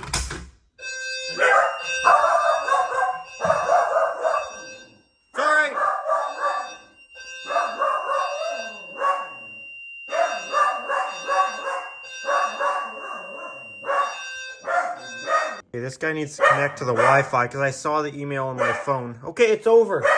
Jackson, it's over. I'm going to be adding more alarms.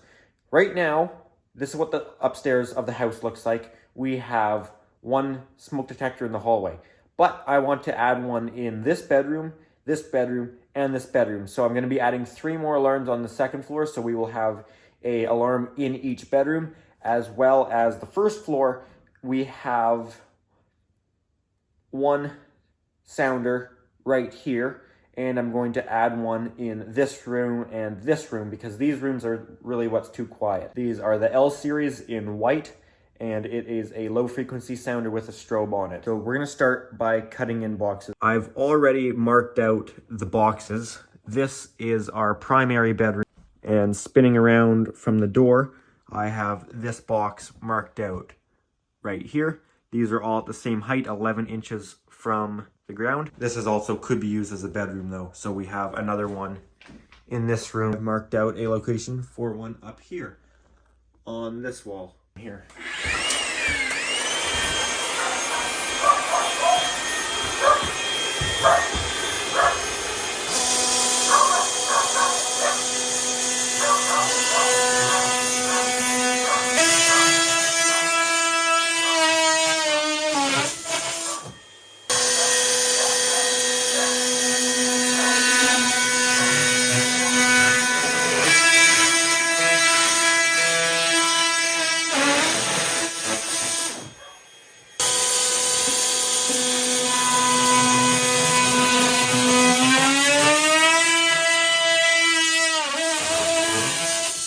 At the top of this box is only a foot down, or 11 inches down from the top plate. So I have this extension here.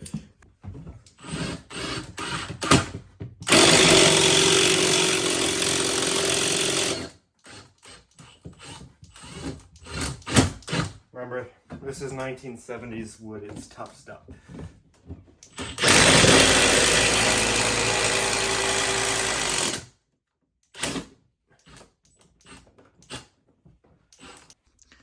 Okay, there you can see my drill bit I came up here thinking it might be difficult to find, so I was going to shove the wire down so I could find it easier. However, this is quite easy to find.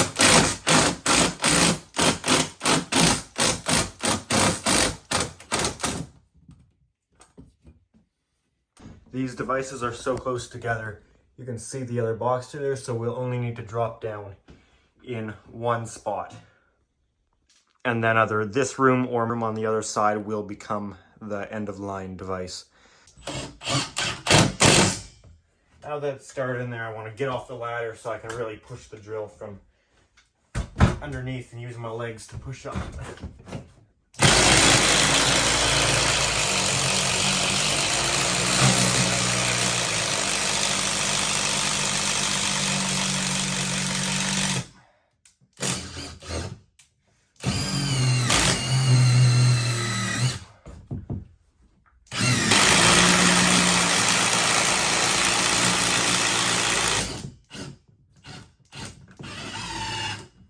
Tough stuff. Just want to take a look at whereabouts this came up here because it's easier to find when there's still a drill bit poking through. Okay, I found it. It's right there. So like I was thinking, I thought it might have double 2x4 there on top of the wall, which it did.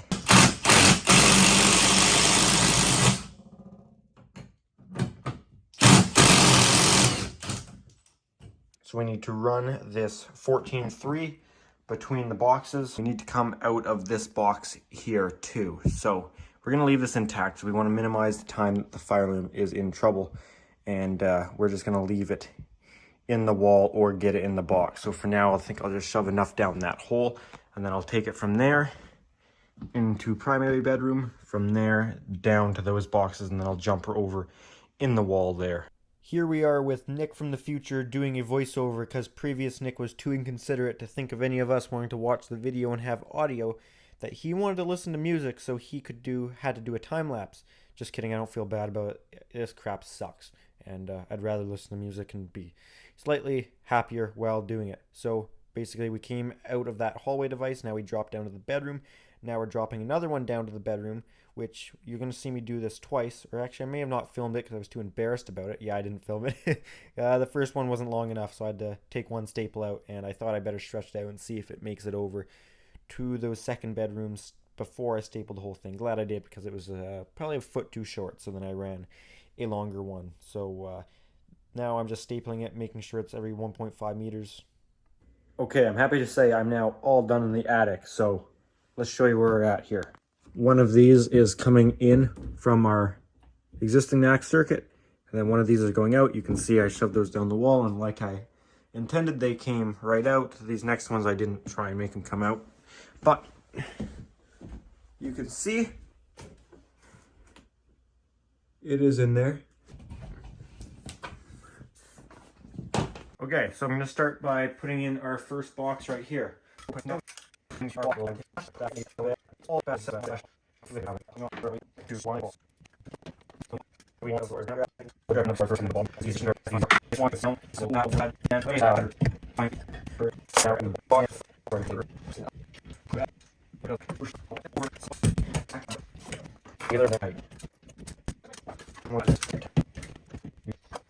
So once you're there, you have a very solid box, and it's nice and flush to the wall.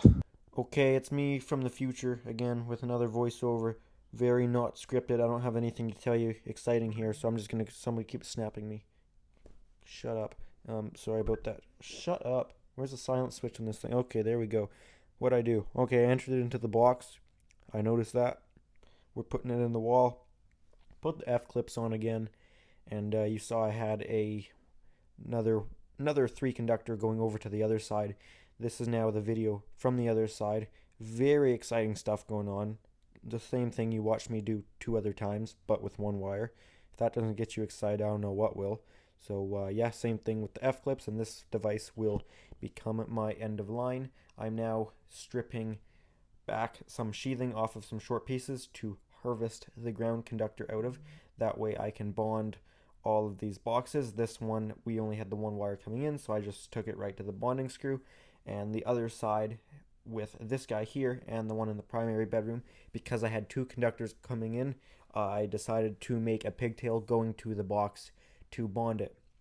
People didn't realize in my other videos, maybe it's a Canada only thing, that fire alarm does in fact very much have to be bonded here.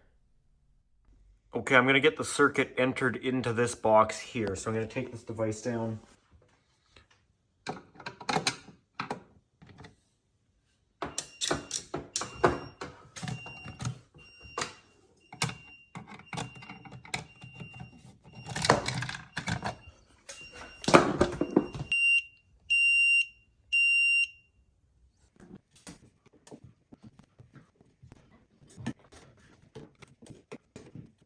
Alright, this is a different box here. Don't want to unscrew that too far or you'll lose your back part in the wall.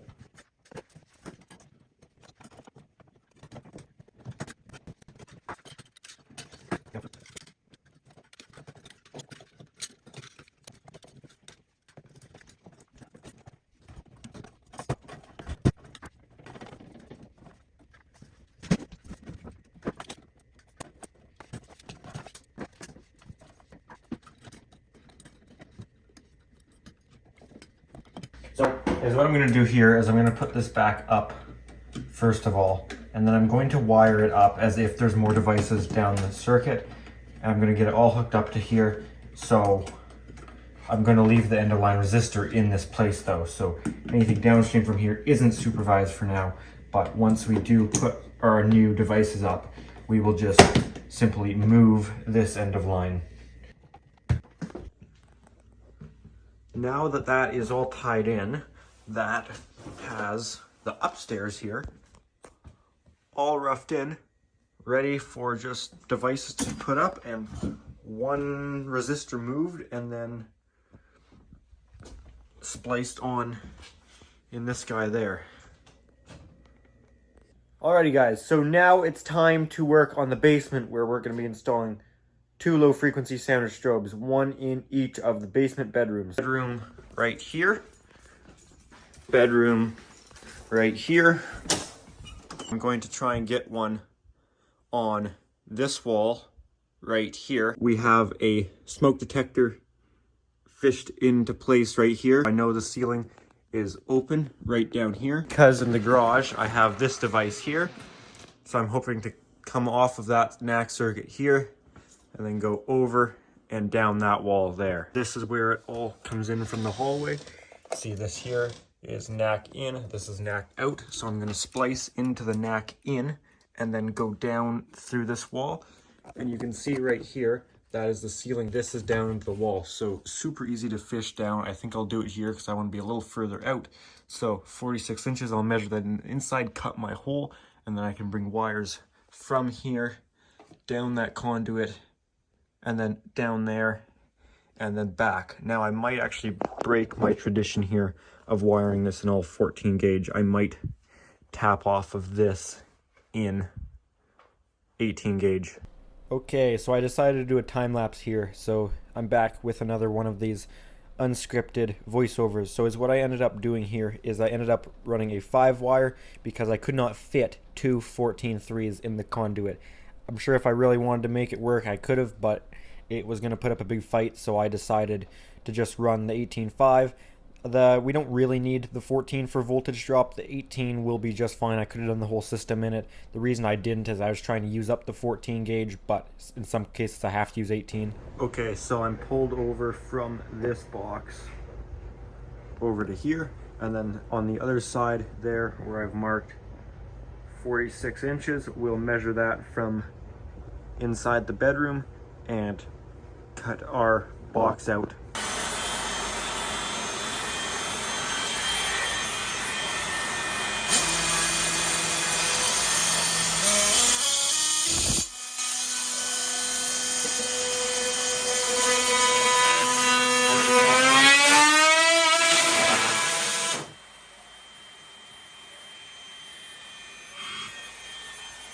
Okay, I've pushed some of that down there now. I got a fish stick pushed up from in the room and got it out up here. and I'm tied onto that, so I can now pull that down into the room.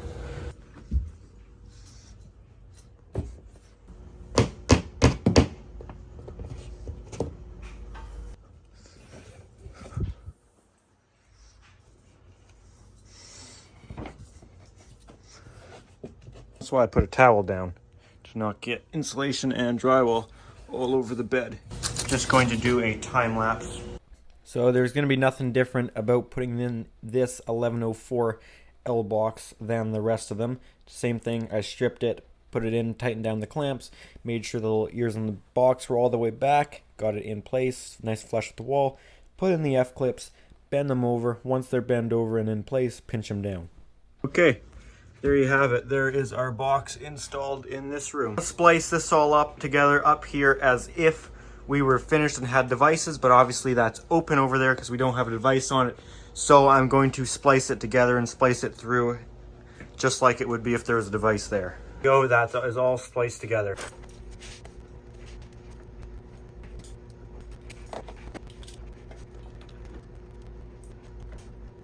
First we'll splice up our ground.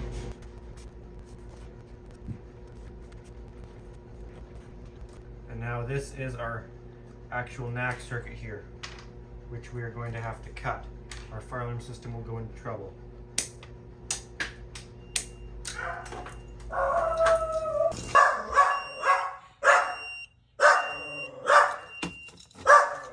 If we splice it through, it should be happy again. I don't know what he's still upset about. It's over now. So this is one here.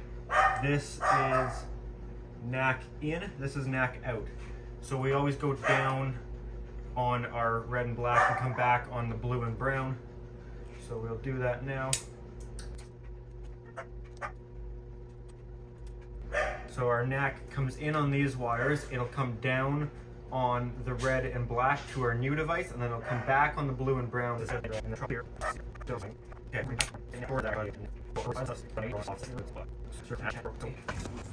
You can see that the system is now all back to normal, all good. So with that, I will put this cover plate back on this box up here, and then that has this end of the system all done. That's that bedroom taken care of. Now switching over to this bedroom here. I'm going to put it on this wall here. I could put it on that wall, but I prefer this one.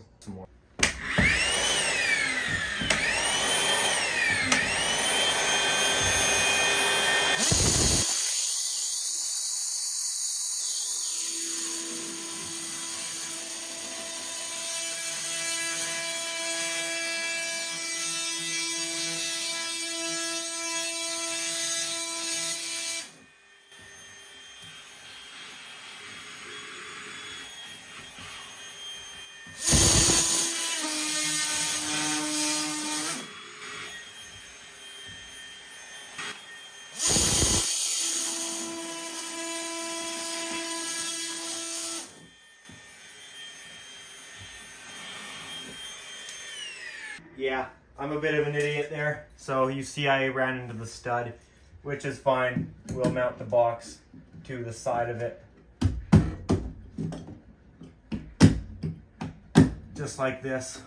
So it'll work out fine in the end. Our devices are nice and wide, so I think we might be covered.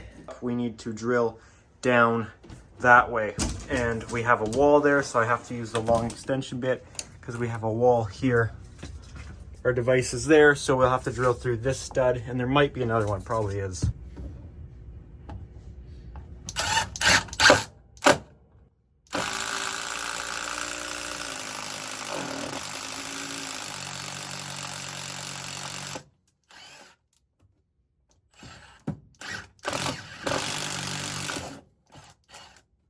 You can see here, there is a second stud we must drill through.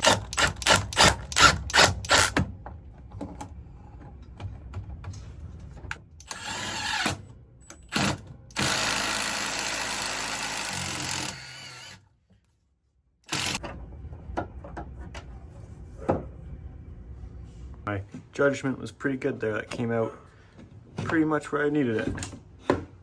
pull another 5 conductor because otherwise I have to pull 2 wires, which I'm allowed to have 2 wires like this in the top of one of these guys. So I think I'd rather just pull the 18 gauge.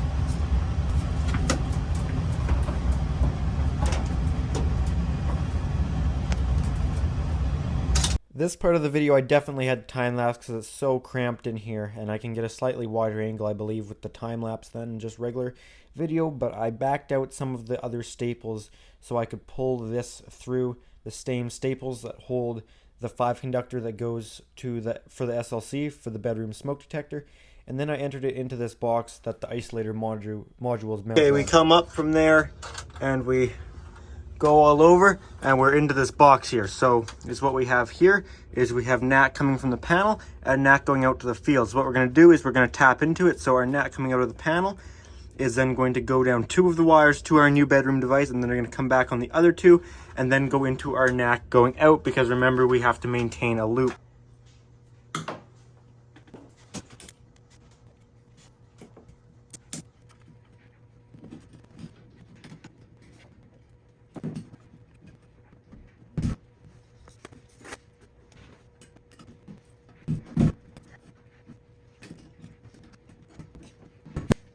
Okay, so I'm just going to put in 1 F-clip on this one.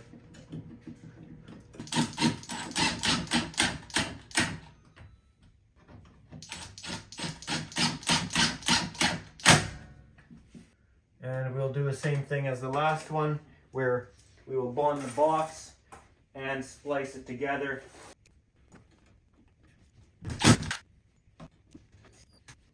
Red and brown, and we'll just do these loosely.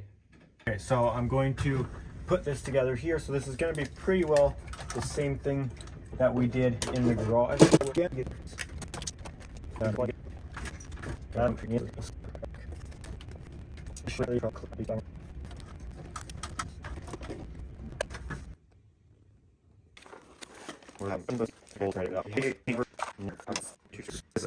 So this is all 5 devices right here, device for each bedroom. So the house will have now a total of 7 low frequency sounders once you count in the hallway devices. And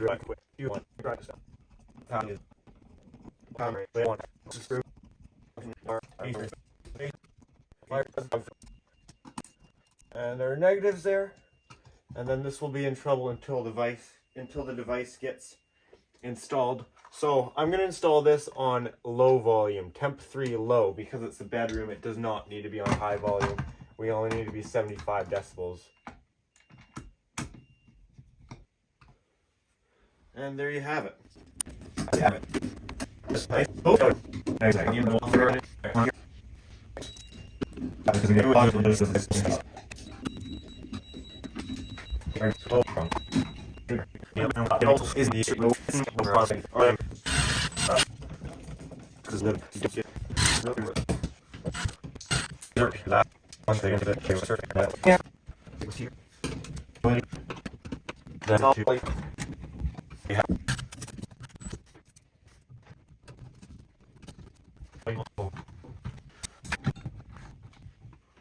Okay, final device here in this office, which this one's a little different because this is where our end of line is going to be, and this is the last device before we tie in to our existing circuit.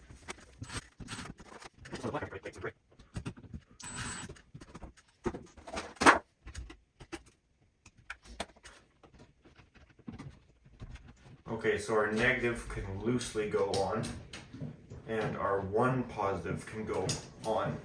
For sure, so we won't need to mess with that one any.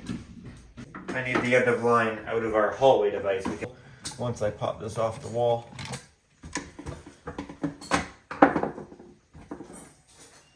There you go.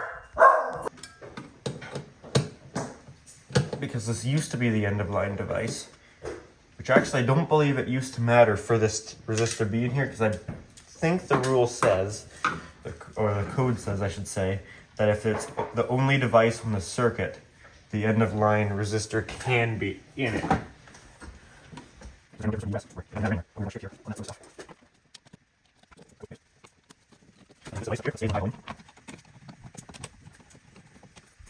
So So now that end of line resistor needs to be tied into this device.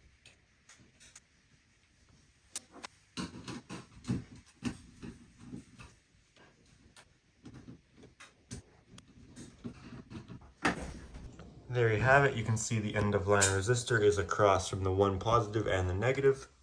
So we can take our device here and turn it down to number 2, which is low volume. We'll leave it at 15 candela since we don't have any requirement that tells us to change it. That's in trouble again because I briefly cleared the trouble, but it should clear again. There you go. I'm going to be installing a fire alarm door holder on this door in the basement of my house. This is the door that separates this basement corridor and the whole basement of the house from the upstairs. So this is our door holder magnet. This one looks like it is only 120 volt, which is fine because that's what I plan on powering it off of.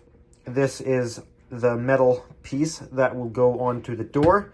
We're going to mount that on this wire mold or Panduit box. Well, that's wire mold. Panduit's a brand, but we also just call it. We got a piece of wire mold, a 90, but a flat 90. We got some 14.2 Lumix that we're going to power it with. And we're actually already set up because I'm going to run it through the same relay that does the HVAC shutdown. I'll show you what I mean inside of here. To keep this transformer and this whole system powered up, we're taking power off this receptacle circuit, which is in here to power the condensate pump. That is a 120 volt feed that we will use to power our door holder, but we need to somehow interrupt that power when the fire alarm goes off. This relay that is here is already tied into the fire alarm and is already doing exactly what we need. Each one of these ice cube relays is basically 2 relays. You have 2 sets of contacts where you can see this is wired as normally open, probably because we have this set up where it maintains power on usually. That way it's fail safe. If power is lost for some reason or the relay fails, it'll shut down the HVAC. The same thing on the top where we will wire it off of this 120 volts there through that relay, so when the fire alarm goes off, this relay will interrupt power and the door will close. We're going to take our Lumix out of this box, up, and we are going to go across the house over this duct, and we are going to go down the house.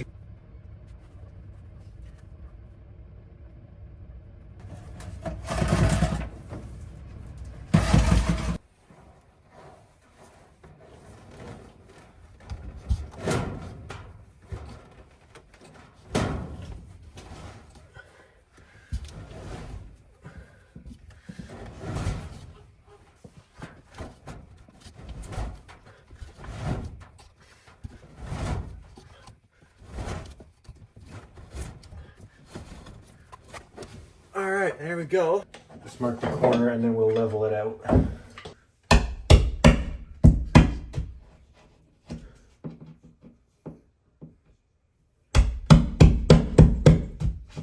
There you go. If these zippets ever aren't enough to hold, I can brace this a little stronger, but I think they will do. I got the door closer turned to the lowest setting, so it's not going to be super heavy. There's one.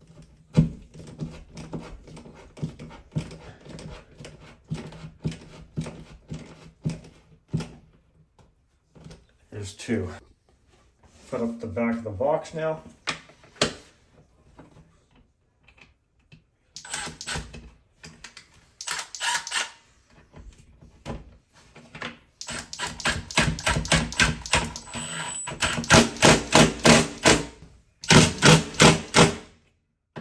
Cut this out for the size wire mold we need, which we will be using this size, this middle size here.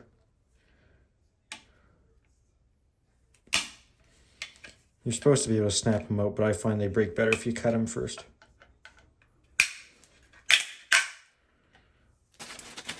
So this is what we're going to put right up here to transition onto the ceiling.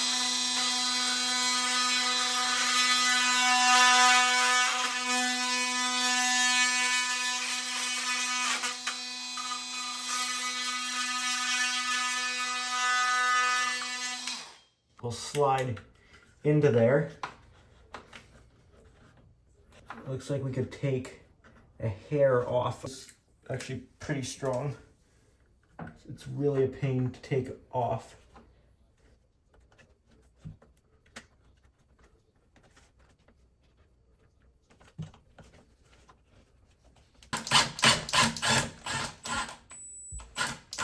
Five across.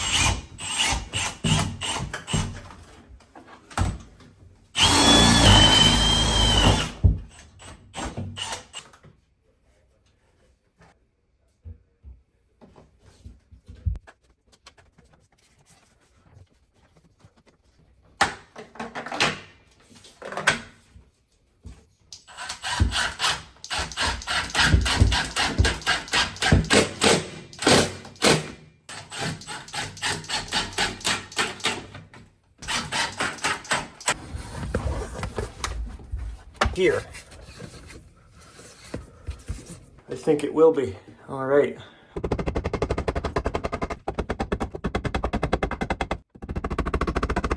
Extra staples too, only needs to be every 1.5 meters.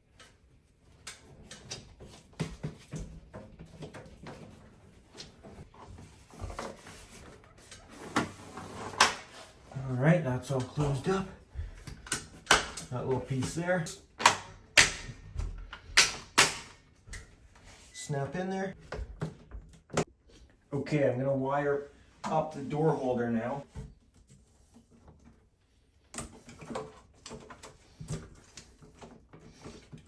And this is going to be powered off 120 volts.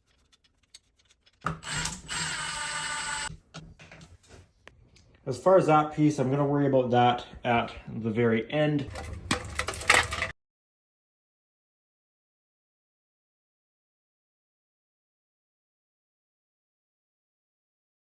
Okay, that is all stapled up and over. I need to change that out to the other staple. That's a S1 on 2 layers. I should have an S2, so I'll change that out. But that goes up over. It's stapled down that beam. Still stapled down this beam on this side. Okay, I've got that in there. Sorry it's noisy. The furnace just came on. So I'm now going to wire it into that relay. This transformer doesn't actually even need to be bonded. It's already bonded to the box, and that bond just makes it look ugly in here. So I'm going to cut that one off. And now this wire is going to be connected in the same way that we were with the furnace, where it's going to go in to this terminal up there.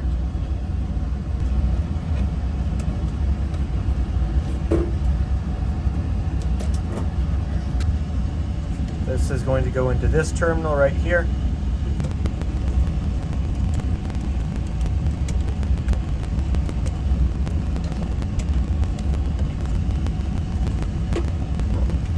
Okay, that's that. I know this doesn't look the cleanest in here. Not really liking the way this turned out.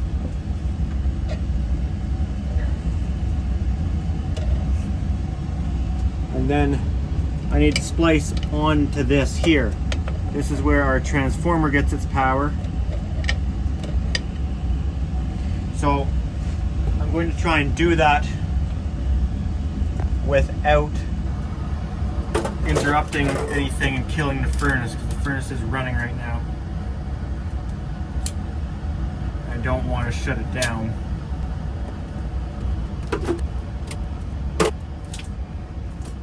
So the neutral can hook straight up. So I'm going to bring it around here. And this neutral here. The furnace is just running fan. I'm going to kill it.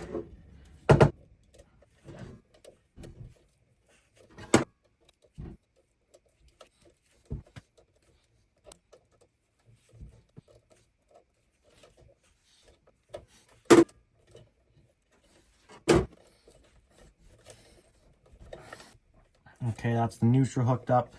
Now I need to tap off our hot.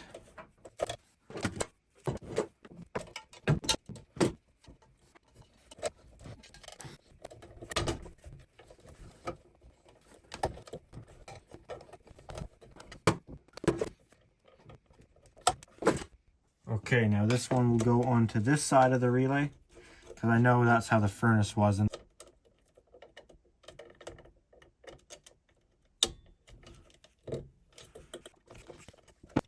Okay, we can turn the relay back on. And that should have our door holder energized. Not for the screwdriver. I just metered it and I'm getting power out of the relay, so something's up with the door holder. Let's take a look at it. Either way, I know I've done everything right in this box, so I can close this up. We'll put another label. It says fire alarm HVAC shutdown, and we'll put door closer control. There, I've updated the label on that. Okay, as you can see, I've opened this up here and I'm getting 118 volts, but no magnetivity. So I think this one's dead. As you can see, this one here is hooked up. This one does have a 24 volt AC or DC tap on as well. No power adjustments though. Sometimes you'll have like a 40 milliamp and an 80 milliamp setting or something like that, so you can adjust the strength. Okay, that one worked, but it won't fit in the box because the back won't fit around that strap thing in there. So hopefully third time's a charm. I got this Edwards 120 volt one. Hopefully this one's shallower. All right, I finally got this third one to work here, but that wasn't without its struggle too, as I had these stupid ears that were hitting on that yoke that you put in there first. So I had to use an angle grinder and grind it off, sparks flying everywhere. I didn't film it, but this one worked finally. Now that I've got a magnet here fully working, I've centered this piece.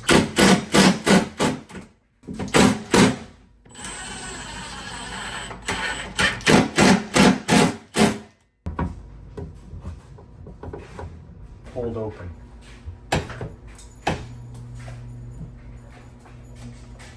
And yeah, there you go.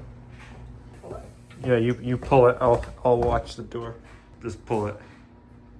Gotta push in.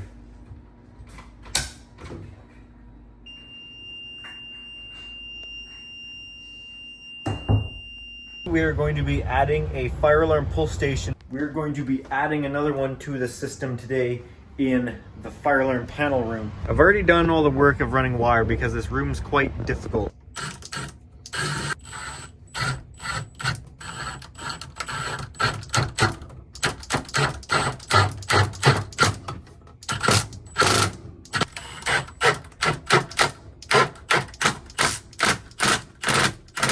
So I ran a 5 conductor down here, 5 because we can count the ground, 4 wires to use for our SLC.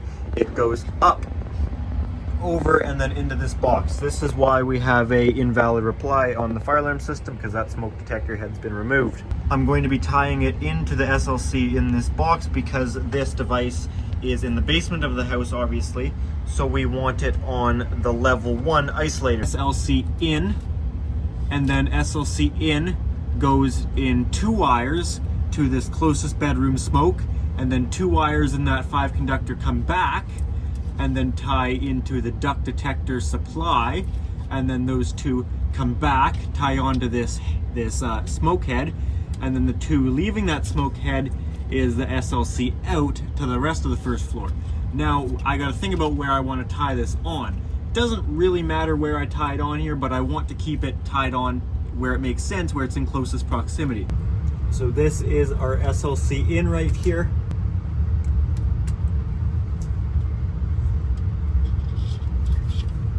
And we'll use the red and the black to go down to our device.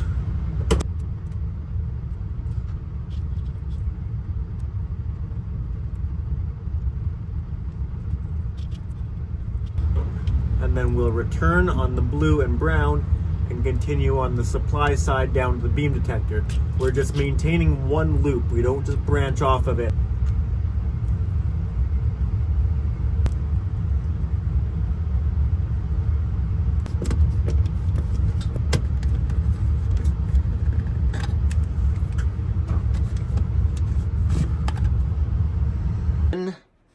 MPS something, it'll say on the inside. This is okay already, but that needs to be changed from 9, which this one's actually not as bad to get to. If I can get that. No, it's still fairly bad.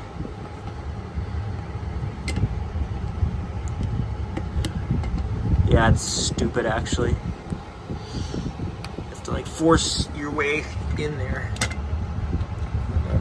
Try and... Okay, that's 0 and 1, 2, 3, 4, 5, 6. Yeah, that's why no one likes these things. Like, what a piece of crap. I mean, they're nice once they're installed. I kind of like the look of them. And they do have these machined screws on them right there. And here, for you to be able to add a flip-up cover. To make it 2-stage, you have to flip it up and then pull it, but yeah. Alrighty, so this is our negative side right here.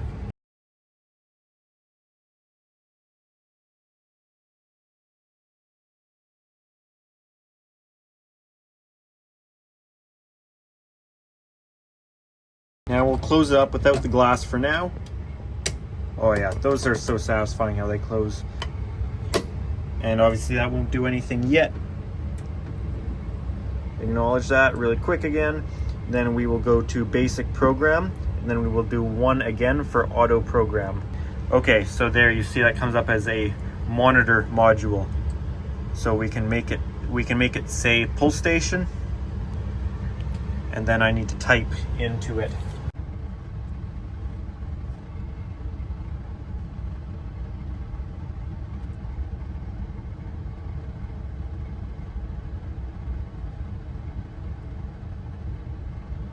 Okay, I can't fit all that in, unfortunately. So we'll just do furnace slash fire slash, we don't need fire alarm, we'll just do fire panel. Fire panel. Room. I'm copying what the smoke detector was called in here, but I was reading it off of our fire alarm zoning and device list. What am I doing? So I may have typed it out with a little bit of extra with a little bit of extra words than are what really there. Apparently I can't talk and do this at the same time. This is level 1.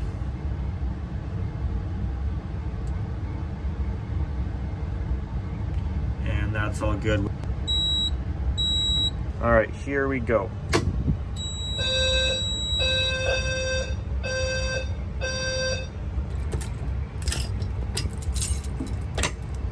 Well, I don't think I'll put the glass in it.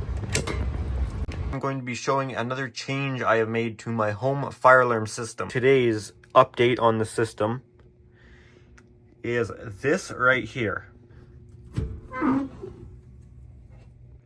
So what we are looking at is this guy right here. This is a type of annunciator that is used on Notifier panels. This particular one is a ACM 24-AT. On the left, I am using it for zone annunciation, and on the right, I am using it for bypass or disable buttons. I have 2 fire alarm systems. I have one in the house, and I have another fire alarm system in the garage. Now those 2 systems are 2 separate systems. However, a few months back, I tied them together, where if one went off, it put the other into supervisory. So how that works is if the fire alarm was set off in the garage building, that fire alarm system will go into alarm and create a supervisory on the house fire alarm system. Same thing the other way, where if the fire alarm was to be set off in the house, it'll put the garage system into a supervisory.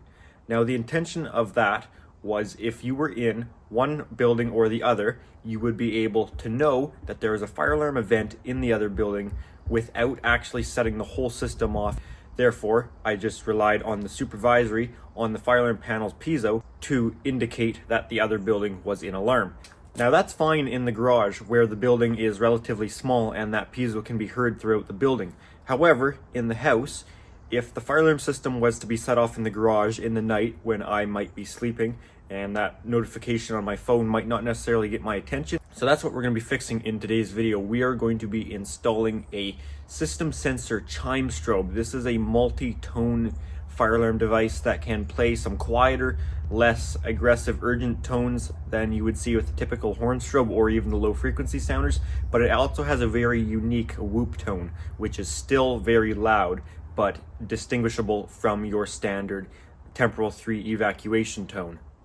This is the chime strobe device I'm going to be installing in the house. So what I'm going to do is I'm going to install it right by this location in the hallway, right where this device is. So that's what we're going to get into doing right now. So we got to pull some wire over to it because it has to be on its own NAC circuit. It's going to be on a NAC circuit programmed as supervisory chime strobe.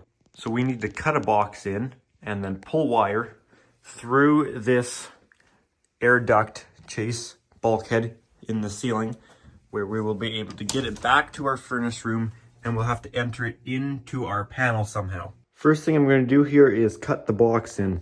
I've got my materials here, 1104L box, cutting box. This is what we're going to cut into the wall. And I've got my wire here. This is fire alarm rated cable.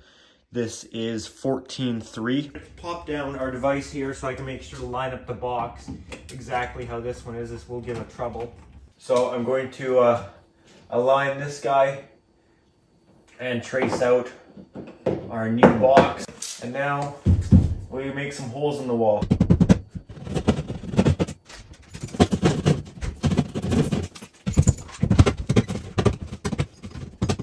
Bit of an awkward angle here because I'm trying to work over my head, but if I get a ladder then my head's in the way of the camera, so.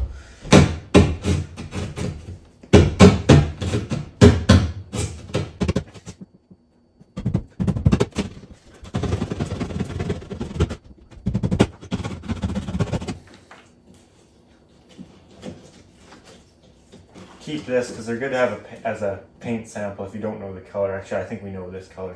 So I've got this box pulled out here and I'm going to try and put the fish tape up the hole that's cut into that beam up there, or into the top plate. I've just somehow caused myself a ground fault, but we'll hope that goes away. Last time I had a hole going that way and one going that way. I'm going to use the one going that way even though our panel's that way, because last time I did it, it was before this detector was in and I was able to get the fish tape up there and then catch it with another one with a hook.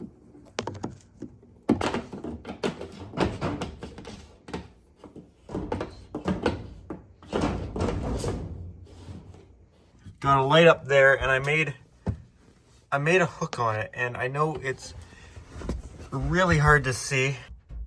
Okay, I don't know if you can see that there. It's really hard to see, but I was able to catch the other one there. And yeah, I just can't get the whole focus, but I was able to catch the other one there. And yeah, there you go.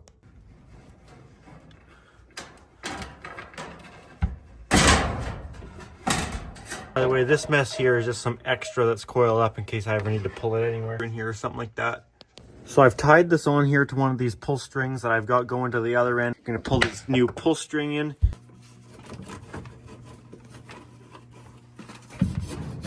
I think it's gonna be that one. That first one I pulled wasn't long enough, so is what I've done here is I tied it on to a longer one.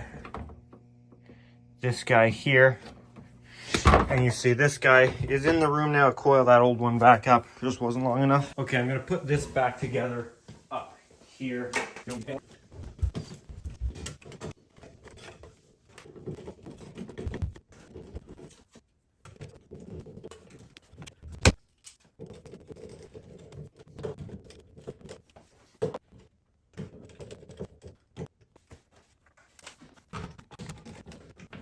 Okay, now we're gonna work on the other end, so we have to get this entered into here.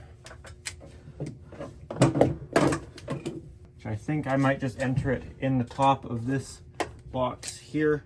I can bring it in the second 4040 connector. If we have room in here, that is.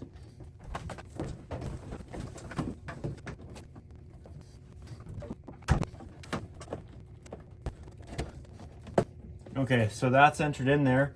And now the whole rest of this, I'm going to strip back.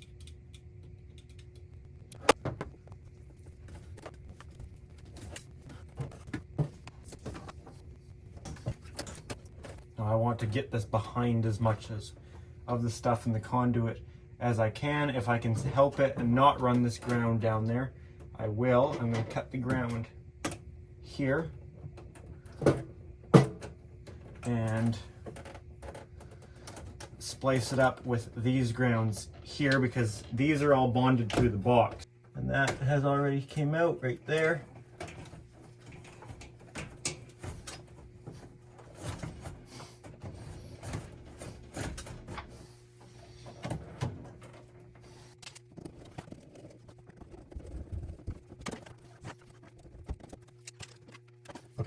Okay, we'll tie this onto the knack last.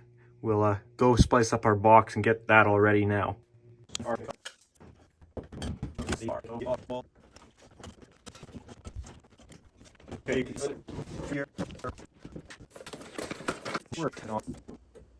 Okay, so that's not quite gonna work. We're gonna have to move this box down a little bit. Put the other one up a bit. Okay, I'm not even gonna lie. I completely screwed this up. I should have thought about how close they would be together, but I didn't. But it works now and it's solid, so we'll put up our device. We'll put our one positive in to start.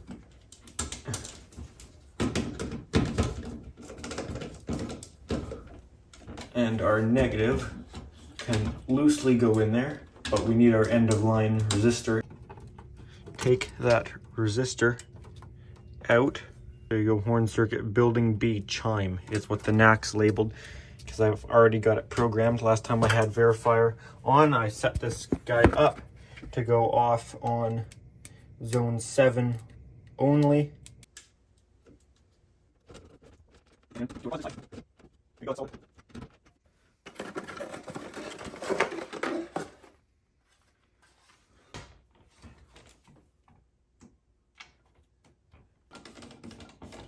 Okay, now at the panel here. Actually, I want to get this on the other side of these guys here. And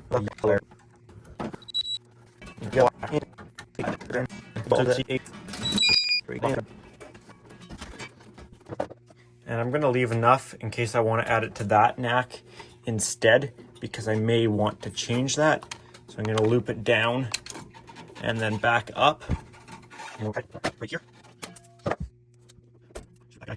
And that guy. Turn the in here. That way. We're going one here. Behind the battery connectors.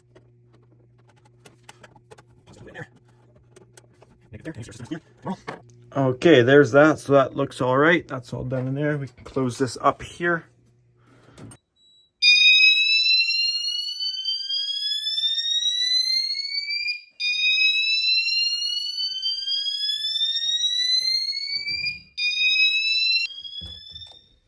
If I could get a proper Lamacoid label for right here, that would be awesome. Something that can stand out a little more, but for now. Okay, now we have the hardest part of the install. That's to install our amber lens. Just kidding. Super easy, they just stick on. This one is model number lens-A2.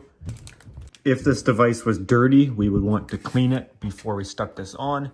However, this one's not, so we can peel this part kind of. You can see where it lines up there. And then that will just push onto the device. I think it would be great to have some fire protection in this building, at least some warning. So I think it's pretty important that we add something in here. So this shed I am stood in is going to be added to the fire alarm system in the house. We're going to be adding a few devices. Now really, realistically, we only really need probably a heat detector in this building. We can't do a smoke because this is non-heated space. It will be getting below 0 degrees Celsius. We're also going to be installing a pull station and a horn strobe in this building. See, 1050 is right here.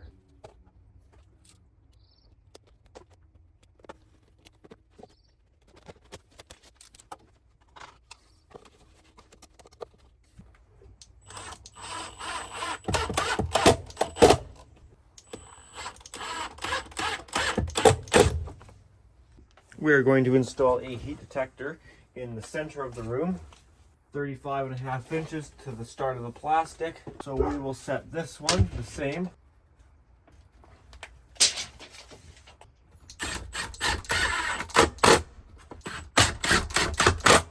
And we need to install this box to mount a horn strobe. There's not a lot of extra wall space in here, so I don't have any too good of options, but I guess we'll go right up here.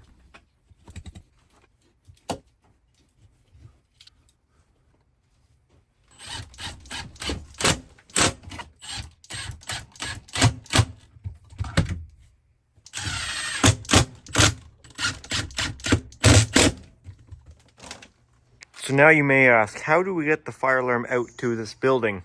Well, I'm now at the back of the building, and we're going to get it out here the same way the power comes around to one of the sub panels in the house. Back there a little ways is the fire alarm room, but first there's that closet, and the closet is right here, and this power is ran through the ceiling of the closet. It then goes through the deck and it goes into a junction box. That would be this junction box, where then it switches over from NMD 90 to tech. Actually, this might be ACWU. I think it's aluminum. It could be copper, can't remember. And by the way, I did not do this work. This is that closet in the house. Through here, and you can see it. But you can see all the way down to the other side of the house out there. Another thing we're going to be doing is installing another isolator. Right now, this building is protected by two separate isolators. One isolator isolates the level 1 SLC, one isolates the level 2 SLC. Typically, you will see that between floors, like how it's done here, where each floor is on its own isolator, but also separate buildings. Any separate building or structure has to be, as well as stairwells have to be, separate fire zones have to be, and, well, would you consider this a separate building? I don't know. It's still connected to this one. However, it is leaving the inside of the house and it's going to travel through the outside. I would rather have that on a separate isolator. Where are you going?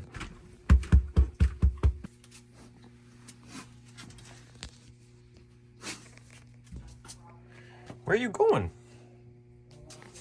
Oh, we're backing up. We're backing up. Oh my God. So that's the plan, to add another isolator, and we're going to have to get that fire alarm cable up there. So instead of continuing to talk about it, let's actually do it. This is the liquid tight flex I'm going to run between the two buildings just as a sleeve for the fire alarm cable. I'm going to be running some of this fire alarm cable here. So Electro Alert. Guess that's the brand. I've never actually paid attention to the brand. Fire alarm and signal cable. That's what it's called, FAS 105. It's 105 degree rated, 300 volt. But that stuff is not meant to be wet. It's just like NMD, so that's why we're going to put it in some liquid tight flex. This bit is all we need to actually get through the stucco. That will fit through. However, we need this so that we can actually push this into the house a little bit and then silicone it and get it all sealed up. I might drill my hole in right here in this top part because I will do anything I can to not drill through this concrete board stuff. It is so hard on your bits.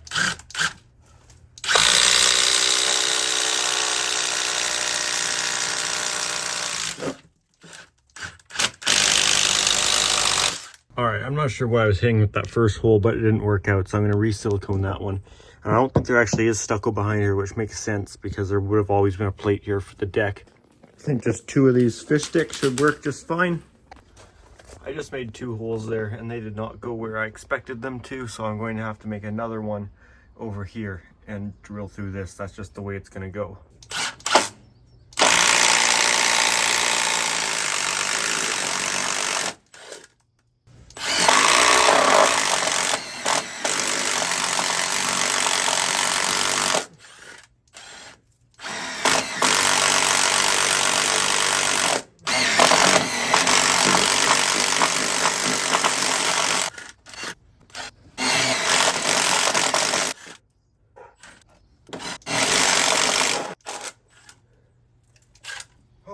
Stuff is not easy to drill. Now going to run the fish sticks down there.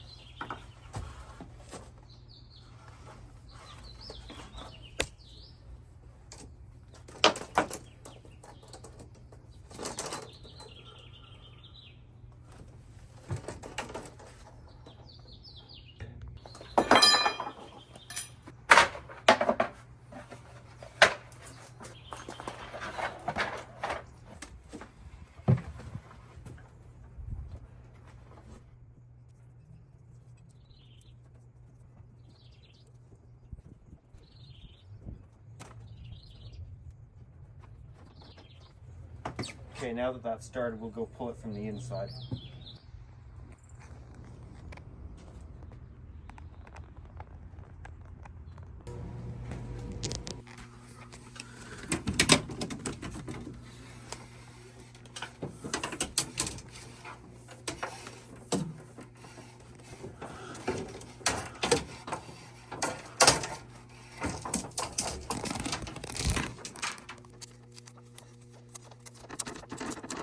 Now we will pull some extra here, enough that we think is enough to reach down into a module, down into the panel, whatever we got to do there. Now we'll cut this here with just enough to go in there and go into our box where our NAC is, and then we'll go SLC from there, splice to SLC. That's why we ran a 5 conductor, because we need a ground and we need 2 wires for our NAC, as well as 2 wires for SLC. So if we cut this right here, that'll be enough. I can see what I'm doing, trying to look through the camera.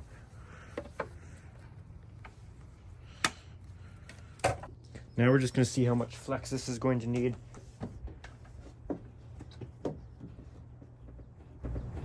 If that goes out there, through here, into there. All right, there should be good.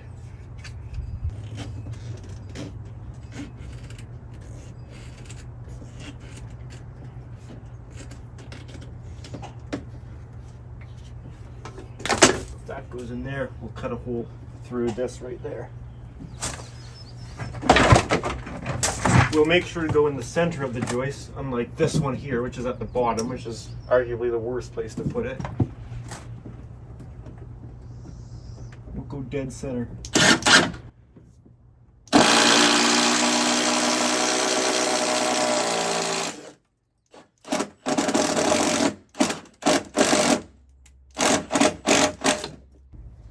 Okay, so what we're going to do with this, I'm going to pull it out of here, pull it out of there, we'll run it through this hole we made, and we'll take our fire alarm cable here, push it all the way through the flex.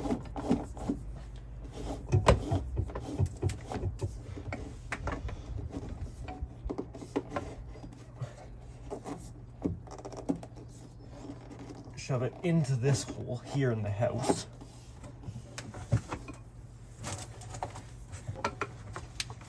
And then we'll run this into this shed here.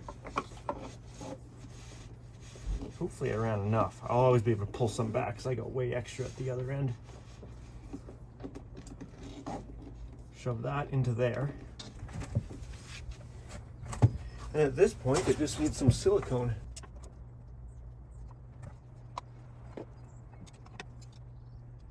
I probably should have gone with clear or black, and I would have if this was the exposed side of the shed. However, it's not. Nobody sees back here. And then this guy up here.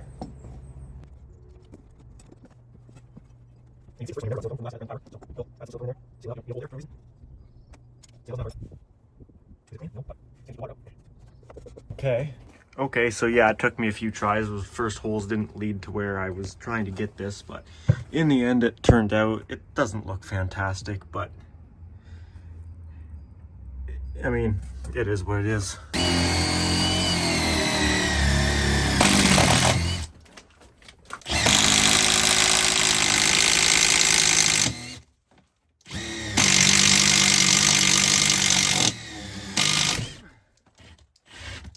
Side here.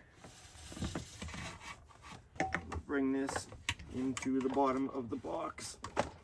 And we'll leave a little service loop in the wall. Now we need to run wire from there into this box and then down here into this box. Now theoretically I could just run a 2-wire, but I'm just going to keep running this 5-wire. I got myself this big spool of it here.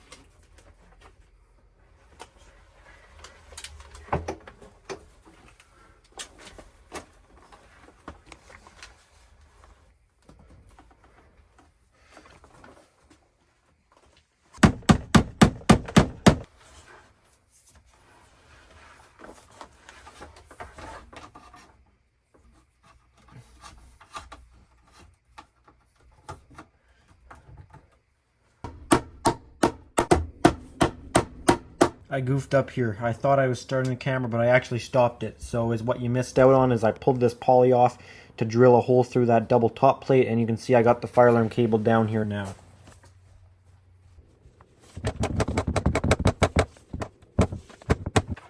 Now I'm going to prep the boxes for development.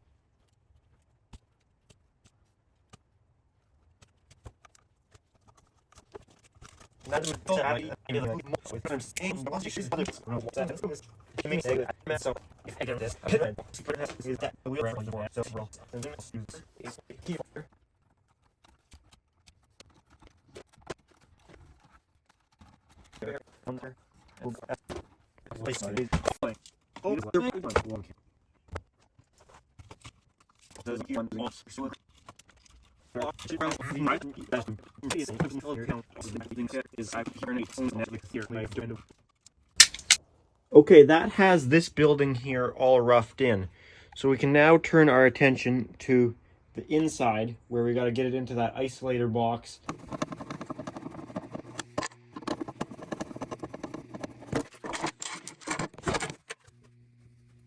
And we're going to take this isolator off here because we're going to want this on its own isolator. If we were to tie it onto the SLC of this module, it would be on the basement isolator.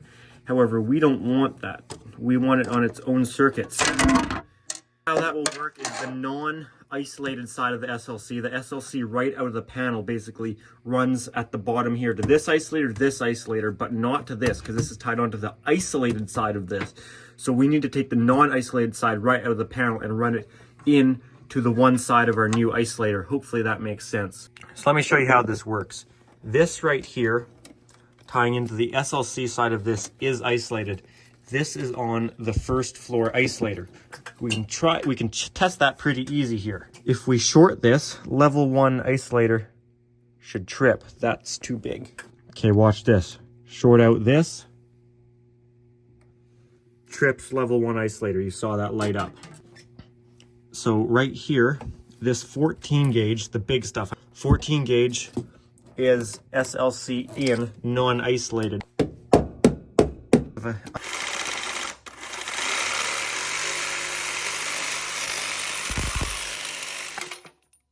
And yes, I'm totally aware and would agree a close nipple or maybe a 1-inch nipple would totally be better for this.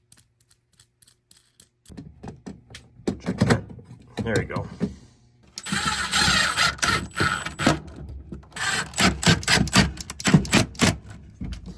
Grabbing a bit of this 14 gauge. Usually I'd mount my camera on this magnetic mount thing I've got, but I left it in the work van. So I'm just gonna have to hold the camera freehand. So my apologies for that.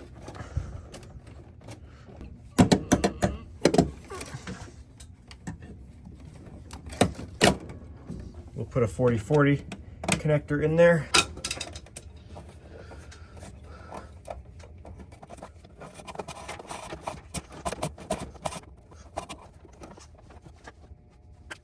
Now we're gonna strip back this whole thing here. We got way extra, but we need the neck to make it all the way in directly onto the neck of the panel, because we'll also be putting this on its own neck because it's a separate building. And it's just the SLC that will need to stop here.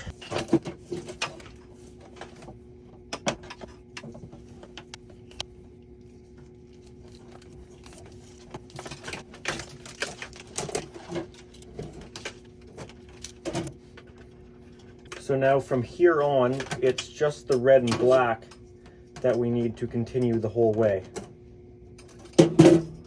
Rather, it's all.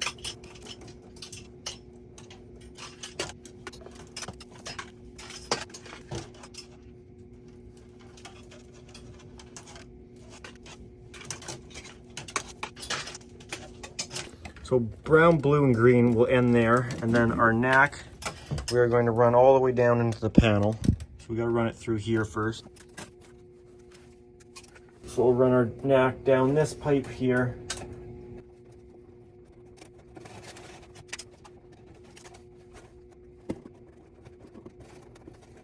Then across through this pipe here. Then we'll need to drop it down through this pipe here.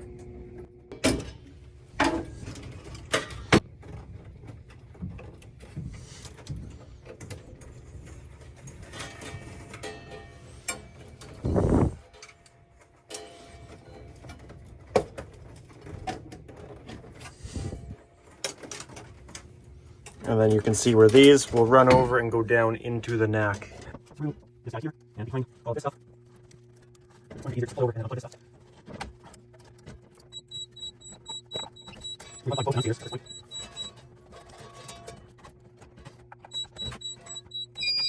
We'll run that down the side over here, and that end right there. This end of the line, we'll put our neck, and we need to add to the end of our line, that'll be all neck forward.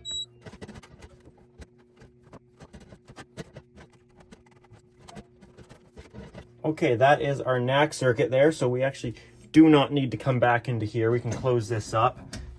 However, up here, we do have some stuff that needs to be done. First of which, we need to bring SLC over to our new isolator. We need to bring non-isolated SLC.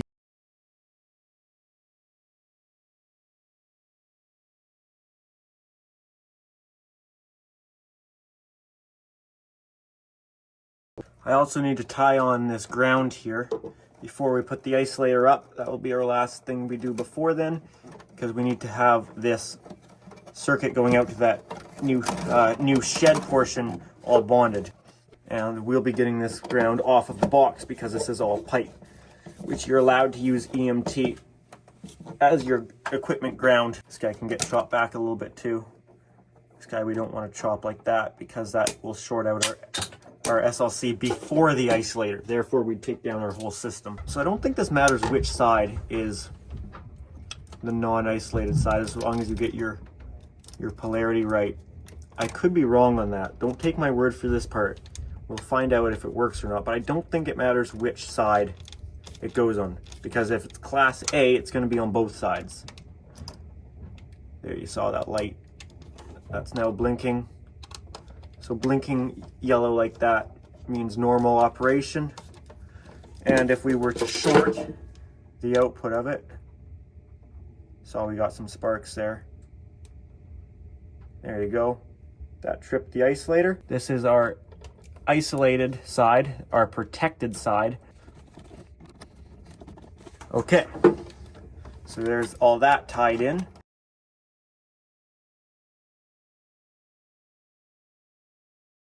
Okay. Now, aside from programming and labeling, we are all done in here. So we'll start by putting the horn up. Okay.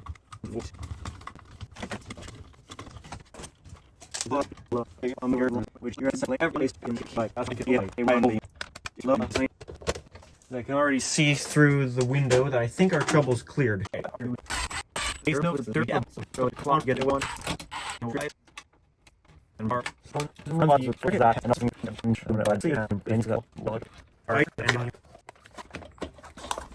And twist it on, and there you go. it will blink red every once in a while if a non-configured device is on and getting power. But I gotta set the address first. I forgot about that. Right, because I envisioned this in the program last time I revised this. So 13 is going to be for our detector, and 7 will be for our module, and I already have this laid out of what zone it needs to be added to as well. So this will be lucky 13, so set our 1's place. Oh, that's the wrong screw bit. So our 10's place needs to be set to 1, and our 1's place to 3. 1, 2, 3.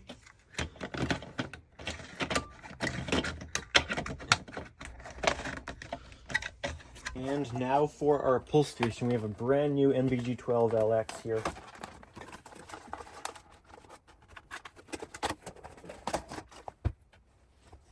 So we'll strip these guys here.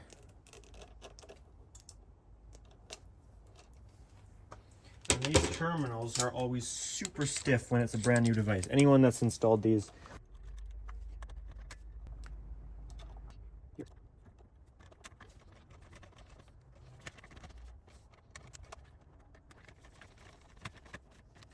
Okay, and that is our SLC connected.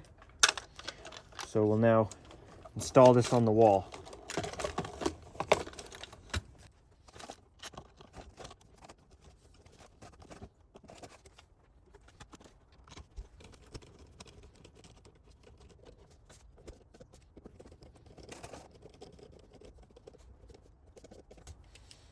Okay, and that needs to be address 7.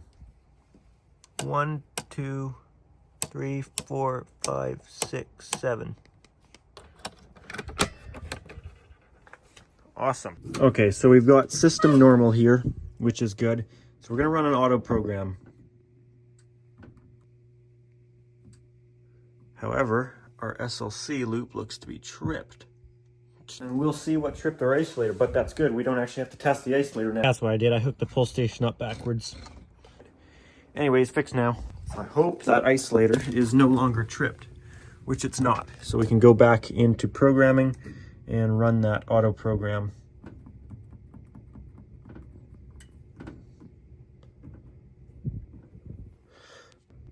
Okay, so heat fixed. This is going to be a heat rate of rise and fixed. So I think we can just put it as heat detector. We're going to label this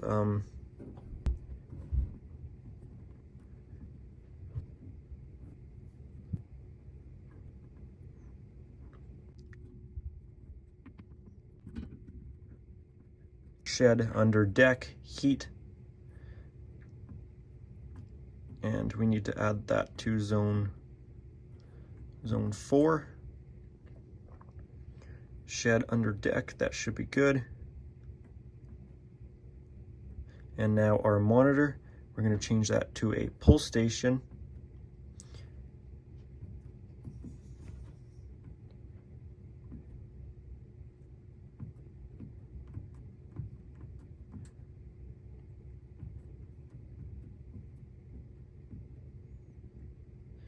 That is already on zone 4, which is perfect. I think by default they put pulls to zone 4, and that is good.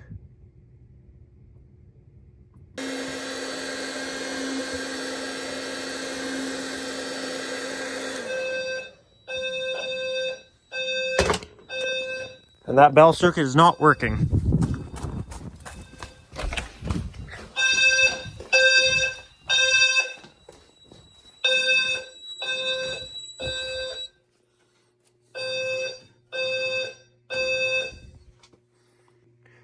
So why is that bell circuit not working? Program, modify point, that is output number 4. I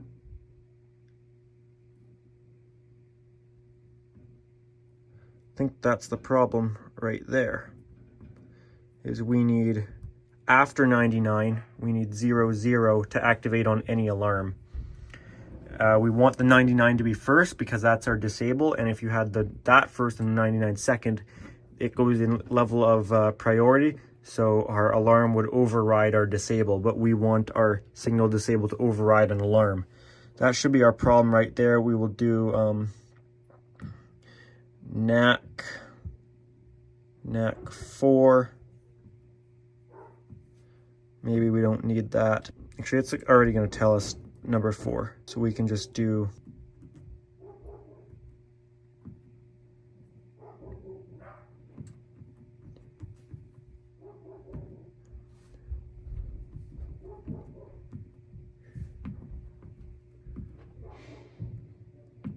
and instead of control, don't think that should matter, we'll do horn circuit. Horn circuit, and I just accidentally backed out and didn't save that, but we'll do.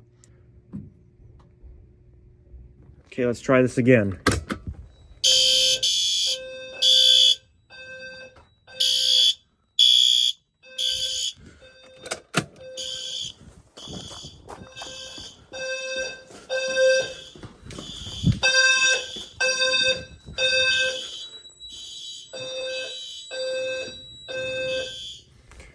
Okay, that fixed one of our problems. It's now working. However, we don't have synchronization.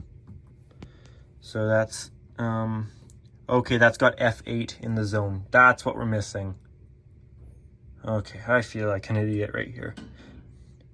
Output 4. So we just need F8 in there.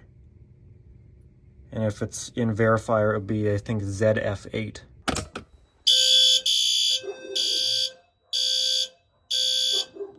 That's synced.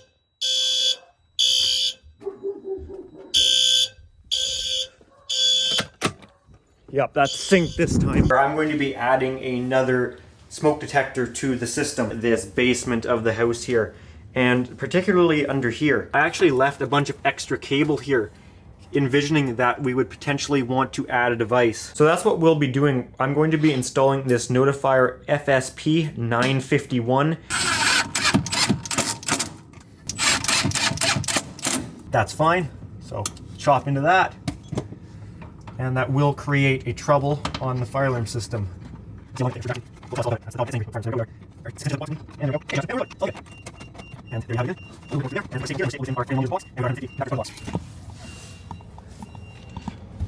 So there you have it.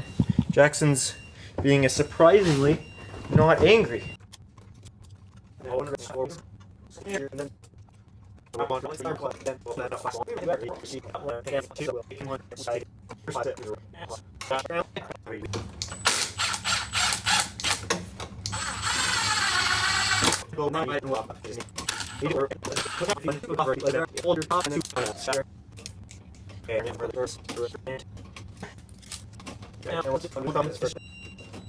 Okay, and then for our detector head itself here, here's our head. We need to set the address on it. So I looked at the device list for the system, and our last device was number 13.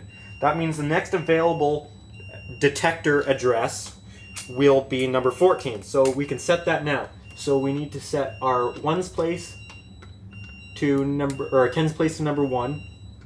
No, I'm doing that wrong. Our tens place to number 1, and then this will need to go to 4. 1, 2, 3, 4 for detector number 14, and we can then put this onto the system here. So I like to line up our 3 grooves right here with the 3 there. That will install like that, and then that will twist on. This will be basic program, and we're going to do an auto program so it finds this device. So we'll hit 1 again. Okay, there. So it's found a device. It is a smoke photo, but I am going to rename it. I'm going to call it smoke photo understair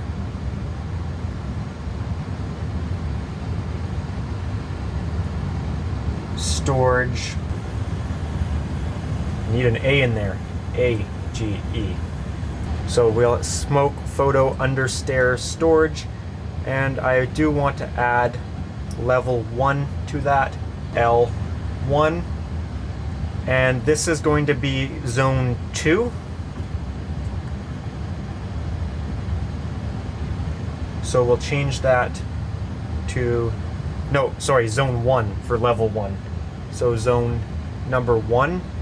We'll change our alarm levels here. I want level 8's how they come. So we'll set up pre-alarm. Okay. Give yourself a shout out here for helping me out. I got Adam here in the video. Hey, what's up? 2333 here. I'm just on FaceTime with them here, so I'm setting up the level. So which is the first one here? I don't know if you can see that. First level is the alarm level, so you're gonna want that to be. I wanted like 5, I'd say. It's a smoked. It's in a storage room under the staircase.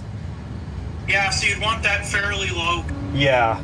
So I'll put that at 5, and if I wanted the pre-alarm, say like level 3. Yep, that looks good. Do you want it to trip every zone? I want it to set off the level 1 here, so I set it to zone 1.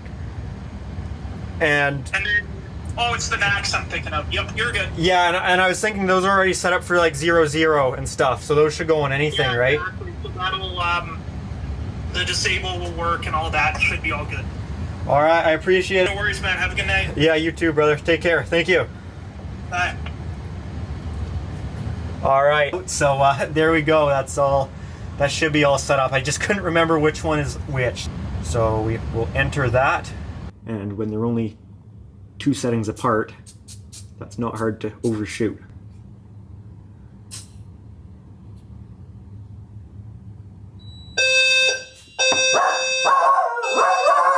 Alrighty, that's where we left off. That is the last addition to the fire alarm system that's been made. If you're still watching, thank you so much. You've sat through a over 5-hour video. I've watched entire mini-series that are shorter than this. This is my longest video, and this so far has been 3 days of editing. And I mean like 8+ hours, staying up till 2:30 in the morning, solid editing, rendering this multiple times in smaller segments before putting it down. And yeah, this has been crazy to edit. So if you've watched this, thank you.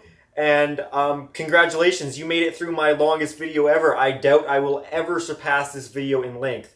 So that brings us to the end of this one. Remember, everything you saw in this video has its own dedicated videos with more detail. But anyways, I don't need to drag this on any longer. If you guys did enjoy this, make sure to give it a thumbs up. If you have any comments or questions, feel free to leave those down below in the comment section.